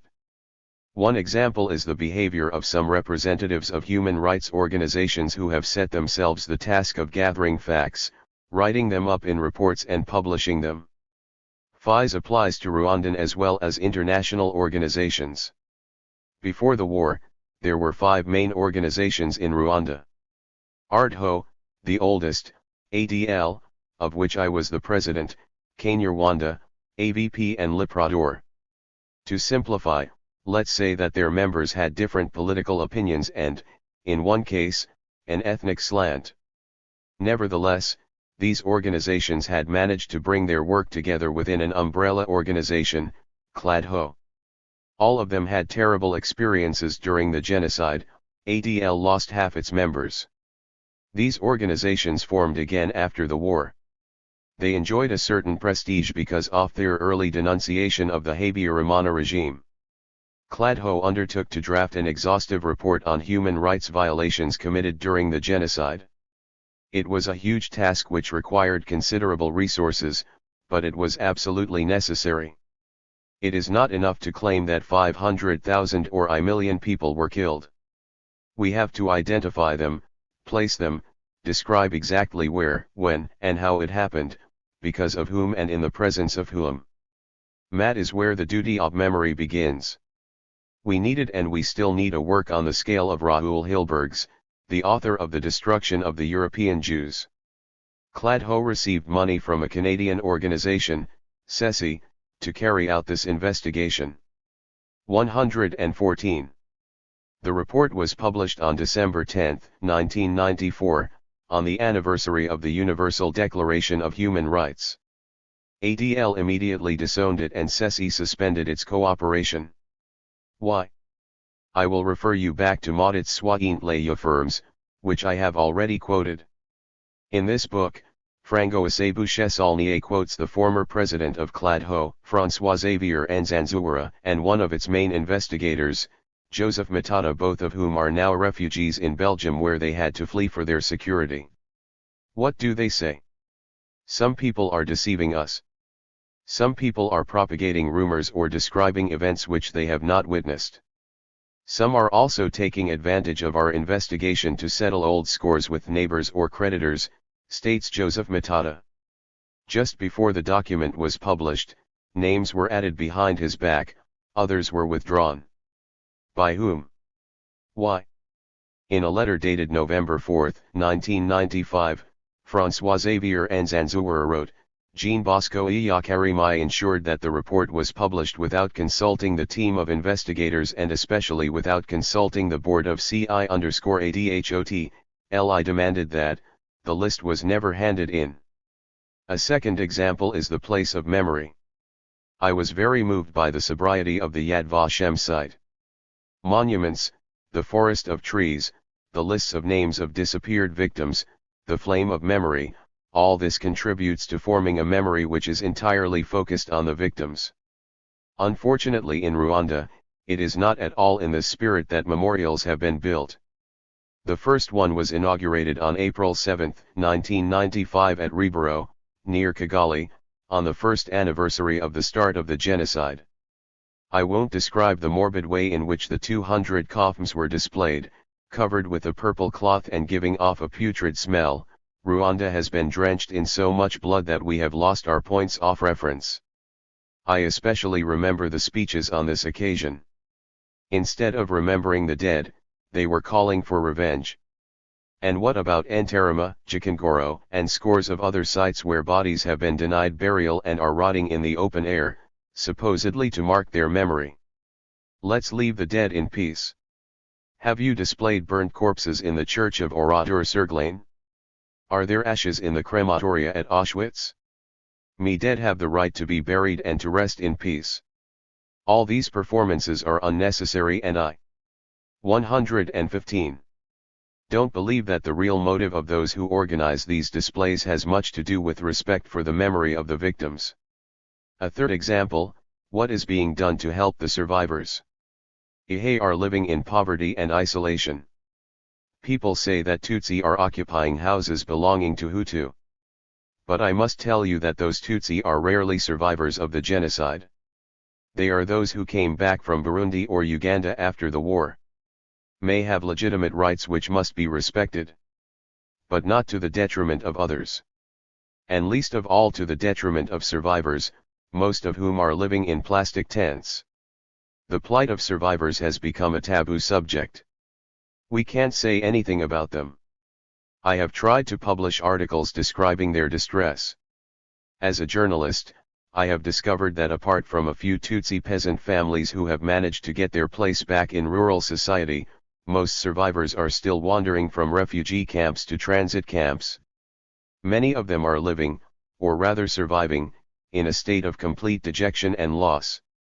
Most of them are the only ones to have survived after 1,000 coincidences and strokes of luck. They have no families. They have settled together and, 3 years after the genocide, they are still in the same place where the RPF found them when it took over the country. You can go there and ask them. They live together in warehouses or schools, sometimes just a few kilometers away from their own houses. But they are afraid of going home and don't have the psychological strength to rebuild their lives. They have been destroyed, abandoned by life and by those who claim to speak on their behalf. I have published a few articles on this subject. But I was immediately accused of trying to set the survivors against the government and wanting to create social divisions. Those who have a monopoly on speech today can't tolerate it when this kind of truth is brought to their attention. The saddest thing is that the survivors themselves put forward the principle of ethnic solidarity above their own interests. They fail to see that the government is not doing what it could for them. Another example is the denial of justice. Does the failure to try the guilty help us fulfill the duty of memory? Thousands of detainees are waiting for their fate to be decided. Are they guilty? Are they innocent? The truth is that the absence of judgment serves the interests of crime. Innocent prisoners, who are victims of injustice and are subjected to subhuman living conditions, end up subscribing to the views of the guilty. Some regret having protected Tutsi who are responsible for their imprisonment today. What a 116. Fine victory for those who committed the genocide. The denial of justice is preparing the graves of the future. Rwandan government and civil society are not the only ones responsible. We will come back to the role of the church. But first I want to underline the responsibility of the international community. It allowed the preparation of the genocide to proceed despite all our appeals for intervention. It abstained from coming to our rescue while we were dying by the thousands. And what is it doing today? It is encouraging a propaganda of denial to grow. I will just mention one or two examples. As soon as they arrived in Goma, the extremists reorganized their propaganda system. Gaspard Gahigi, the former head of RTLM, created an association of Rwandan journalists in exile and a newspaper, Amizero. Hassan Ngeze, the director of Kangura, quietly resumed the publication of his weekly newspaper of hatred, without any regrets, without a trace of remorse, and without anybody expressing any concern. Reporters Sans Frontières denounced this scandal. They filed a criminal complaint for incitement to racial hatred and appealed to the United Nations Human Rights Commission, UNESCO, and the Embassy of Zaire. None of these actions had any result. Full of the confidence inspired by the certainty that crimes are not punished, Hassan Ngeze settled in Kenya, where he not only continued publishing Kangura, but even launched an international edition in English, to suit the market. 37 And what about all those officials who have been granted asylum in Belgium, Cameroon, France, Kenya, Switzerland, and Zaire? It took an international press campaign for Cameroon to finally arrest 4 senior figures responsible for the genocide, including Ferdinand Nahimana. 38 Felician Kabuga would probably still be in Switzerland if the press and human rights organizations had not denounced his presence there. And I could well believe that President Habyarimana's widow might still be living comfortably in her apartment on Avenue Mozart, in the 16th arrondissement in Paris, if the media hadn't denounced this scandal. Isn't it an insult to the memory of the dead? Finally, alongside this gross denial, there is another, which is more furtive but equally dangerous. There is no doubt that the RPF committed and is continuing to commit a large number of crimes. I won't speculate about the numbers. Several politicians in exile in Europe have made this their speciality. The former Prime Minister, Faustin Twagiramungu, announced publicly that according to very precise information in his possession, the RPA had allegedly killed more than 300,000 Hutus since July 1994. Others have made similar statements. They are trying to outbid each other. They want the number of people killed by the RPF to be on a level with the people killed during the genocide, to restore a kind of equality. Equality in numbers, therefore equality in responsibility. It's totally absurd. Deaths don't compensate for each other, they don't cancel each other out, they simply add up. Furthermore, even though every death is a death, there is still an essential difference between the RPF's war crimes, however many there were, and the crime of genocide, which is the product of methodically elaborated schemes which are a denial of humanity. I am very pessimistic for the future of our memory. Maybe you are too impatient. It took years for Europe to be able to look at itself in the mirror and write down the history of its wars and its attitude towards Jews. It wasn't until 1995 that France recognized the Vichy regime's responsibility in the Holocaust, after Jacques Chirac succeeded François Mitterrand. I am impatient, but do we have any choice? After the Second World War, Europe experienced the triumph of democracy against a backdrop of extraordinary economic growth. These two factors were critical. The wounds had time to heal. Rwanda is still very far from democracy. As for the economy, if everyone could eat one meal a day, we would be happy. The tragedy of our country is that we do not even have time to nurse our wounds before new ones are inflicted. Yesterday we spent the day with an Israeli historian and journalist, Tom Segev, the author of a book, The Seventh Million, which has provoked a lively debate in Israel and in the Jewish world. In this book, he describes the pain of Jews who survived the genocide and have not been able to tell their story or achieve recognition for what they experienced. He shows how various actors on the political scene have turned the political and moral gain of the genocide to their advantage or to the 118 advantage of the cause they are defending, in particular the national cause. What is your response to this analysis? There is a striking similarity between this story and the story of Tutsi survivors today. The Jews of Palestine did not worry too much about the fate of those who were dying in Europe. For them, the political issues at stake were not a priority at the time.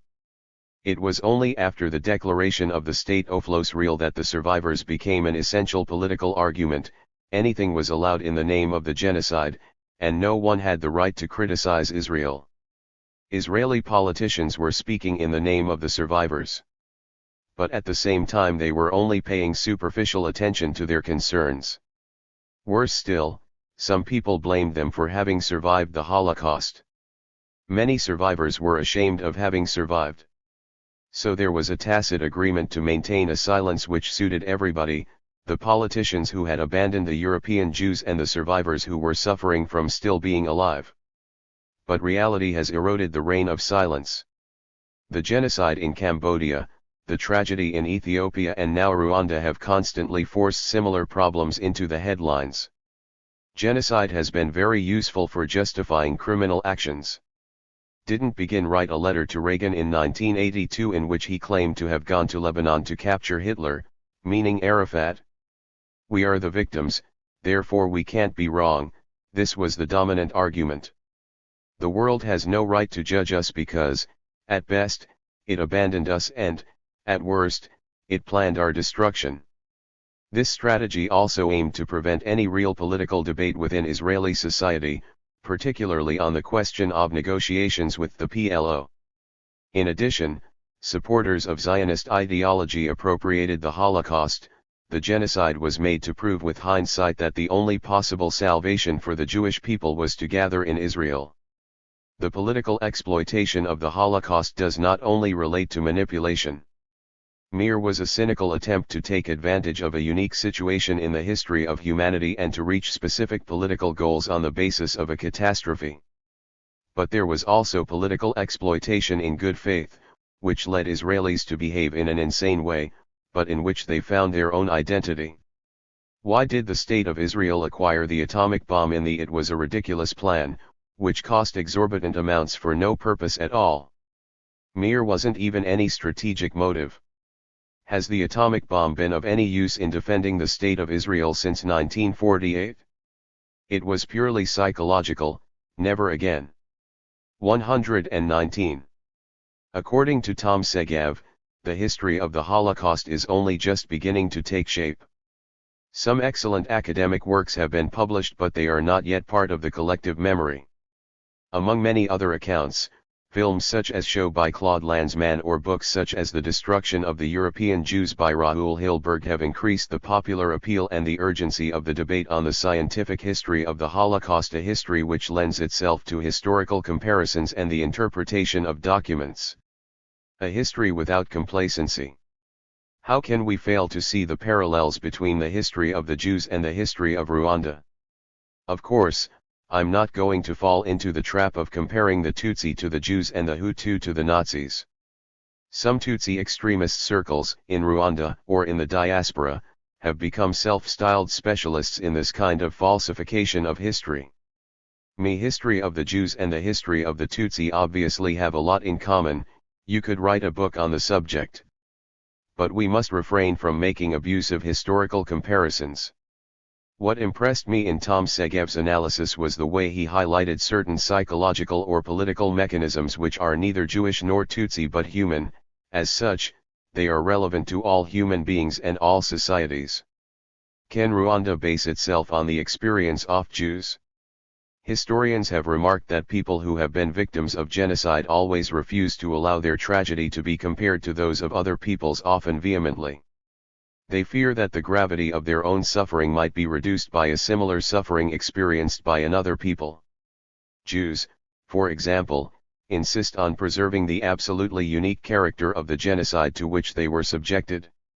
Yet today there is a general agreement that the Armenians were also victims of an authentic genocide. It is possible that in the future, Rwandans, or rather the Tutsi, may reject any comparison with other tragedies. But this is not the case at the moment. On the contrary, many educated survivors base their arguments on a comparison with the genocide of the Jews and want to establish parallels. Some do it in bad faith, for the sake of political gains. Others, the majority, do it with the despair of those who try to grab onto anything which will enable them to understand what happened to them. I have absolute respect for their pain and for their desire to understand. The experience of the Jewish people can help us. But it is very difficult to transfer cultural practices from one country to another, or from one civilization to another. Jewish civilization is closely linked to the written word and even to the scriptures, whereas 120. Rwandan tradition is an oral tradition.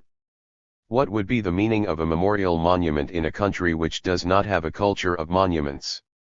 I have greater belief in the construction of educational museums, which recall facts and exclude propaganda. But we can't hope to succeed in writing a common history of victims and killers within 50 years. Will history in the making leave us enough time? 8. The role of the Church, guilty or an incriminating witness. Despite its late conversion, Rwanda soon emerged as one of the most Catholic countries in Africa, at least judging by the number of church officials and the political, economic, and cultural power of the Church. It was a real pillar of strength in Rwandan society, so it could not have failed to have been shaken by the genocide. Some people accuse the Church of having actively participated in the ideological preparation of the genocide. Others have called into question the behavior of several priests during the killings. Whatever we may think of these accusations, we can't help wondering about the role of Church over the last few years. There is no doubt that the Roman Catholic Church did not live up to its moral responsibility in the years which preceded the genocide. It's a reality which no one can deny. Actually, priests were among the first to denounce this weakness, long before the genocide. When the Pope visited Kigali in 1990, Kinyamateka made sure it expressed its concerns on this subject to its readers. We felt that the statements made by the Pope and by the Rwandan Roman Catholic hierarchy were not sufficiently explicit about the serious problems which Rwanda was already facing. In July 1991, Father Gabriel Maindron published an article entitled "I Accuse" in the journal Dialogue, in which he openly criticized the Church for its lack of insight, its passive attitude and its complicity. He was attacking the Church's overall hypocrisy and position of compromise. But on the day that the article was published, he was called by the Archbishop of Kigali, who asked him, "Are you accusing me, Gabriel?" In December 1991, priests from the Diocese of Kabgayi published a 40-page document entitled "Let Us Convert to Live Together in Peace." In this document, they attacked the passive attitude of the Church in the face of mismanagement of public funds, corruption, social injustice, individual freedoms, the war, and AIDS. In early 1992, a pastoral letter took up the same arguments and called for a 122 meeting of a national conference. When I received Cardinal Echegaray in May 1993, this is what I said in my speech: "Your Eminence, let me be frank with you, in this context of human rights violations, the main moral authority in the country, namely the Roman Catholic Church, should have made every effort to rectify the situation and revive people's consciences. Instead, it has distinguished itself by its complicit silence and its absence in the most stricken places. Cry of distress of the people of God has not always been heard in time, and with a few exceptions, Roman Catholic officials have lost their credibility because of their complacent attitude towards the state. As you can see, there was deep unease within the Church. A few of us were aware of this and wanted to find a way forward. In my capacity as director of Kinyamateka, the Church's organ of social communication, I had several clashes with the Archbishop of Kigali, Vincent Nsengiyumva, who, as I told you, had been a member of the MRND Central Committee and remained a close friend of Juvenal Habyarimana. IHE Church did nothing to prevent tragedies which it could have prevented. When the bishops were informed that a genocide was about to happen, when they saw the increase in killings in the period leading up to the genocide, on average 5 every night, their attitude didn't change. The heads of the Church stood by the government, particularly the bishops of Kigali and Byumba. They failed to react in an appropriate way towards the role of the government in the preparation of the genocide. They should have broken away. But the Church is not just made up of the ecclesiastic hierarchy. President Habyarimana, most of the army, most of the judges, ministers, and prefects were Roman Catholics.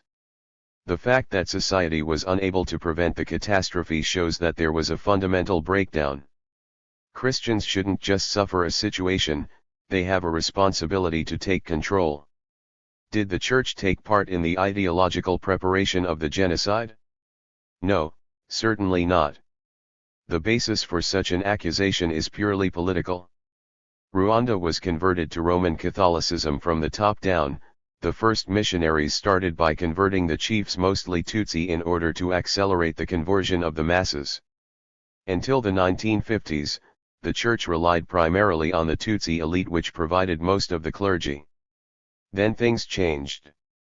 For various reasons which we have already discussed, Hutu started achieving recognition or took on a more important place in society.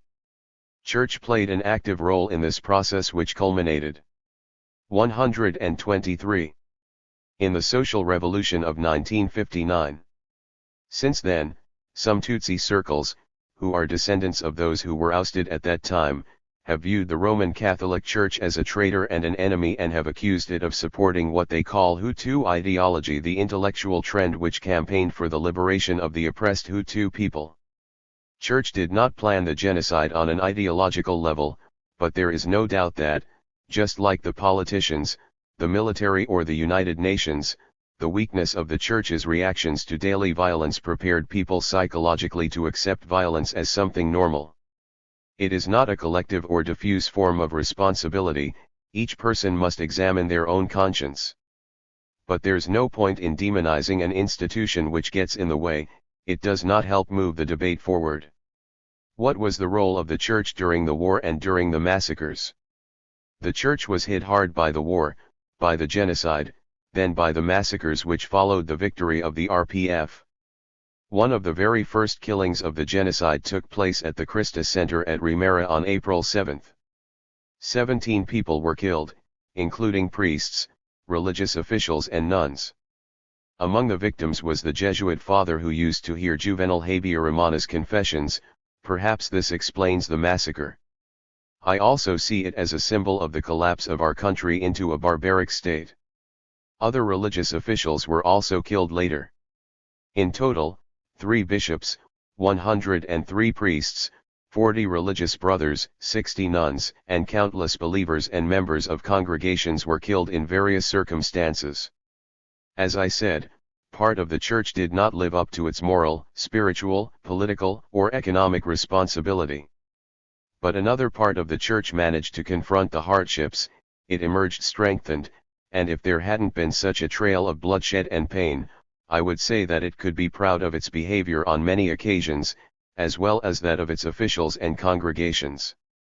I don't accept the language of generalization which states that the Roman Catholic Church participated in the genocide.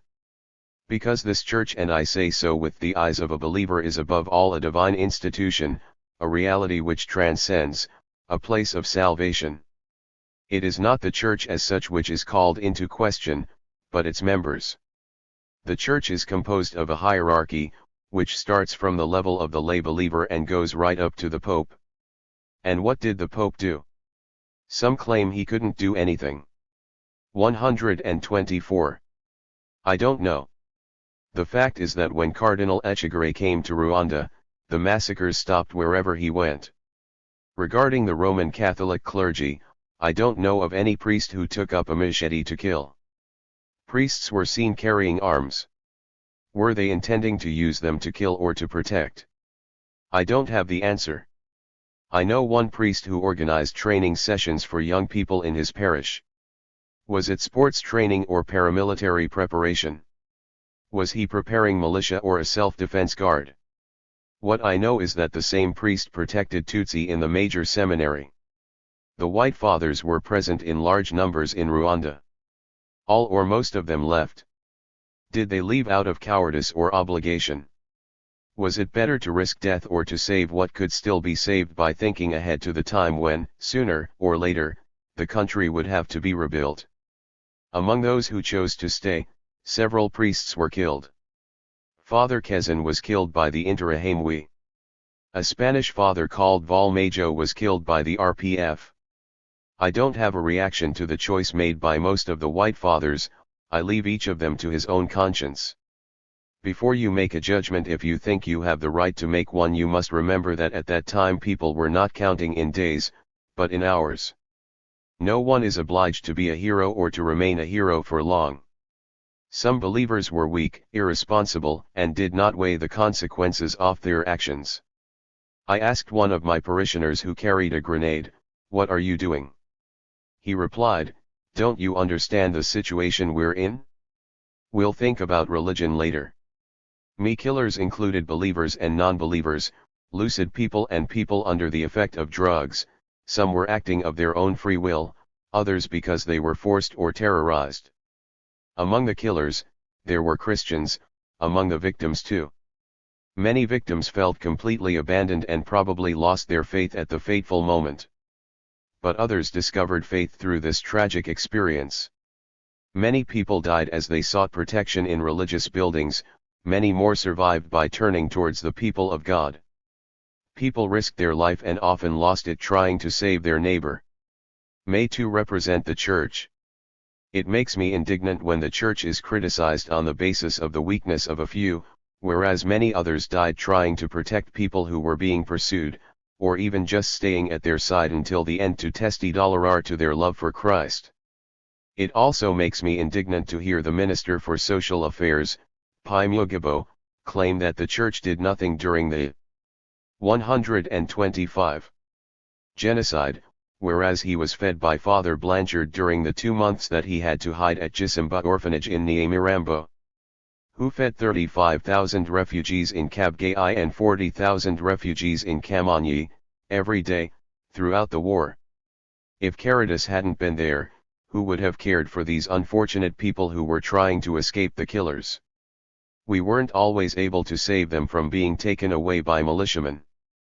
But priests were injured as they covered huge distances to find enough food for all these people. If you want to accuse the Church in an honest way, you have to base your accusations on specific facts. Those who accuse the Church of having done nothing during the genocide or of having been an accomplice are right to denounce acts of cowardice. But their determination not to see the Church's role in relieving suffering makes me suspicious of their real motives. The Rwandan Church is portrayed in a ridiculous way, for political reasons. It is described only through its clergy, and in the ranks of the clergy, the behavior of particular individuals is singled out. It is logical and predictable that in a poor country like Rwanda, some people decide on a religious vocation just to have access to education or to have enough money to buy clothes or food. The ecclesiastical institution strives to discourage those whose faith or whose vocation is weak, but like any institution, it can make mistakes. In the ranks of the clergy, there are remarkable individuals and there are weaker individuals. Some may discover real faith along the way, while others may start to doubt. All this is true, and it would be wrong to deny it. But does this justify political accusations? I have the feeling, which is supported by certain facts, that people attack part of the clergy because it constitutes a counterpower which could be awkward. Some priests were eliminated, I mean physically eliminated, because they had seen too much or because they knew too much.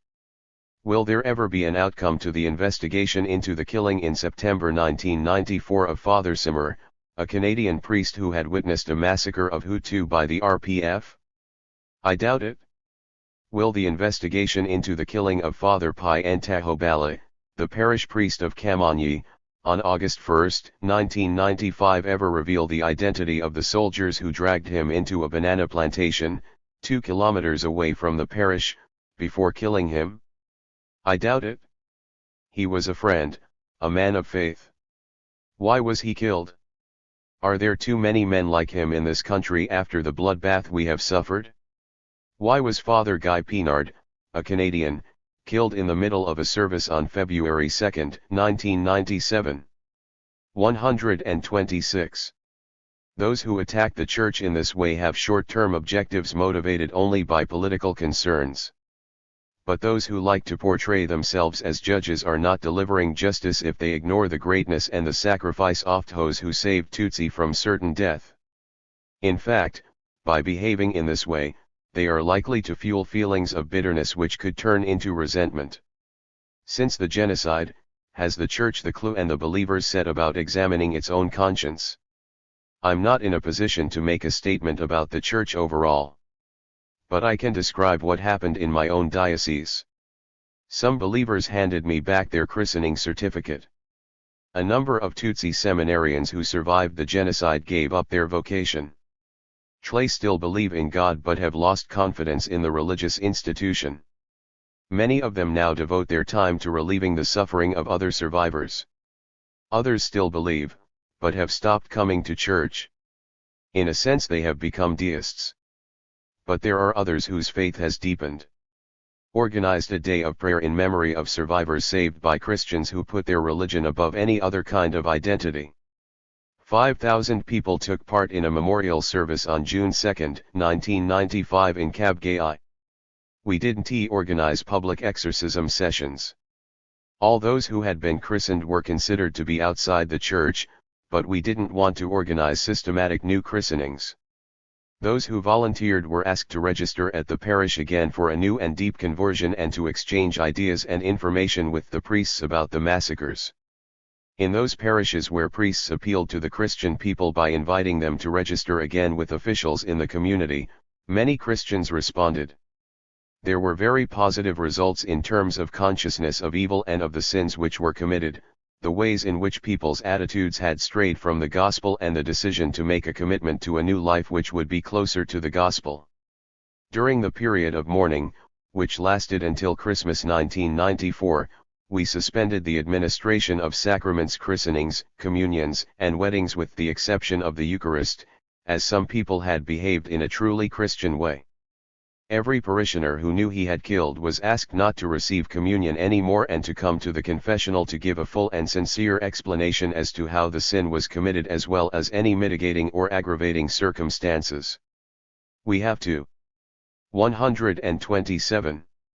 Show an interest in human beings individually and stop treating them as a mass. In the Diocese of Kabgayi we set up a special procedure. We created a specific pastoral policy, the policy of dialogue. Those who wanted to remain in the Roman Catholic Church were accepted on condition that each of them stated what they were expecting from religion and expressed, each in their own words, their regrets and the improvements they hoped for. I wrote a synthesis of these statements in a pastoral letter which was circulated from November 1994 under the title Convert and Believe in the Good News. XV was the content of this letter. First element was an appeal to all Christians to express their desire to be Christian, to live the gospel to the full and to make a commitment to do all they could to ensure that what happened in Rwanda would never happen again. Second element was an exhortation to priests to live in unity and brotherly harmony. Priests should be authentic men of God and not allow themselves to be manipulated by men. They should devote themselves to their mission and ensure respect for human rights. They should pay particular attention to people who are suffering, orphans, widows, people whose houses have been destroyed and all those who are victims of injustice, there are so many of them. I also stress the need for better training for lay officials, whether catechists, heads of centers, or grassroots community leaders. They must be properly trained to be able to testify to Christ's faith and provide direction for others. I also touched on other problems, including the need to rebuild what had been destroyed as soon as possible, to completely renew the spirit of parish life, and especially to remember the importance and value of the sacraments. As you can see, we were quite far from the intention expressed by some white fathers, who had come back after the massacres, to rebuild in an identical way, without learning from our failures. That would have been absurd. Of course, we had to bury the dead and build from the ruins. But this couldn't be done as if we were dealing with an earthquake or a hurricane. The hurricane had been inflicted by human hands, and it was human beings, their relatives, their families, and their neighbors who had to be reintegrated into society. Of course, there must be trials and lawful justice. But the law is not enough and will never be enough to rebuild the social fabric. I have been accused of rejecting the justice of the courts by preaching the justice of hearts. But the two are not 128 exclusive. The law must be respected, but it will not conquer the root of evil. We must search for what has failed and find the fiber which is waiting to be revived at the bottom of our souls. The Church as an institution, with its individual members, its history, its properties, and its moral responsibility must certainly examine its own conscience. It has started to do so, and it would be naive to believe that it will take anything less than several years to complete the task. The process of believers examining their own conscience is the opposite. It can only be an intimate and individual process. As a priest, I sometimes have access to people's hearts through confessions. I can't betray the secret of confession. But who knows what lies at the bottom of our hearts, even among those who have crimes on their conscience?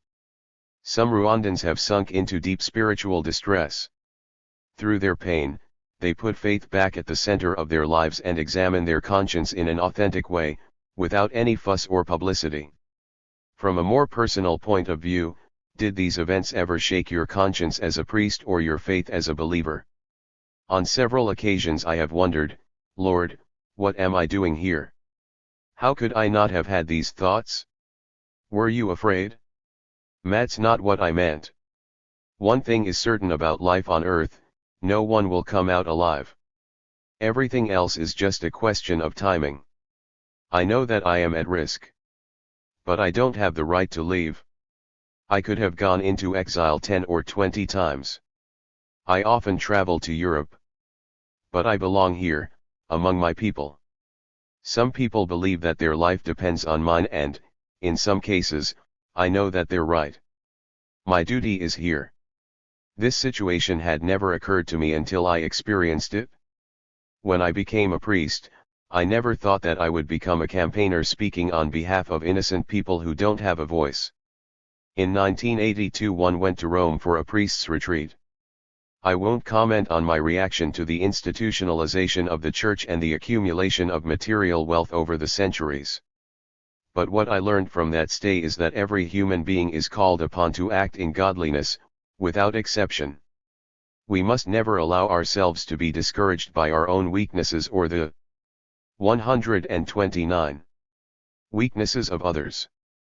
It is God who gives us strength. We must be ready to receive that gift and to bear our cross better each day. I went to Rome for the second time in January 1996. Cardinal Echegaray, who chairs the Papal Justice and Peace Commission, encouraged me to pursue the pacification work which we had begun in the Diocese of Kabgayi, as had Bishop Bertello, the Vatican's representative to the United Nations in Geneva, a short while before. But I was surprised by the words of Bishop Joseph Tomko.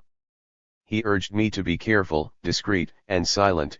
He asked me to limit my work to pastoral activities and to stop writing editorial columns in Kinyamateka which he thought were too political. When I came back from Rome, I felt very wary. Is it an excess of pastoral duty to defend the dignity of innocent people which has been violated? For me, the bishop is the guardian of the people. Rwandans today are like a flock of sheep without a shepherd, standing on the edge of a cliff. The bishop must go towards his sheep and guide them. It is his duty to forge the way and lead those who are in his care. He must make a commitment to them. I have noticed that few bishops share this opinion. I wonder, is it normal that neither the Bishop of Kibho nor the Bishops' Conference saw fit to denounce the massacre of refugees at Kibho by the Rwandan Patriotic Army in April 1995? I have never questioned my faith and I have never doubted. But through bloodshed and tears I have discovered that the path of truth is not necessarily a path of happiness. It is not God who makes me question, it is man. God created us as free beings, He is not responsible for what we do with this freedom. He shows us the way, it is not He who makes us stray from it. Some people raise doubts and think that God has abandoned them because they have suffered grave injustices or cruel situations. Many Jews had the same feeling and the same reflections during the show. Has God abandoned us? I can't answer this question. It is a metaphysical and individual question. As far as I am concerned, as a human being, as a believer and as a priest, I try to find the right path, to follow it and to lead others along it. In November 1994 you were appointed administrator of the Diocese of Kabgayi. You held this post until May 1996. What did your work consist of during those 2 years? The situation was catastrophic when I started running the diocese. Everything had to be rebuilt, all at the same time, without any 130 resources. 18 out of 87 priests had been killed, including the bishop, the vicar general, the head bursar, the rector, and the director of studies. Many were in exile. We had to rebuild everything including minds and bodies, public buildings, houses, families. The Diocese of Kabgayi is not only the biggest in Rwanda, it also has the largest number of inhabitants. An investigation in December 1994 estimated that it had 680,000 inhabitants, around 1% of the population of Rwanda. The most urgent task was to stop the mortality which was devastating the country, whether in the form of massacres, individual acts of revenge, disease, or famine. Thanks to donations from various benefactors and international organizations, like the Catholic Relief Services, we managed to halt the famine which was affecting 70,000 people and ensure a regular supply of food to tens of thousands of displaced people. In terms of healthcare, from September onwards the hospital of Kabgayi resumed its activities. Before it closed in June 1994, it had 400 beds, we installed 800. We also set up health centers in outlying areas. The needs were overwhelming. Apart from caring for the injured, most of whom were victims of machete wounds, we were dealing with a population which had no access to hygiene, which was physically weak and vulnerable to disease. In order to deal with the abuses and arrests carried out by the military, we negotiated to secure the presence of a detachment of UNAMIR and UN human rights observers, which helped reduce the number of abuses. Our second objective was to ensure the survival of 20,000 orphans who were wandering around without a home. Through a large-scale pastoral initiative, we succeeded in integrating 17,589 children who were orphans of the genocide into 9,019 Christian families who agreed to take care of them completely. Imagine what a sacrifice that represents in a country which was in ruins and where, even before the war, people did not have enough to eat every day. Then we initiated actions for the detainees in Gitarama prison. I have already mentioned the sandals we distributed, which contributed significantly to reducing the mortality rate. We also enlarged the prison compound by adding 4,000 square meters, 80% undercover, 50 toilets and 40 showers. All these measures helped reduce the population density more than 4 people per square meter and improve the conditions of hygiene. In terms of healthcare, in addition to caring for ordinary patients, the hospital of Kabgayi took care of sick prisoners, a task for which the Minister of Justice eventually thanked us. Fiz is what Martha Mukamuranzi wrote to me soon after she was appointed Minister. 131. Of Justicel, I was pleased to learn through my technical services about the medical assistance project at Gitarama prison by the hospital of Kabgayi. I take this opportunity to express my sincere gratitude for your continual kind assistance to the detainees of Gitarama prison. I strongly support your noble interventions for the reconstruction of Rwanda and your commitment to improving conditions of detention in Gitarama prison. Then I organized the rebuilding of hearts. The priests of the diocese appealed to Christians who had stolen to return what they had looted and to receive penance. Converting hearts is a long task and it is impossible to measure the results. I also initiated the policy of dialogue which we have already talked about. The actions we initiated to help the youth were particularly important. The chaplaincy for youth in the diocese carried out its own evaluation of the life and activities of the youth who used to go there before, during and after the genocide. Their first observation was that 5,500 of the 30,000 young people registered before the war had died and 4,200 were in exile. The young people who survived, 2/3 of whom were girls, were asked to evaluate themselves and understand their own behavior. What did they say? The girls commented on a great increase in moral depravity, characterized by debauchery, a taste for luxury and easy money, a lack of modesty, idleness, laziness, and lack of concern, an absence of honesty and self-serving friendships, a lack of respect towards the elderly and their parents, and finally, the reign of jealousy in the race for a husband, as boys had become scarce. Boys were equally self-critical. They complained of a strong tendency towards idleness, theft, looting, delinquency, sexual debauchery, use of drugs and drunkenness. They want to live beyond their means and possibilities and can never get enough leisure. Religious indifference was dominant. They believe that many of those who were involved in the genocide, especially street children, were driven by poverty, ignorance, a lack of human conscience, unemployment, and misery. We need to rebuild our spirits and our hopes. The Christian Workers' Youth and the Zabarai movement have been relaunched.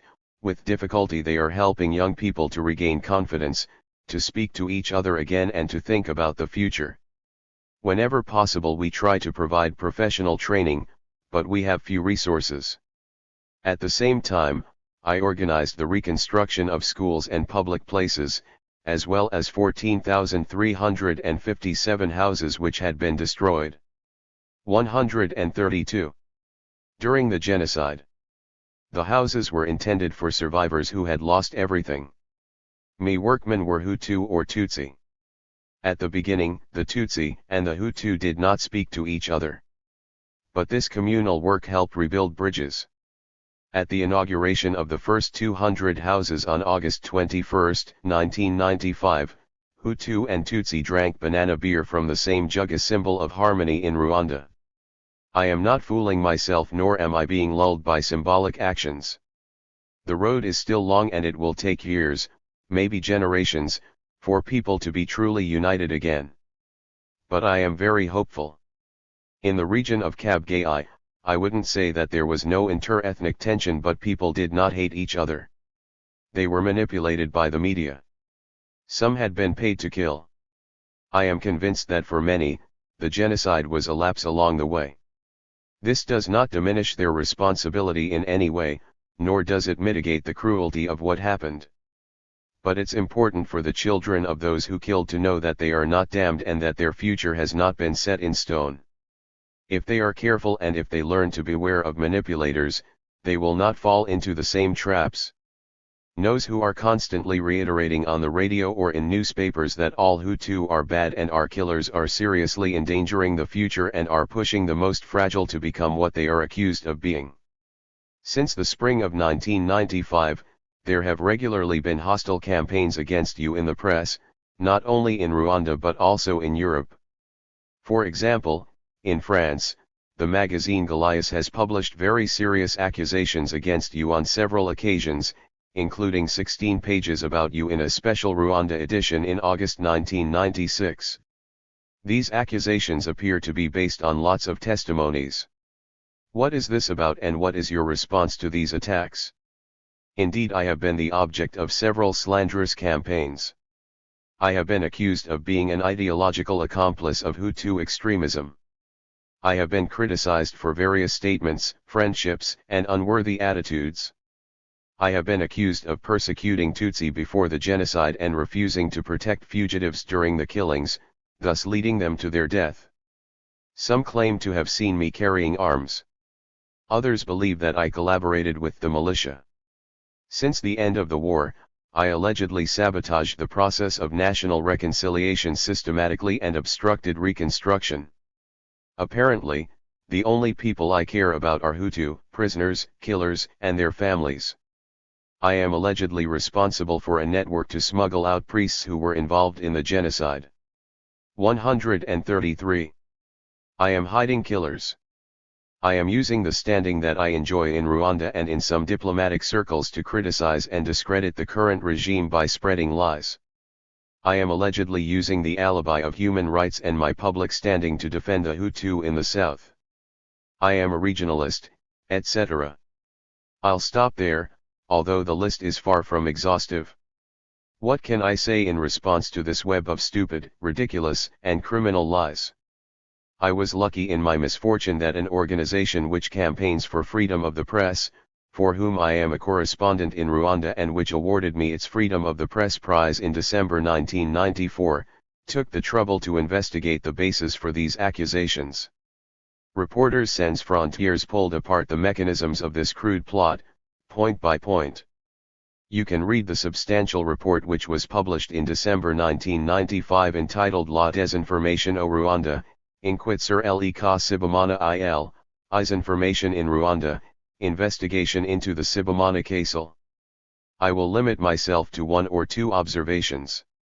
First of all, as you can see, I have not been arrested, despite these very serious accusations, some of which accuse me of active participation in the genocide.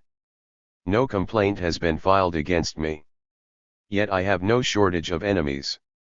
If there was even a trace of evidence for these accusations, you can be sure that they would have seized the opportunity to imprison me. Secondly, who is accusing me and since when? Under the Habyarimana regime, I was accused of being an RPF agent because I was defending persecuted Tutsi. I was not defending them because they were Tutsi but because they were human beings and because human rights are universal and inalienable. After the war, I resumed my activities as the head of Kinyamateka and ADL. I didn't change the political stand of the newspaper or of ADL, to tell the facts as they are, to hide nothing and to have a single objective, the search for truth. This led me to say and to write publicly what everybody knows but does not dare admit: human rights are no more respected today than they were under the previous dictatorship. From that moment onwards, I started becoming an awkward hero. My behavior became a real problem when it became apparent that I was turning my words into action in the Diocese of Kabgayi, for which I was responsible. I was accused of being an agent of the Interahamwe because I was defending persecuted Hutu. I was not defending them because they were Hutu, or Hutu from the south, but because they were human beings and, as I said, because human rights are universal and inalienable. Finally, I want to point out that many episcopal posts, 134, are vacant in Rwanda.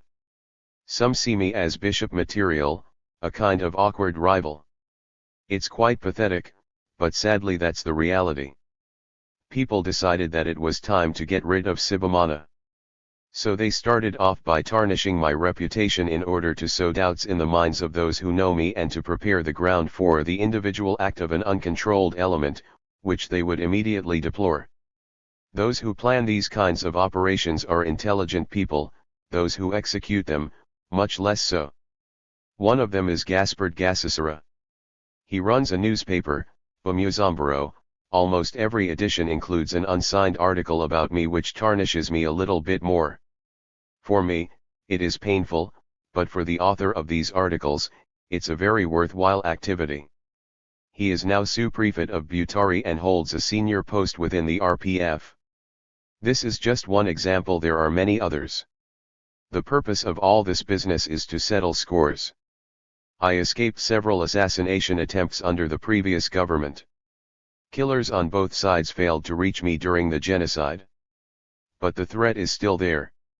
In 1995, I survived several ambushes, one of which, on September 16, almost succeeded. 39 As for the people in Europe who echo these accusations, Their behavior is bewildering. I prefer not to reopen the debate with the magazine Goliath and its director, Christian Terrace. I don't know what his real motives are. I have noticed that the dramatic, not to say sensationalist features which he publishes on Rwanda excite public curiosity and generate commercial profits, as well as a certain reputation. Such commercialization of the horror which we experienced is awful. I don't know whether he is being manipulated or whether he is acting in good faith, but I feel sorry for him. At least I hope that he thinks about the consequences of his articles, the risks he is creating for those he singles out for public revenge in Rwanda. I am not the only one whose actions are called into question, and that he is prepared to accept responsibility in relation to his own conscience. Nor will I respond to the attacks of Rakia Omar, the co-director of the British organization African Rights. Those who know Rwanda know how easy it is to be blinded by one's own passions. 39 Translators note, on the evening of September 16, 1995, two men came looking for André Sibomana in Kabgail. They lay in hiding, waiting for him to return home. He escaped the ambush because he did not return at the expected time. More recently, André Sibomana was taken in for questioning on the morning of February 26, 1997, after being accused of participating in the publication and distribution of a document described as subversive. Lee's incident provoked a strong reaction in the diplomatic community. He was released the same day. These campaigns are painful and difficult to bear. But I have derived great comfort from the very many statements of trust and friendship I have received from all over the world, from priests, diplomats, representatives of human rights organizations, journalists, and known specialists on Rwanda.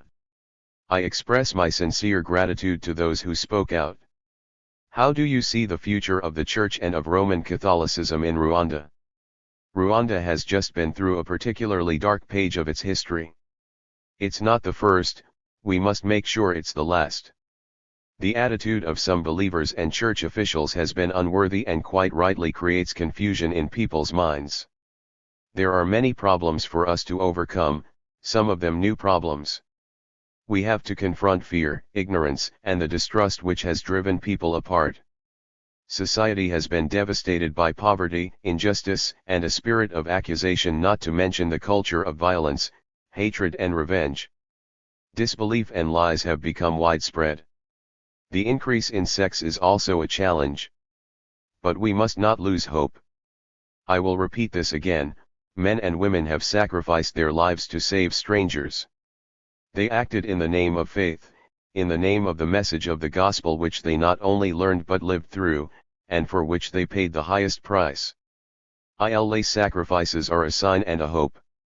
We have initiated a new catechesis which aims at deep conversion, revives the heart, preaches repentance, forgiveness, divine mercy, justice, peace, brotherly love, unity, respect for human life, and the practice of the holy commandments.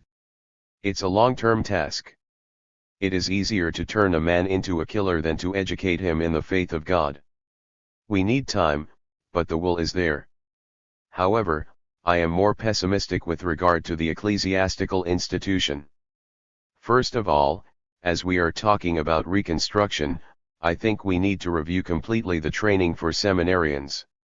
Their training is much too theoretical and dogmatic and cut off from the reality of most Rwandans. Secondly, the clergy, unfortunately, is very divided. Members of the clergy are politicized and adopt partisan attitudes. This is very unfortunate. 141st, but not least in terms of worries, I have noticed with a certain bitterness a strong continuity in the history of the Church. Yesterday, its senior officials colluded with the state. The same thing is happening today. Power has changed hands, the ideology is different, but the attitude of the heads of the Church is the 136. Same.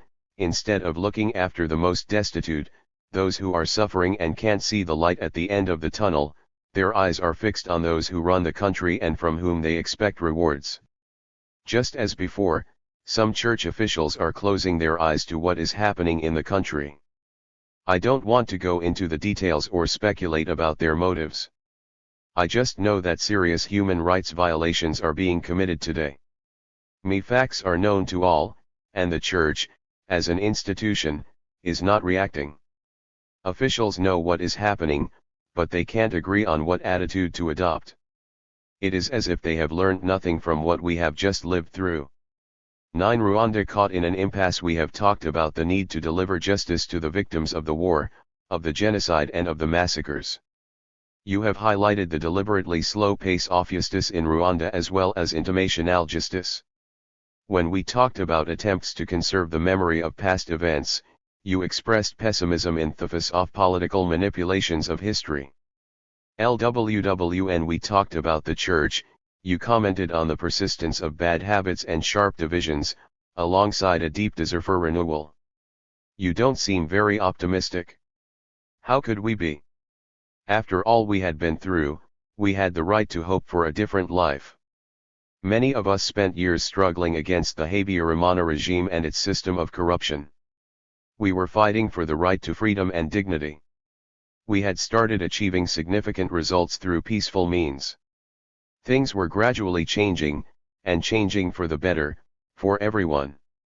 Yet the dictatorship ended in an unimaginable bloodbath. That was not necessary. It could have been avoided. If the October 1990 war had not upset the political chessboard, if certain foreign powers had not provided such strong support to the Habyarimana regime, if the international community had exerted stronger and more sustained pressure on the government, and particularly if Rwandans had been more responsible, especially the Rwandan elite politicians, religious officials, intellectuals, journalists, military officials, many people would still be alive today. But there was war, genocide, and massacres. For 4 years, from 1990 to 1994, hundreds of thousands of civilians were shunted around from one end of the country to the other, dragged from displaced people's camps to transit camps, suffering from hunger and cold, completely destitute and humiliated. Not to mention those who were killed, tortured, mutilated, imprisoned just because they were Tutsi, political opponents, or poor and defenseless. Every society bears its own divisions. We have talked about the divisions which consume Rwandan society. These divisions exist, there is no point in denying it. But it was not necessary to revive them and turn them into political arguments. Divisions were deliberately exacerbated by unscrupulous politicians, simply to satisfy. 137. 138. Their basest designs, their hunger for power and money, their pride and their desire for revenge. Pushed to the extreme, cynicism and hatred led to genocide and massacres. We really paid a high price for freedom. And what have we achieved? What have we received in return for these killings? What has replaced the dictatorship of Juvenal Habyarimana? Is it the pluralist democracy for which so many of us struggled to raise awareness in people's hearts and in the public arena? For years the RPF was the only hope for some Tutsi who were victims of oppression. They thought it would defend them and restore their rights. Very well. But when the RPF added armed struggle to its political battle in October 1990, it overturned the geopolitical order. Whether accidentally or deliberately, it accelerated the process of social disintegration. It facilitated the work of Hutu extremists who wanted nothing better.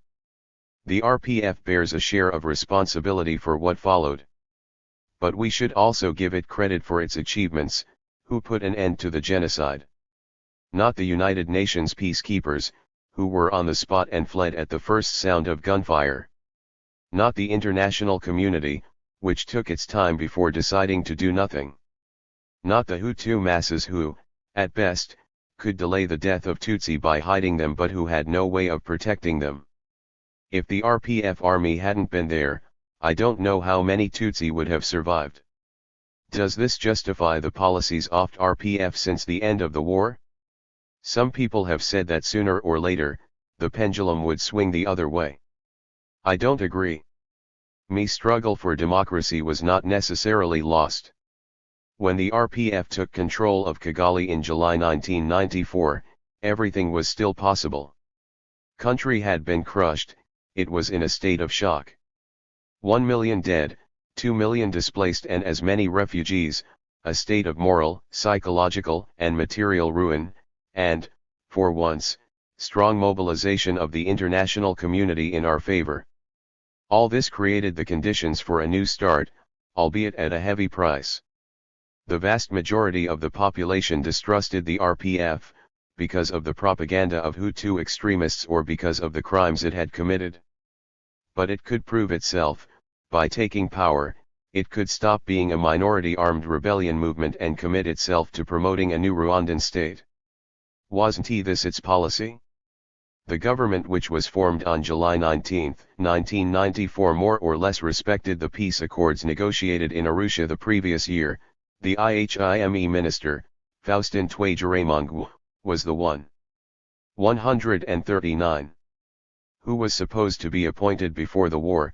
The Minister of the Interior, Seth Sendashonga, enjoyed a certain prestige among Hutu. His presence in the government was reassuring, as was that of Alphonse Marinkabito in the Ministry of Justice. The government has spent 3 years preaching national reconciliation and the renewal of the Rwandan state. Its official policies mark a complete break with the past and its political plans consist in laying the foundations for a new Rwanda. Official declarations are one thing, reality is another. First of all, the Government of National Unity which was formed in July 1994 only lasted 1 year. 3 of its 4 Hutu ministers are now living in exile, the 4th died in suspicious circumstances. 40 We have to ask ourselves why.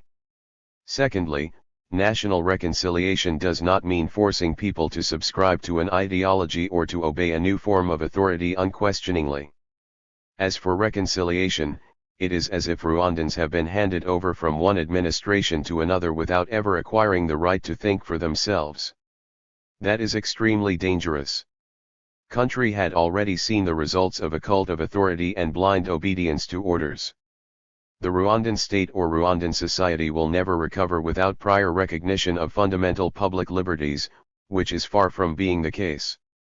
The problem is not only that Rwanda missed the opportunity of a new start. Everyone can make mistakes. The problem is that, since 1994, the mistakes have not stopped and internal tensions have continually increased. You can kill people, but you can't kill their ideas. Whether good or bad, they will always survive. I can see that today, apart from official statements and gestures, the country is not moving towards reconciliation at all. Each month wasted is a month against us. If we don't learn to live together now, we will never manage to do so when demographic pressure makes our economic situation even more difficult. Time is against us. That said, to be fair, we should stress that the RPF is not the only culprit. We can criticize the way in which the official policy of reconciliation is conducted, but we must remember that it takes 2 to achieve reconciliation, and many people on the other side are not playing by the rules either. I am not only referring to Hutu extremists in exile who are proud of their crimes. I am thinking of those inside the country who have not always succeeded in shaking off the terrible propaganda which led them to murder. Methods used by the RPF to close the camp of Kibho, massacring several thousand refugees, were scandalous and unacceptable. However, we should not forget that extremists who had been involved in the genocide were maintaining their propaganda activities inside the camp and blocking all attempts at reconciliation. What do you see as the main problems affecting Rwanda today? I won't come back to the problems of justice and the prisons, or the challenges facing the church, all of which we have already talked about. I am not in a position to talk about the economic or administrative problems of rebuilding a country which has been devastated by years of neglect, followed by a long and costly war, a genocide, systematic and organized looting, then equally systematic and organized counter-looting.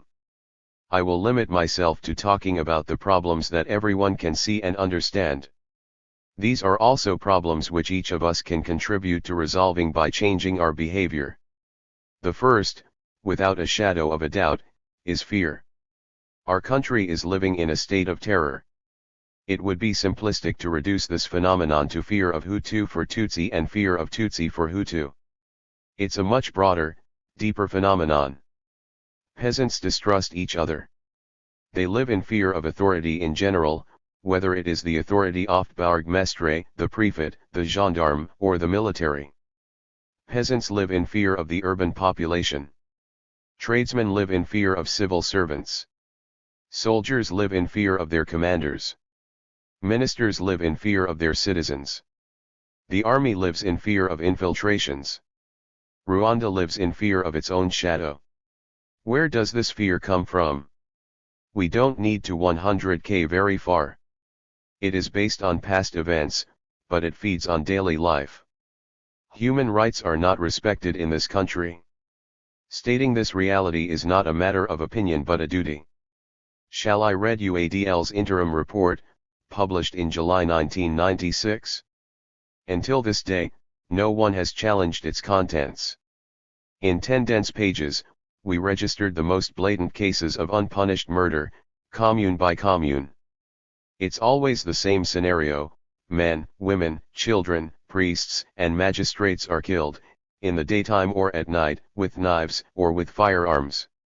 Witnesses accuse armed men wearing military uniforms who, strangely, move about freely without fear of being arrested. How can we fail to conclude that they are soldiers of the Rwandan Patriotic Army? Unfortunately, they are not the only ones. Former FAR soldiers and militiamen are still hiding in our villages. They have their 141 weapons and they know how to use them. They kill survivors of the genocide to eliminate witnesses of their crimes. They attack RPF soldiers and spread terror. I will give you a few examples. On April 7, 1996, these extremists marked the second anniversary of the genocide in their own way by attacking the cement works at Mashi Yuza, in Bugarama commune. Soldiers who were guarding the factory repelled the attack and defused explosives which had been attached to pylons. A few days later, on April 19, another armed group attacked the local detention center to release the detainees. Outcome: 46 of the 49 prisoners were killed on the spot and 2 were taken to hospital. The assailants accused the soldiers who were guarding the prison of taking the opportunity to eliminate the detainees. The military, on the other hand, claimed that the assailants were responsible for the killings. Meanwhile, 46 people were killed. Here is another example which we describe in our statement on the resurgence of insecurity published on February 13, 1997. On February 9, 1997, an armed group set up a roadblock on the road. They stopped all the passengers and stripped them of their possessions. The members of the armed group separated their hostages according to their ethnic group and systematically killed all the Tutsi. We have recorded all these crimes in our reports, alongside those committed by RPA soldiers. We don't describe them from the point of view of the killers, counting their respective scores, but from the point of view of victims, who are targeted from all sides. FAR soldiers who have infiltrated our villages or are hiding there benefit from a certain complicity among the rural population. Some peasants who have been victims of RPF abuses are gradually siding with those who committed the genocide or who are perpetuating this struggle. This is a terrible and very dangerous development. Much has been written about these continuous human rights violations. The Office of the United Nations High Commissioner for Human Rights, which has deployed dozens of observers in the country since 1994, has published reports on these abuses. Personally, I find their reports infrequent and very cautious, but they are overwhelming. Some observers were threatened following the publication of these reports. These threats have to be taken seriously.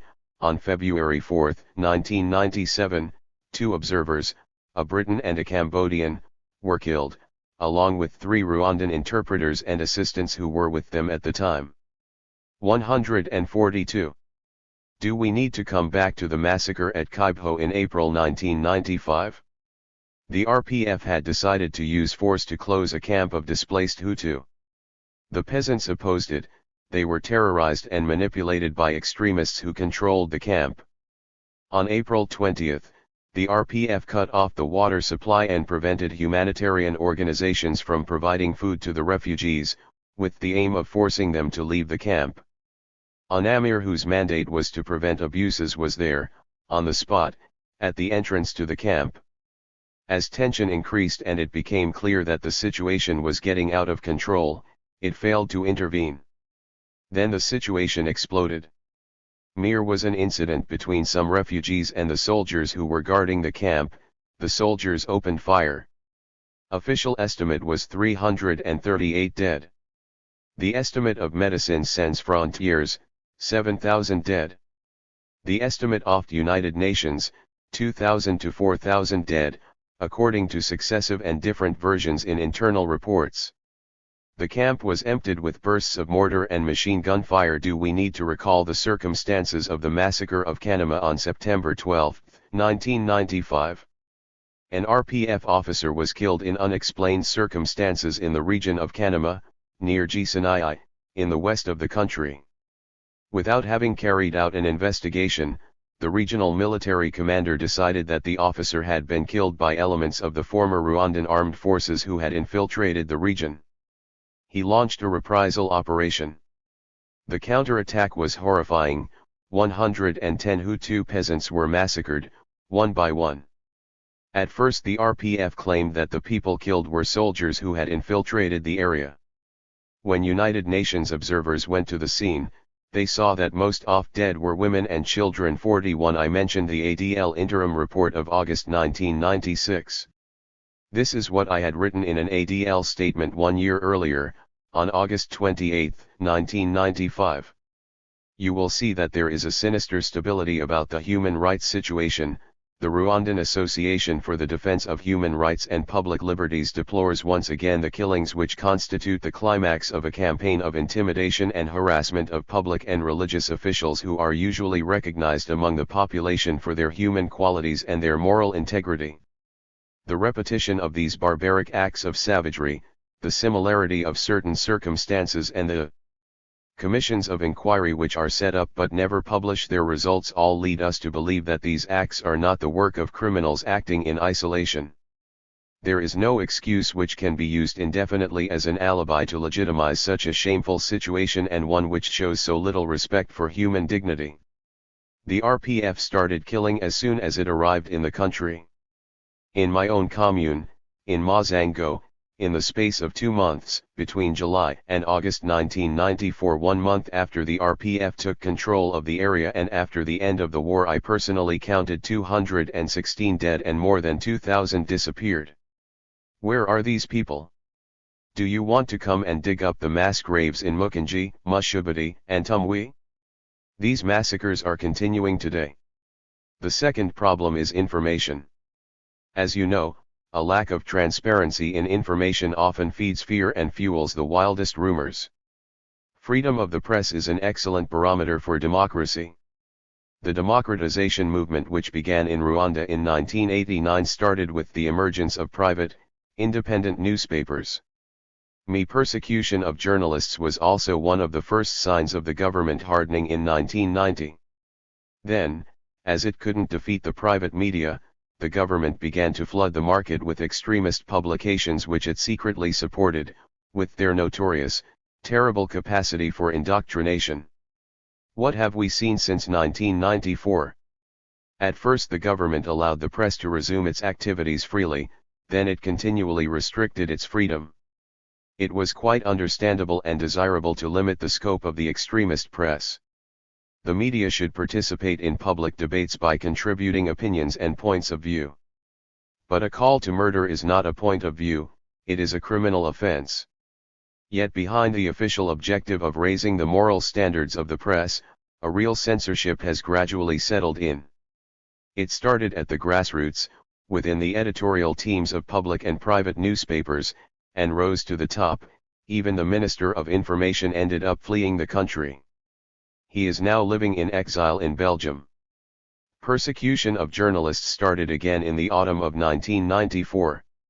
Arrests, disappearances, attacks and various forms of intimidation increased in early 1995. One event marked the turning point, the attack on Edouard Mutsenze, the director of the independent weekly L'Imasager Messengerl. Towards the end of the day, in a cafe in the center of Kigali, a group of Tutsi extremists beat him for a long time without anyone intervening. He was left for dead. He managed to survive and is living in Belgium. He is seriously disabled. But the message got through. From then on, anyone criticizing the government knew what to expect. Other attacks. 144. Followed, as well as disappearances, such as that of Manas Mugabo. Here is he? He was an intelligent and refined journalist, who always gave a qualified account of the situation. It was not a coincidence that he was director of the Rwanda service of the United Nations radio station, Radio UNAMIR. Then one day, he disappeared without a trace. 2 years later, his wife is still without news. Apparently RPA officers had warned him that he was going too far. Today, apart from Kinyamateka, there is virtually no opposition press.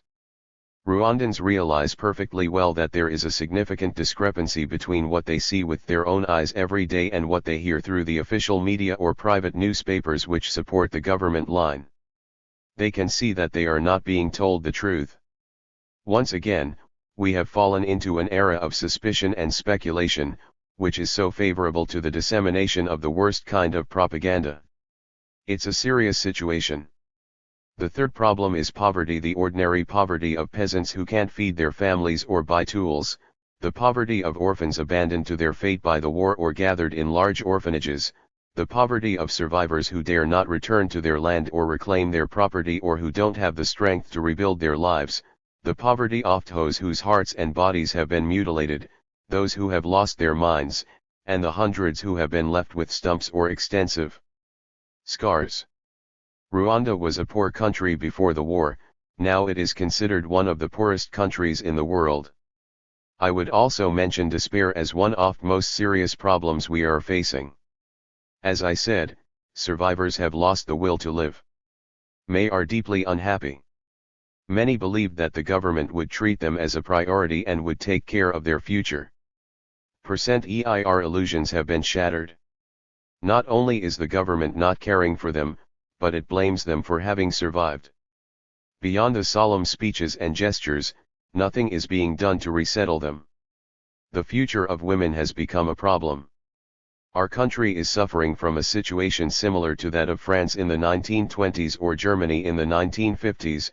There are too many women and not enough men. The first problem is the widows. Many lost their husbands during the genocide or during the war.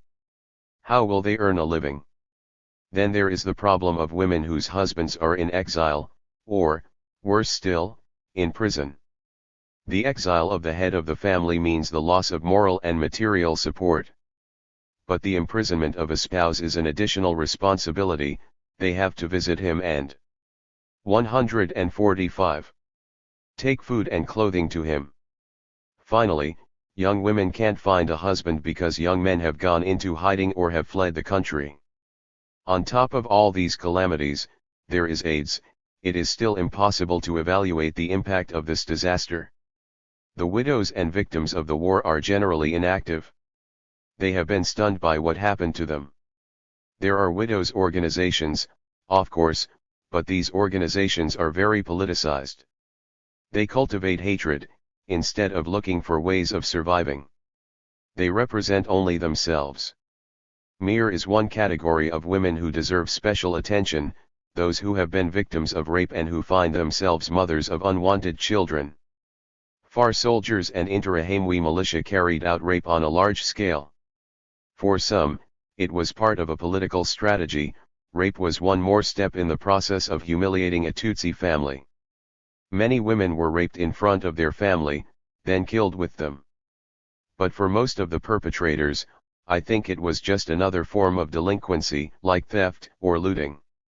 Because it was not only Tutsi women who were victims of rape, many young Hutu women were also subjected to this violence. Indeed, that is why we have to look after so many single mothers today. Who will see to their future? Which men will agree to set up a home with these young women and their children? They are even more in need of help because they have been rejected on all sides and have sunk into a profound misery. Many mixed families are also in a desperate situation. The families who have survived tend to stay together. But many couples live separately. These families are in an impossible situation. Many Hutu spouses are living in exile, while the rest of their family is in Rwanda. Problem is different according to the ethnic group. In most mixed couples, the husband is Hutu and the wife Tutsi. The children are therefore Hutu. In many cases, the wife has been killed sometimes by her own husband or in his presence and the family is in exile. If the husband was able to save his wife and the family had time to flee when the wife is Hutu and the husband Tutsi, the children are Tutsi. If the husband has been killed, the widow has to justify her situation. Why didn't she protect her husband? Why has she survived? Tutsi from her region bear a grudge against her. Her own children may also reject her. These are impossible situations. Maybe this is one of the reasons why mixed marriages have virtually disappeared. The influence of extremist Tutsi newspapers, like Umuzambaro or Imboni, which incite Tutsi not to marry Hutu, is very weak. But the opportunity 146. Ties for Hutu and Tutsi to meet are increasingly rare and there are strong family and social pressures. Finally, there is the despair of the youth. I was struck by the results of research we carried out in Kabgayi to understand their state of mind. What do they say and how do they see themselves? Many are completely helpless or disillusioned. Me girls don't see any future for themselves. War disrupted their schooling. Lack of money prevents them from resuming their studies. Men have become scarce, they have difficulty finding a husband and setting up a home. Emi can't find work either. Many have family responsibilities and have to help their mother or their brothers and sisters, and replace a father who is absent, or dead, or in prison, or in flight. Some have been victims of violence, many are traumatized and disorientated, they are unable to enjoy life and have closed in on themselves. Young girls have explained how they had to confront their own family which was hostile to national reconciliation.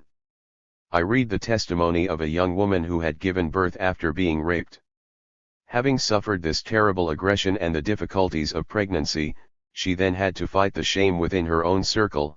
Everyone was telling me that he would become an Interahamwe too and that he would end up killing me.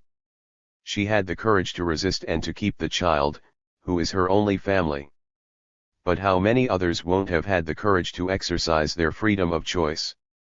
Young girls are suffering from a terrible loneliness and human misery which is even greater than their economic misery, let alone the problems of health and AIDS. Young men are not much more optimistic. May lack education, they suffer from insecurity and are afraid of being imprisoned. Many complain of a lack of training, they feel that they are wasting their time and can't find work. These are the young people who will build the future of our country. We must urgently find ways of looking after them properly. The fourth problem is the refugees. First, the Tutsi refugees, who fled Rwanda between 1959 and 1994. There are approximately 600,000 of them, and although there are no reliable statistics, it seems that almost all of them have now come back to Rwanda. But these refugees are not all the same and have not all lived the same life in exile. Some were wealthy and prosperous, they were successful in exile and have come back to Rwanda with an entrepreneurial mentality. They can make a big contribution to the country. They can also behave like conquerors. Some are devoting considerable energy to reviving the national economy. They will 147. Benefit from it themselves one day, but, in the meantime, everyone is benefiting from their efforts. Others adopt the attitude of the former masters, and the pride they derive from returning by force makes them arrogant and aggressive. They provoke hostile and dangerous reactions. Some refugees are disappointed. They believe that they have a right to the country and expect the government to reward them for returning. Some provided financial support to the RPF in the same way that one makes an investment in providing education for a brilliant child. Now they want to claim their dividend. Among those who are disappointed there are soldiers who took risks during the war, who are badly paid and deprived of schooling and deprived of a future. They live in the same poverty as those over whom they are keeping watch and often share their fear. Their fate cannot be compared with that of the refugees who returned from Bujumbura after the war, who sometimes behave like bandits. The second category of refugees is the 2 million Hutu who fled in 1994. Some were displaced within Rwanda, for example, some sought temporary protection in the safe humanitarian zone created by the Turquoise Force. Others went into exile in Uganda, in Tanzania, in Burundi, and in Zaire. What has happened to them? Very few have returned to their homes. The refugees from Tanzania who did not return to Rwanda in December 199,642 are rebuilding their life, or what is left of it, in camps controlled by their former leaders who were heavily involved in the genocide. In Burundi, the camps were closed by force throughout 1996. The Burundian army expelled these refugees towards Rwanda or Zaire without taking their fears or wishes into account. Indeed, in Zaire, where there is the largest concentration of refugees in the world, the population was taken hostage by those who committed the genocide. The United Nations High Commissioner for Refugees and the International Committee of the Red Cross deployed huge resources to enable them to return. Only a few thousand returned between July 1994 and October 1996. Extremists who were controlling the camps would kill those who gave any indication of wanting to return. 42 translators note, in December 1996, the majority of the 500,000 Rwandan refugees who had been living in Tanzania since 1994 were forced back to Rwanda by the Tanzanian security forces. 148.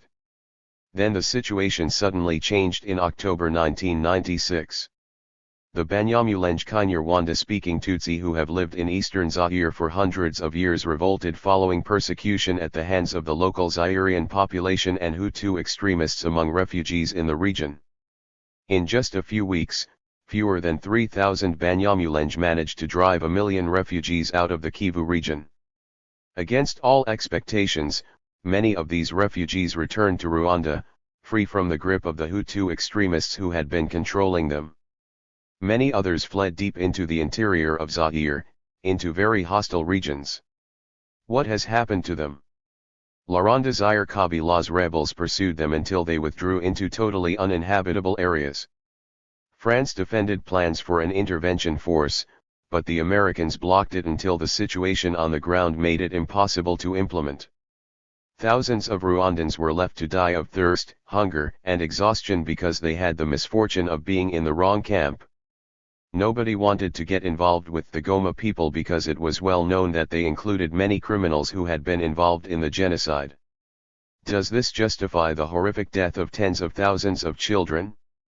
According to information published in the Western press, 43 many refugees who had been liberated by the rebels of Laurent Desire Kabila and their allies from Rwanda and Uganda were massacred on the spot, the very day that they were captured. Those who didn't have time to flee were killed, one by one or in groups of several hundred. Between October 1996 and May 1997, tens of thousands of people disappeared in eastern Zaire. Who cares about the fate of these people? I am profoundly indignant at the attitude of the international community which didn't lift a finger and abandoned these completely vulnerable and destitute people to their fate. I will mention one last problem, the sharing of power, that is the sharing of wealth. Each ethnic group, and within each ethnic group each clan, wants to seize power in its entirety. That's what happened at the end of the Kayibanda regime, when a group of politicians, 149, from Gitarama, in the south of the country, drove from power all those whose origin was different. To fulfill their goal, these politicians physically eliminated opponents. Same phenomenon occurred at the end of the Habyarimana regime. The Hutu from the north, particularly the clan of the wife of the head of state, excluded from senior posts not only Tutsi, but also Hutu from the south. It started with changes in postings within the civil service. Then an increasing number were dismissed from their posts. Finally, this was the last phase. The awkward ones were killed. Habyarimana not only ordered the killing of his opponents, but also of their families and loved ones. What is the RPF doing today? It is monopolizing all spheres of power for the Tutsi. We are also witnessing a ruthless struggle within the Tutsi community, between the Tutsi inside Rwanda, the survivors of the genocide, and those outside Rwanda, the diaspora. Finally, even the diaspora which has returned to the country is fighting over the loot. RPF was not created to fight a war, but to encourage the return of refugees who had been in exile since Rwanda's independence. It did not need to fight a war. There were other ways of reaching the same goal, as proved by archives relating to the Arusha negotiations. What is the RPF's real vision of society? It's difficult to know. LV had about Burundi? It's a wound which we have to live with, just as Rwanda is a wound for Burundi. The history of both countries is a series of misunderstandings and cross-purposes. It would be wrong to say that they are similar. The mutual influence of the two countries only seems to come into play to aggravate the situation. Rwanda's independence, the coup d'état in 1973 and the war in 1990 shaped Tutsi radicalism in Bujumbura. Conversely, the genocide of the Hutu elite in 1972, the massacres in 1988 and the assassination of Ndadaye in 199,344 convinced the Hutu in Rwanda that they had to get rid of the Tutsi once and for all. It is not a coincidence that RTLM became more radical after the assassination of Ndadaye.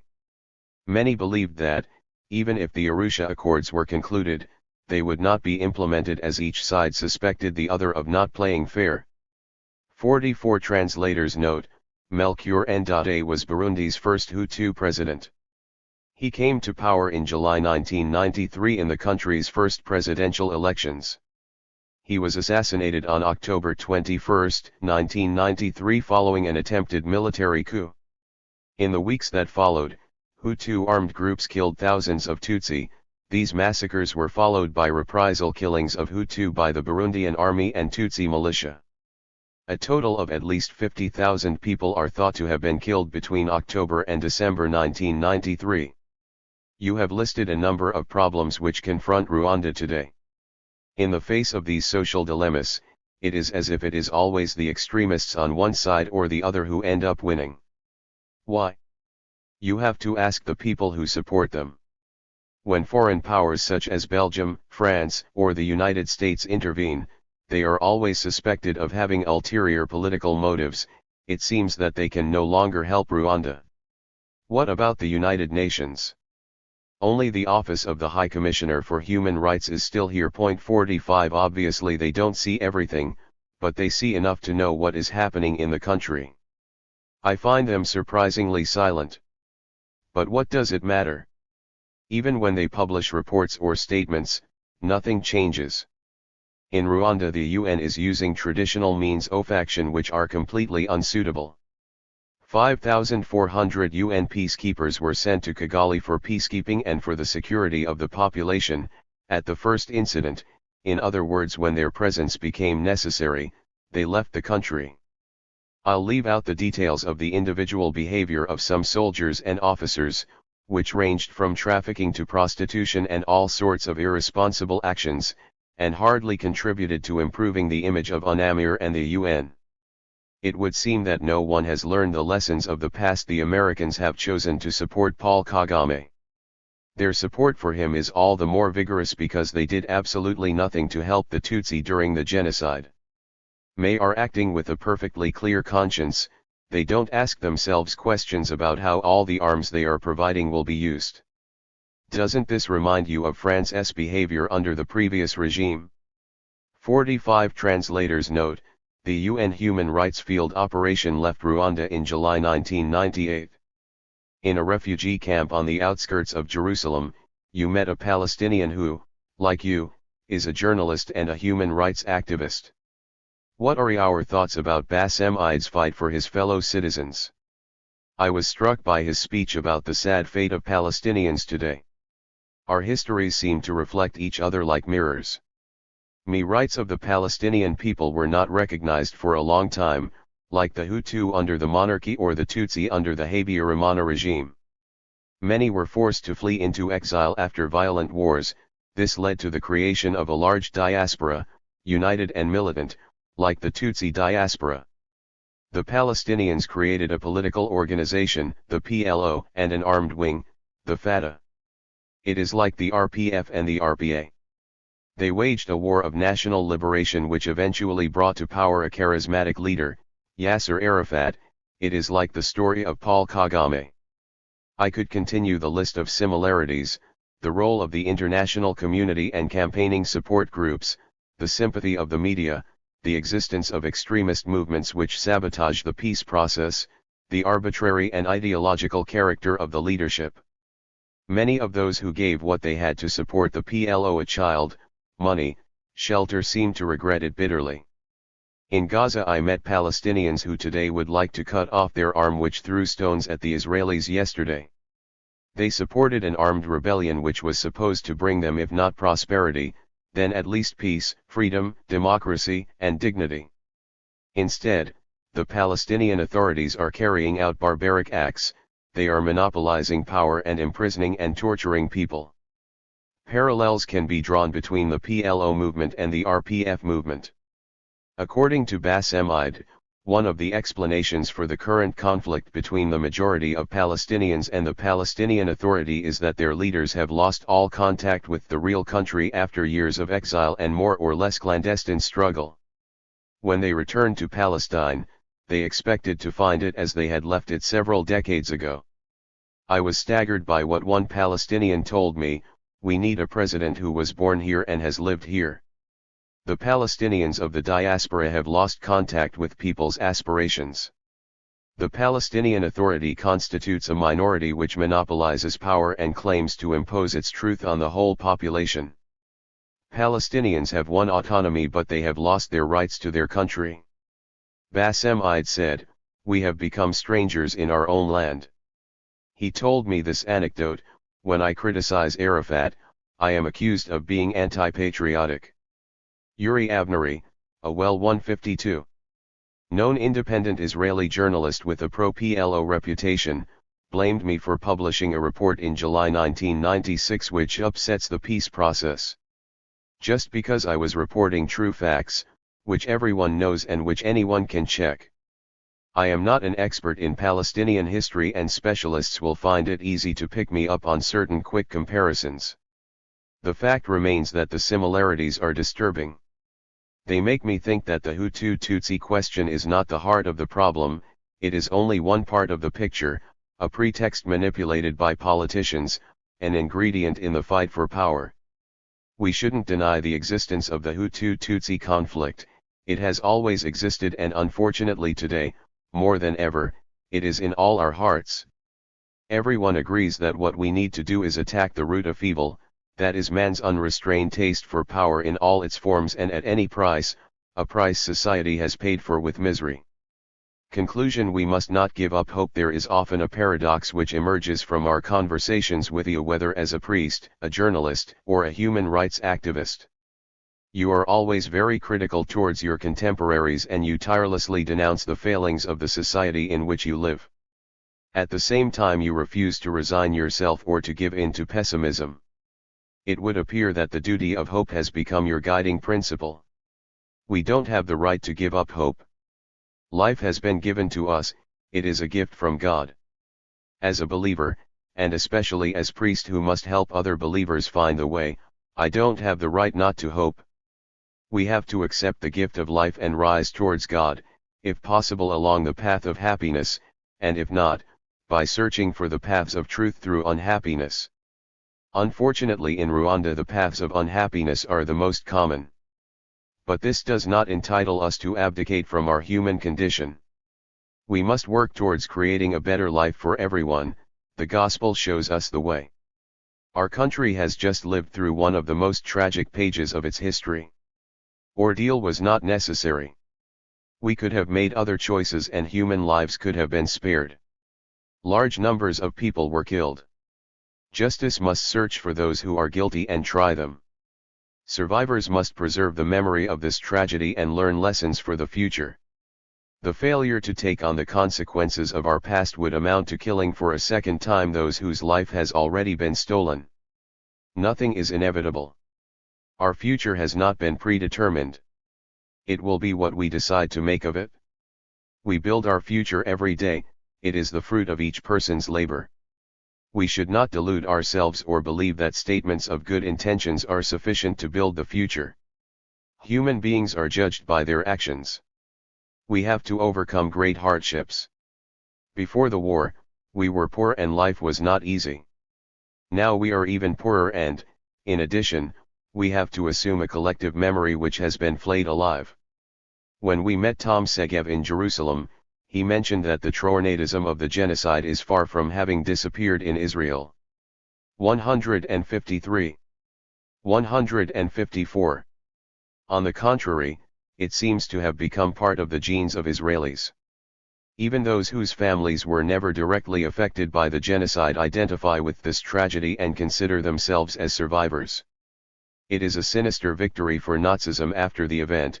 Today Jews define themselves through the condition of those who were humiliated yesterday. How will we Rwandans live with this dark stain on our collective memory? I don't know. I don't have the solution. I am very harsh towards the current government, as you rightly pointed out. Is this an injustice towards survivors? I don't think so. In fact, I believe the opposite is true. The victims of massacres in 1994 died under the blows of a government which had put respect for human rights low down on its list of priorities. The tyrants who ruled us yesterday did not attach a high priority to respect for human beings, whoever they were, whatever their opinions or their ethnic, religious, or social origins. We must ensure that this happens today. Governments always have good reasons for not respecting human rights. They always claim mitigating circumstances or historical, political, or economic justifications. Always postpone their commitments towards human conscience. This is not honest and it is not good enough. Human rights are not negotiable and there are never mitigating circumstances. Those who accept small concessions today, whatever the motive, will close their eyes on more important concessions tomorrow. They will only wake up when it is too late. That is what happened in Rwanda. Once is enough, we must not allow the seeds of a new genocide to grow. We must be uncompromising in the sphere of human rights, but we must be more flexible in the political sphere. I am not among those who want to wipe away the past. It happened, it is there, and we have to take it into account. But it should not blind us either or prevent us from moving forward. There will never be peace in Rwanda or in the Great Lakes region if we each turn towards our own past and simply insist on our historical rights. History has evolved in such a way that legitimate and contradictory histories are intertwined. It is the responsibility of politicians, at least those who have the stature of statesmen, to take on these contradictions and to convince the people that there is no possible future without conciliation. Negotiating does not mean forgetting or denying the past. It means striving for a future where divisions are not perpetuated and ensuring that the tears of the past do not run down our cheeks forever. In that respect, I wholeheartedly wish for the emergence of politicians of stature from Rwandan society, people who are capable of putting the destiny of our country above the interests of their ethnic group, their clan, their family, or themselves. Many men and women who could have played that role in Rwanda at all levels of the social hierarchy, in all fields have been killed. These Rwandans who have disappeared are a huge and irreparable loss for our country. We must prepare to take over from them. I have high expectations of intellectuals, sociologists, and historians. We must get to work and try to understand, to explain, to write. They must help us make sense of our past. We need our memory and we have to understand what led us to the edge of the cliff. That is the only way not to return there. We must learn to live together again. Some diplomats who presumably thought that we would never be able to live together again have suggested creating a Hutu land and a Tutsi island. His idea is not only stupid, but very harmful. Apart from the fact that a division of Rwandans along these lines would be a magnificent victory for advocates of racism, I don't think that problems are solved by shifting them or pushing them to one side, quite the contrary. The militia were not sent by the Hutu people. They didn't represent them any more than the RPF represented the Tutsi as a group. Not all militiamen were Hutu and not all Hutu were militiamen. Presence of a few Tutsi among the Interahamwe strengthened some people's belief that the movement had a national legitimacy and was fighting the enemy, just as the presence of a few Hutu within the RPF led some to believe that the RPF could legitimately represent the struggle for national liberation. We must stop falling into these traps and clichés. 12 Us form judgments on the basis of facts. Us shake off these stereotypes in which propaganda has drowned us. The authority of the state must be strengthened and its power diminished. The state should represent public good, it should act beyond individual interests or the personal interests of those who run it. It must have a vision of the future and prepare the ground for new generations. We need to train professional executives who hold positions of power because of their competence, and no longer because of their origin or political links. At the same time, we must take away the sacred aura of the state and of the government in general. Instead we must encourage a sense of criticism and public spirit. Instead of hammering out new dogmas, the current government would do better to reflect on what would constitute 156. The best guarantee against peasants taking up machetes again in the future just because they are ordered to. One set of dogmas is easily replaced by another. It is more difficult to change mentalities and to sharpen critical faculties. Yet that is the most pressing need. The Rwandan state exists, it has proved so on many an occasion. If our country had not been so well organized, the genocide might not have been carried out on such a scale. But for better or for worse, we are a strictly governed people. I would like this characteristic not to be corrupted anymore. In this respect, I deplore the fact that the census organized between April and May 1996 was abused to carry out arbitrary arrests. People lose trust in the authorities and feel that the state which is governing them is not their own, that it is not at their service but that it is trying to entrap them. This is not a healthy situation. There are more urgent things to do than spend public funds on spying on the population. Almost 3% of the urban population is HIV positive, 80% of prostitutes have AIDS. The threat of AIDS has been considerably accentuated by the intermingling of populations during each successive exodus, not to mention rape. Urgent action is needed in this field. Rwanda suffers from being hemmed in and from endless self-analysis. It is suffocating and it has been stunned by what happened to it. We must open up the country. The international community can help us. It can help rectify the errors of the past. Once again, nothing is inevitable. The diplomatic community and the non-governmental organizations present in Rwanda can make an important contribution. I am not only talking about the considerable material assistance they give us. I am thinking of the people who participate in these operations and from whose reflections and criticisms we can learn. Of course, we can criticize the NGOs for many things, not all of them behave in an exemplary way and there is a lot of waste. It's true that some of the 40 or so NGOs who were expelled from Rwanda in 1996 were not very competent.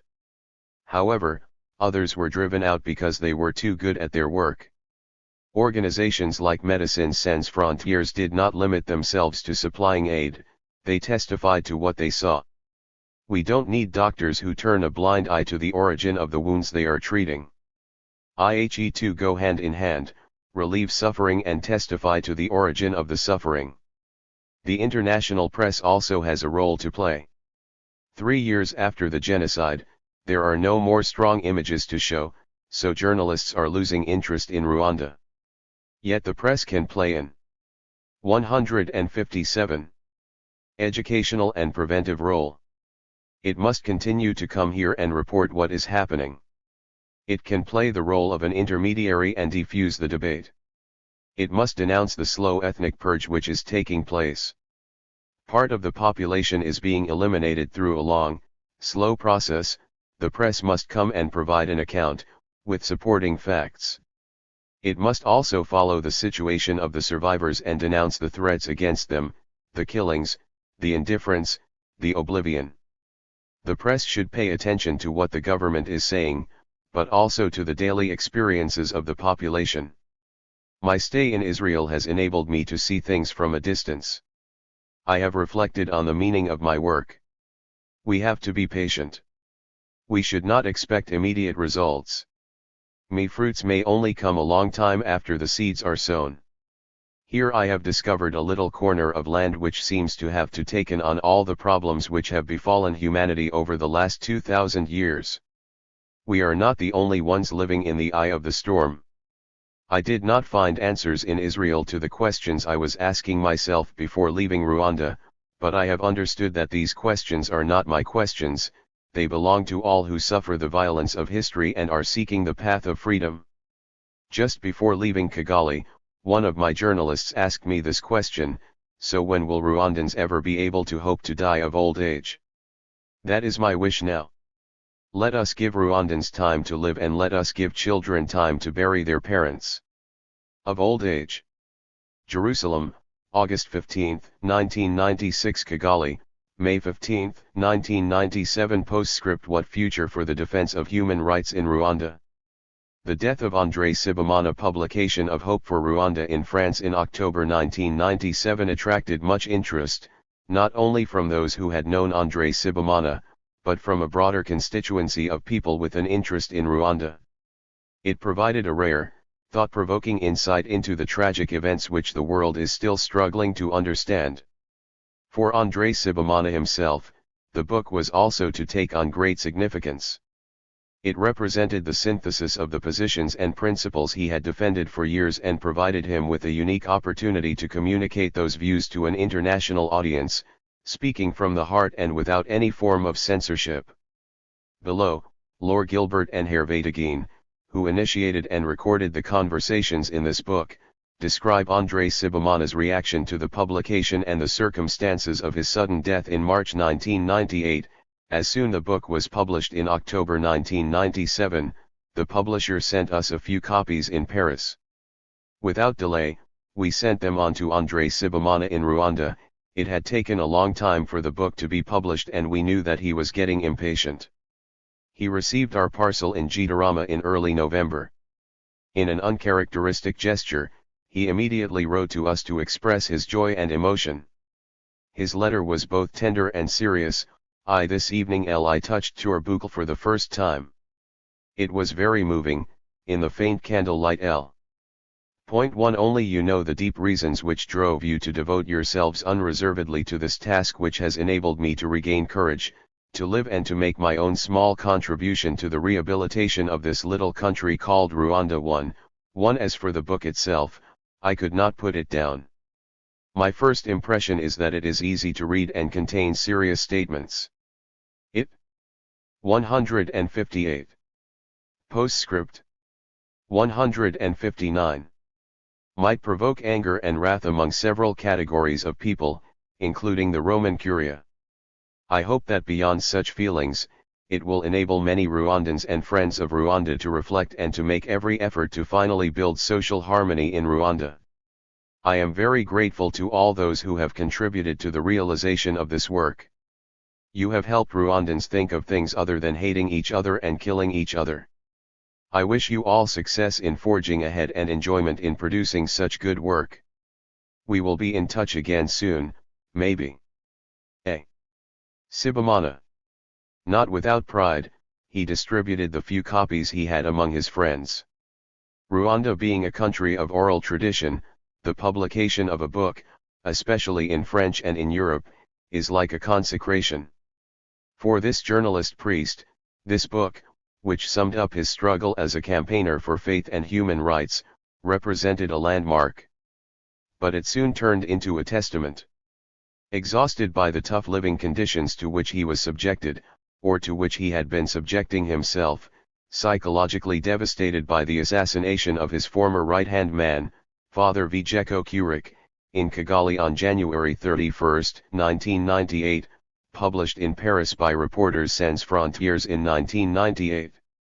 The conclusions of that investigation are summarized below. The first conclusion is that André Sibomana's death was indeed the result of a natural illness. He was struck down by a particularly violent strain of Lyell syndrome, which may have been triggered by a form of indigestion or by a strong reaction to antimalarial treatment. He had already suffered an attack of the same illness in his youth. The conflict in the Northwest and massacres of civilians, the mass return of hundreds of thousands of refugees from the former Zaire and Tanzania in late 1996 was followed by a sharp escalation of violence in Rwanda. Among the returning refugees were an unknown number of militiamen and others who had been responsible for massacres during the genocide in 1994. The sheer scale of the mass return mirroring, at least superficially, the mass exodus of 1994 made it impossible to separate the militiamen from the refugee population.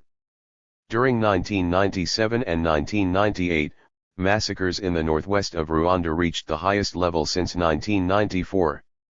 Insurgent groups commonly known as infiltrators, made up of Fixfar, Interahamwe and other elements, stepped up their attacks in President Habyarimana's region of origin, Ruhengeri, and in neighboring Gisenyi. But the infiltrators were not alone in terrorizing the population. RPA troops were deployed in vast counterinsurgency operations, during which entire families were killed by soldiers. Both sides actively fueled 47. This section outlines some of the main developments in the situation in Rwanda since the conversations between André Sibomana and Laure Gilbert and Hervé Deguine were completed in 1997. It does not claim to analyze the political or social situation, but provides a brief update on some of the main themes covered by André Sibomana in this book, in particular freedom of expression, the role of human rights organizations and the process of justice. Originally, the intention had been to include in the English version an additional chapter of interviews with André Sibomana on these more recent events. Sadly, André Sibomana died before this work could be undertaken. 164. The conflict by deliberately targeting the most vulnerable people.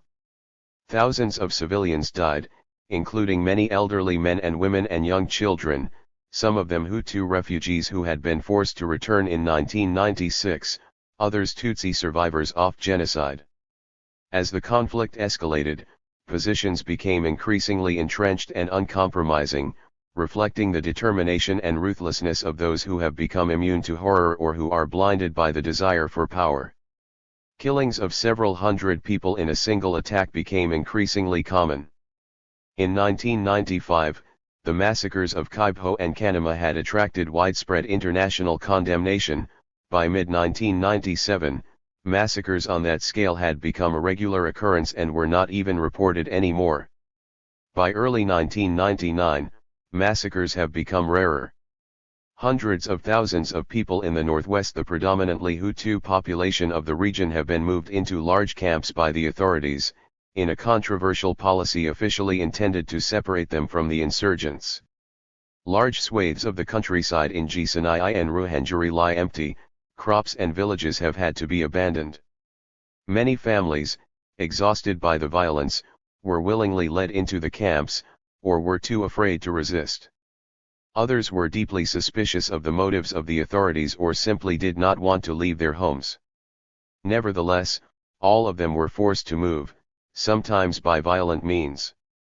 The camps are tightly controlled by the military and the region remains tense. For months, Rwandan human rights investigators have found it difficult to venture into the region, let alone gather information from its inhabitants. Gradually, in the context of a national policy of villagization, the internally displaced are being moved from the camps into new villages, where, they are told, they will benefit from greater protection and improved facilities. They do not know if and when they will ever see their homes again. Despite the recent lull in the violence inside Rwanda, most Rwandans still live in a state of fear. The legacy of terror cannot be shrugged off so quickly, not least because of the fighting which broke out again in August 1998 in the Democratic Republic of Congo, just across the Rwandan border. The alliance which had brought Laurent Désiré Kabila to power in 1997, which had included Rwanda fragmented, and a new alliance composed of Congolese Tutsi, RPA soldiers, and Ugandan soldiers, took up arms against their former leader. Within a short time, Congo was in a state of war, with several foreign countries sending troops to back either President Kabila's army or the rebellion, 48 and the remnants of the ex-FAR fighting alongside President Kabila's forces. In early 1999, prospects of an early end to the war seem remote, despite attempts by several regional leaders to negotiate a ceasefire and mediate between the parties. In Congo as in Rwanda, civilians have been among the first victims and thousands have been massacred at the hands of the various parties involved in the conflict. The border between the two countries is ridiculed by Rwandans. There is no border, they say, and the nature of the violence which spills over proves them right. The same actors are using the same brutal tactics. Meanwhile, the greed of arms dealers around the world ensures that weapons continue to flow in, unchecked, and innocent civilians continue to pay with their lives for a war the objectives of which appear remote and obscure to the majority of the population who only long to live in peace. The assassination of Vigeko Kurik, in addition to the massacres in the northwest of Rwanda, killings of individuals became increasingly common in Kigali in 1997 and 1998. One case had a particularly devastating effect on Andrei Sibomana. On January 31, 1998, his longtime friend and collaborator, Vigeko Kurik, a Croatian Franciscan priest who had been living and working in Rwanda for 17 years, was assassinated in Kigali. Vigeko Kurik had worked closely with both Tutsi and Hutu communities. His efforts, combined with those of Andrei Sibomana, had contributed significantly to reviving the Diocese of Kabgayi after the genocide and had encouraged the population on the path of reconciliation. Like Andrei Sibomana, Vigeko Kurik had escaped several previous assassination attempts. Real motives for the assassination of Vigeko Kurik in January 1998 have never been established. An RPA soldier is thought to have carried out the act, but there has been much speculation as to where the orders came from. There are conflicting theories about whether this was a political or an economic crime. Some people, including Andrei Sibomana himself, believe that elements within the Roman Catholic institution may also have been implicated. 49 i.e. results of a government investigation into the killing have never been announced. Vigeko Kurik is not the only foreigner nor the only foreign priest to have been killed in Rwanda. But his death affected Andrei Sibomana in a more profound way, accentuating his depression and the sense of abandonment which emerges from the text he wrote days before his own death. After the death of Vigeko Kurik, he confided to his friends that he thought he would be the next to die. Justice or revenge? Since 1997, there has been progress, albeit slow and painful, in attempting to deliver justice for some of the atrocities committed in Rwanda during the genocide. The International Criminal Tribunal for Rwanda, set up by the UN in Arusha, Tanzania, has more than 30 suspects in custody, including several figures who played a leading role in planning and implementing the genocide. In 1998, the ICTR issued its first, long-awaited judgments. Jean-Paul Akayesu, Bourgmestre of Taba Commune in Gitarama, and Jean Kambanda, Prime Minister in the interim government at the time of the genocide in 1994, who pleaded guilty at his trial, were both sentenced to life imprisonment. Further trials are underway.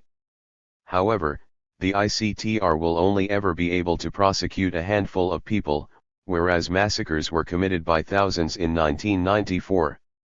Meanwhile, several hundred people have been tried by the national courts in Rwanda since December 1996, by specialized chambers which deal exclusively with genocide cases. Trials are continuing, but tens of thousands of suspects remain crammed into detention centers, with little prospect of being tried in their lifetime and every prospect of dying in prison, without their guilt or innocence having been established. A few thousand have been released for lack of evidence, but the number of detainees awaiting trial remains overwhelming. Of those tried, scores have been sentenced to death, many others have been sentenced to various terms of imprisonment and some have been acquitted. With a few exceptions, 50 most of those tried so far are not thought to have been high-level leaders or decision-makers in the genocide. Yet many more are likely to be sentenced to death and possibly executed. On April 24, 1998, Rwanda witnessed the first executions of people found guilty of participation in the genocide. Public executions were staged in 5 different locations. The government had reversed an earlier decree which stated that executions would not take place in public. Crowds of several thousand, including families with young children, attended this brutal spectacle. At the international level, the executions attracted widespread condemnation. Within Rwanda, they provoked a mixture of horror at the public display of state-sanctioned violence and bitter satisfaction at a semblance of retribution for the genocide. The fact that, in some cases, the guilt of those executed had not been established beyond doubt and that several had been convicted after unfair proceedings was generally overlooked. Among local human rights organizations, reactions were typically polarized. ADL was among the first to issue a public statement, on the eve of the executions, describing them as a new form of trivialization of violence in Rwanda. The statement appealed to the Rwandan government to refrain from carrying out the executions. There is a risk that these public executions, which appear to be motivated by a desire to appease certain minds, will produce the contrary effect to that intended. 51 On April 29, the human rights organization Liprador also issued a statement condemning the executions. It stated, "Rwandans have seen enough atrocities. To force them to witness further killings, however legal these may be, is increasing tenfold the trauma they are still suffering." In contrast, a statement by the organization Kanyarwanda, dated April 28, expressed its satisfaction at the implementation of the sentences, which it described as a therapeutic and educational action which could lead to true reconciliation. In a country where violent death has become part of daily life and where impunity, rather than justice, has been the rule, it is difficult to evaluate the longer-term impact of these executions on ordinary Rwandans. There is a broad assumption questioned only in private that most of the population is in favor of executing those responsible for the genocide. André Sibomana was one of the few people who saw the value of an open debate on this question. He used his privileged position to raise awareness of the death penalty as a moral and human rights issue and to encourage people to voice their true beliefs. He solicited the opinions of religious officials and others in the columns of Kinyamateka. It was a long-term challenge. He would not live to see the results. Swimming against the tide, campaigning for human rights in Rwanda. The death of André Sibomana has left a huge void in Rwanda. The void is more than the loss of one remarkable man. It is part of a greater tragedy which has increased in scope as, one by one, many of Rwanda's most committed human rights activists have either been killed, arrested, forced to flee the country or have died of natural causes. Violent repression under successive regimes has meant that the number of individuals in Rwanda prepared to fight for human rights has always been small. Under the Habyarimana regime, the dangers for human rights campaigners and critics of the government were well known. In the aftermath of the genocide, with the advent of a new government, there was a sense of future and potential renewal, despite the suffering. The human rights movement could have been revived and become a dynamic, positive influence. There was a desperate desire for hope.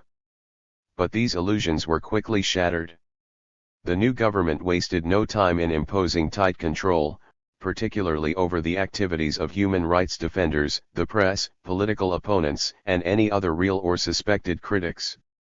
The polarization and disarray within the human rights movement were exploited to the full. Journalists were among the first to be targeted. After the near-fatal attack on Edouard Mutsinzi and the disappearance of Menas Mugabo in 1995, other journalists suffered a range of abuses and harassment. Several were arrested. Among those still in prison in Kigali in early 1999 is Arnil Nkoliza, director of the newspaper Indigo and editor of Le Partisan, who has been detained since May 1997. In April 1997, his colleague Apollos Hakizimana was shot dead in the street in the Nyamirambo district of Kigali. The government claims that there is no censorship of the press in Rwanda. But government censorship is no longer needed when journalists censor themselves just in order to stay alive. André Sibomana was virtually alone in refusing to submit to the self-censorship. His own fame and prominence may have afforded him a degree of protection. Others have had no choice but to remain silent. Peaceful political opponents have also been dealt with ruthlessly. Many open political opponents of government are now in exile. Several have been killed, among them former collaborators of the RPF and of the government it set up in July 1994. One of most shocking cases was the assassination of Seth Sendashonga, a former member of the RPF and Minister of Interior in Rwanda from July 1994 to August 1995, who was shot dead in Nairobi, Kenya, on May 16, 1998. During his period in government, Seth Sendashonga had repeatedly denounced abuses by the RPF and the new security forces and had tried to exert pressure from within the government to prevent further atrocities. His appeals fell on deaf ears. Once in exile, he formed an opposition party, the Resistance Forces for Democracy, and continued publishing statements on killings and other abuses in Rwanda. In February 1996, he narrowly escaped a first assassination attempt. There is little doubt that both the first attack and the second one, which cost him his life in May 1998, were directly linked to his activities as an opponent and critic of the government. By early 1999, a combination of state repression and internal divisions has ensured that there is still no credible, peaceful political opposition in Rwanda. Peaceful opponents are also faced with the enormous task of dispelling the myth which prevails inside and outside Rwanda that all Hutu, especially Hutu politicians, are supporters of the perpetrators of the genocide. Persistent propaganda added to the tactics used by those who planned the genocide to implicate as many people as possible has ensured that the word Hutu, to many ears, has become synonymous with Interahamwe. What is the state of human rights organizations in Rwanda today? In this book, André Sibomana has described some of the divisions which hampered the work of these organizations as they tried to pick themselves up after the genocide. Sadly, these divisions appear to have increased since 1997. In 1997 and 1998, the human rights situation in Rwanda became so grave and fears were so acute that human rights organizations had all but ceased to issue public statements. ADL remained one of the few to have continually tried to document abuses committed by all sides, including by government forces. They were one of the last organizations to continue publishing such information. The credit is due in large part to the leadership of André Sibomana, but also to the constant courage and dedication of ADL staff and members. However, even ADL's public statements had become rare by late 1997. By early 1999, most human rights organizations are displaying the same kind of self-censorship as the press. Several of them continue to investigate cases of human rights violations, when and where security allows, but rarely issue public statements on controversial or sensitive issues. Priority is often given to softer projects, such as human rights education and training, monitoring the progress of justice or the situation in the prisons. Some of these projects are extremely valuable and a new generation of younger activists are committed to producing positive results in these areas. Other organizations, despite using the label of human rights and claiming to be independent, have rarely investigated abuses attributed to the government since July 1994. Several organizations which claim to represent survivors of the genocide are highly politicized and use their status to further government propaganda or vice versa. Within this climate, the success of human rights organizations hinges upon the dedication of a small number of individuals. André Sibomana's death in March 1998 dealt a severe blow to ADL. Even though he was no longer president of the organization at the time of his death, he had continued to exert a strong influence on their activities. The effect of his death on ADL's members will be long-lasting.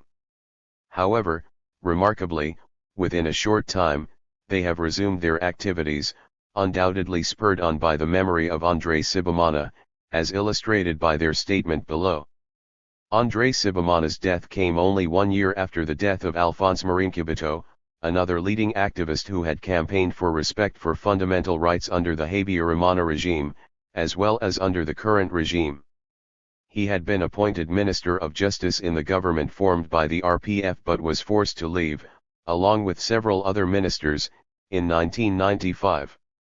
He then returned to human rights activism and resumed the leadership of the organization THIRD-WORLDISM, a role in which he dedicated himself to the pursuit of justice and human rights. His death in February 1997 was sudden and gave rise to a number of suspicions. It was attributed to natural causes, although a post-mortem was never carried out. Since his death, the leadership of THIRD-WORLDISM has fallen into the hands of individuals who are close to the authorities and who have muzzled the organization to ensure that it remains silent on abuses by agents of the state. The silence surrounding human rights violations by the security forces has been accentuated by the withdrawal of the UN Human Rights Field Operation for Rwanda in July 1998. Tensions between UNRWA and the government had been simmering for months. They came to a head over a review of UNRWA's mandate. The government requested that UNRWA's work in Rwanda be limited to technical assistance and that it stop its monitoring work. Attempted negotiations reached an impasse as the UN High Commissioner for Human Rights, Mary Robinson, insisted on retaining the crucial function of monitoring the human rights situation. A critical statement by UNRWA following the public executions in April 1998 was used by the government as an excuse to expel UNRWA's spokesperson. Government also suspended the activities of UNRWA until a review of the mandate had been completed. Attempts to reach agreement on the review failed and UNRWA had to leave the country in July 1998.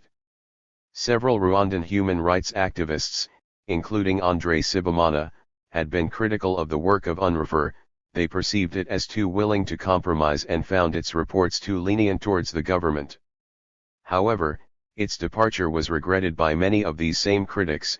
It symbolized a further closing down of the country, a new level of intransigence from the government towards international scrutiny of its human rights record, another way of tightening control over information provided to the outside world. Rwanda was retreating into further isolation and silence. In the face of relentless bloodshed and misery, continuing absence of justice for the vast majority of these crimes and persistent harassment and repression, it has been extremely difficult for human rights activists in Rwanda to pursue their work in an effective manner and to retain their motivation. Yet against all the odds, there are a few who have carried on the struggle. Andrei Sibomana was foremost among them. Although in the months preceding his death, he had become increasingly embittered, his faith, an astonishing faith in humanity, beyond his religious faith, never left him. Those he has left behind feel a duty to keep it alive. But a sense of duty alone would not be enough. Above all, it is the memory of the man himself, his fire, his compassion, and his unwavering commitment which inspires those who still care about human rights in Rwanda and forces us not to abandon hope for Rwanda. The statement below was issued by ADL on the first anniversary of his death. Bishop Andrei Sibomana, priest, journalist, and human rights activist, died in Gitarama on March 9, 1998. He was 42 years old. He was killed by a rare illness known as Lyell syndrome. Andrei Sibomana distinguished himself through his unconditional commitment to defending human rights, especially the rights of the weak. He was one of the founding members of Rwandan Association for the Defense of Human Rights and Public Liberties and was vice president of Organimayan from 1991 to 1993 and president from 1993 to October 1997. He was also vice president of the Collective of Human Rights Leagues and Associations from 1993 to 1995. His death took us all by surprise, even those who were closest to him and who suddenly found themselves orphaned, deprived of his wise advice and his brave stands. His frankness earned him enemies as well as friends, but his intellectual honesty and his love of the truth commanded respect, even in the eyes of his critics. On the occasion of the first anniversary of Andrei Sibomana's death, ADL is appealing to all its members and to all people of goodwill to carry forward the values which were the leitmotif of this great man's life. Andrei Sibomana would not have kept silent while people were disappearing or dying. He would not have been at rest while people were being stripped of their possessions or arbitrarily thrown into prison. He always stood up against corruption, nepotism, clientelism, and all the other evils which prey upon our society, and risked his life for it.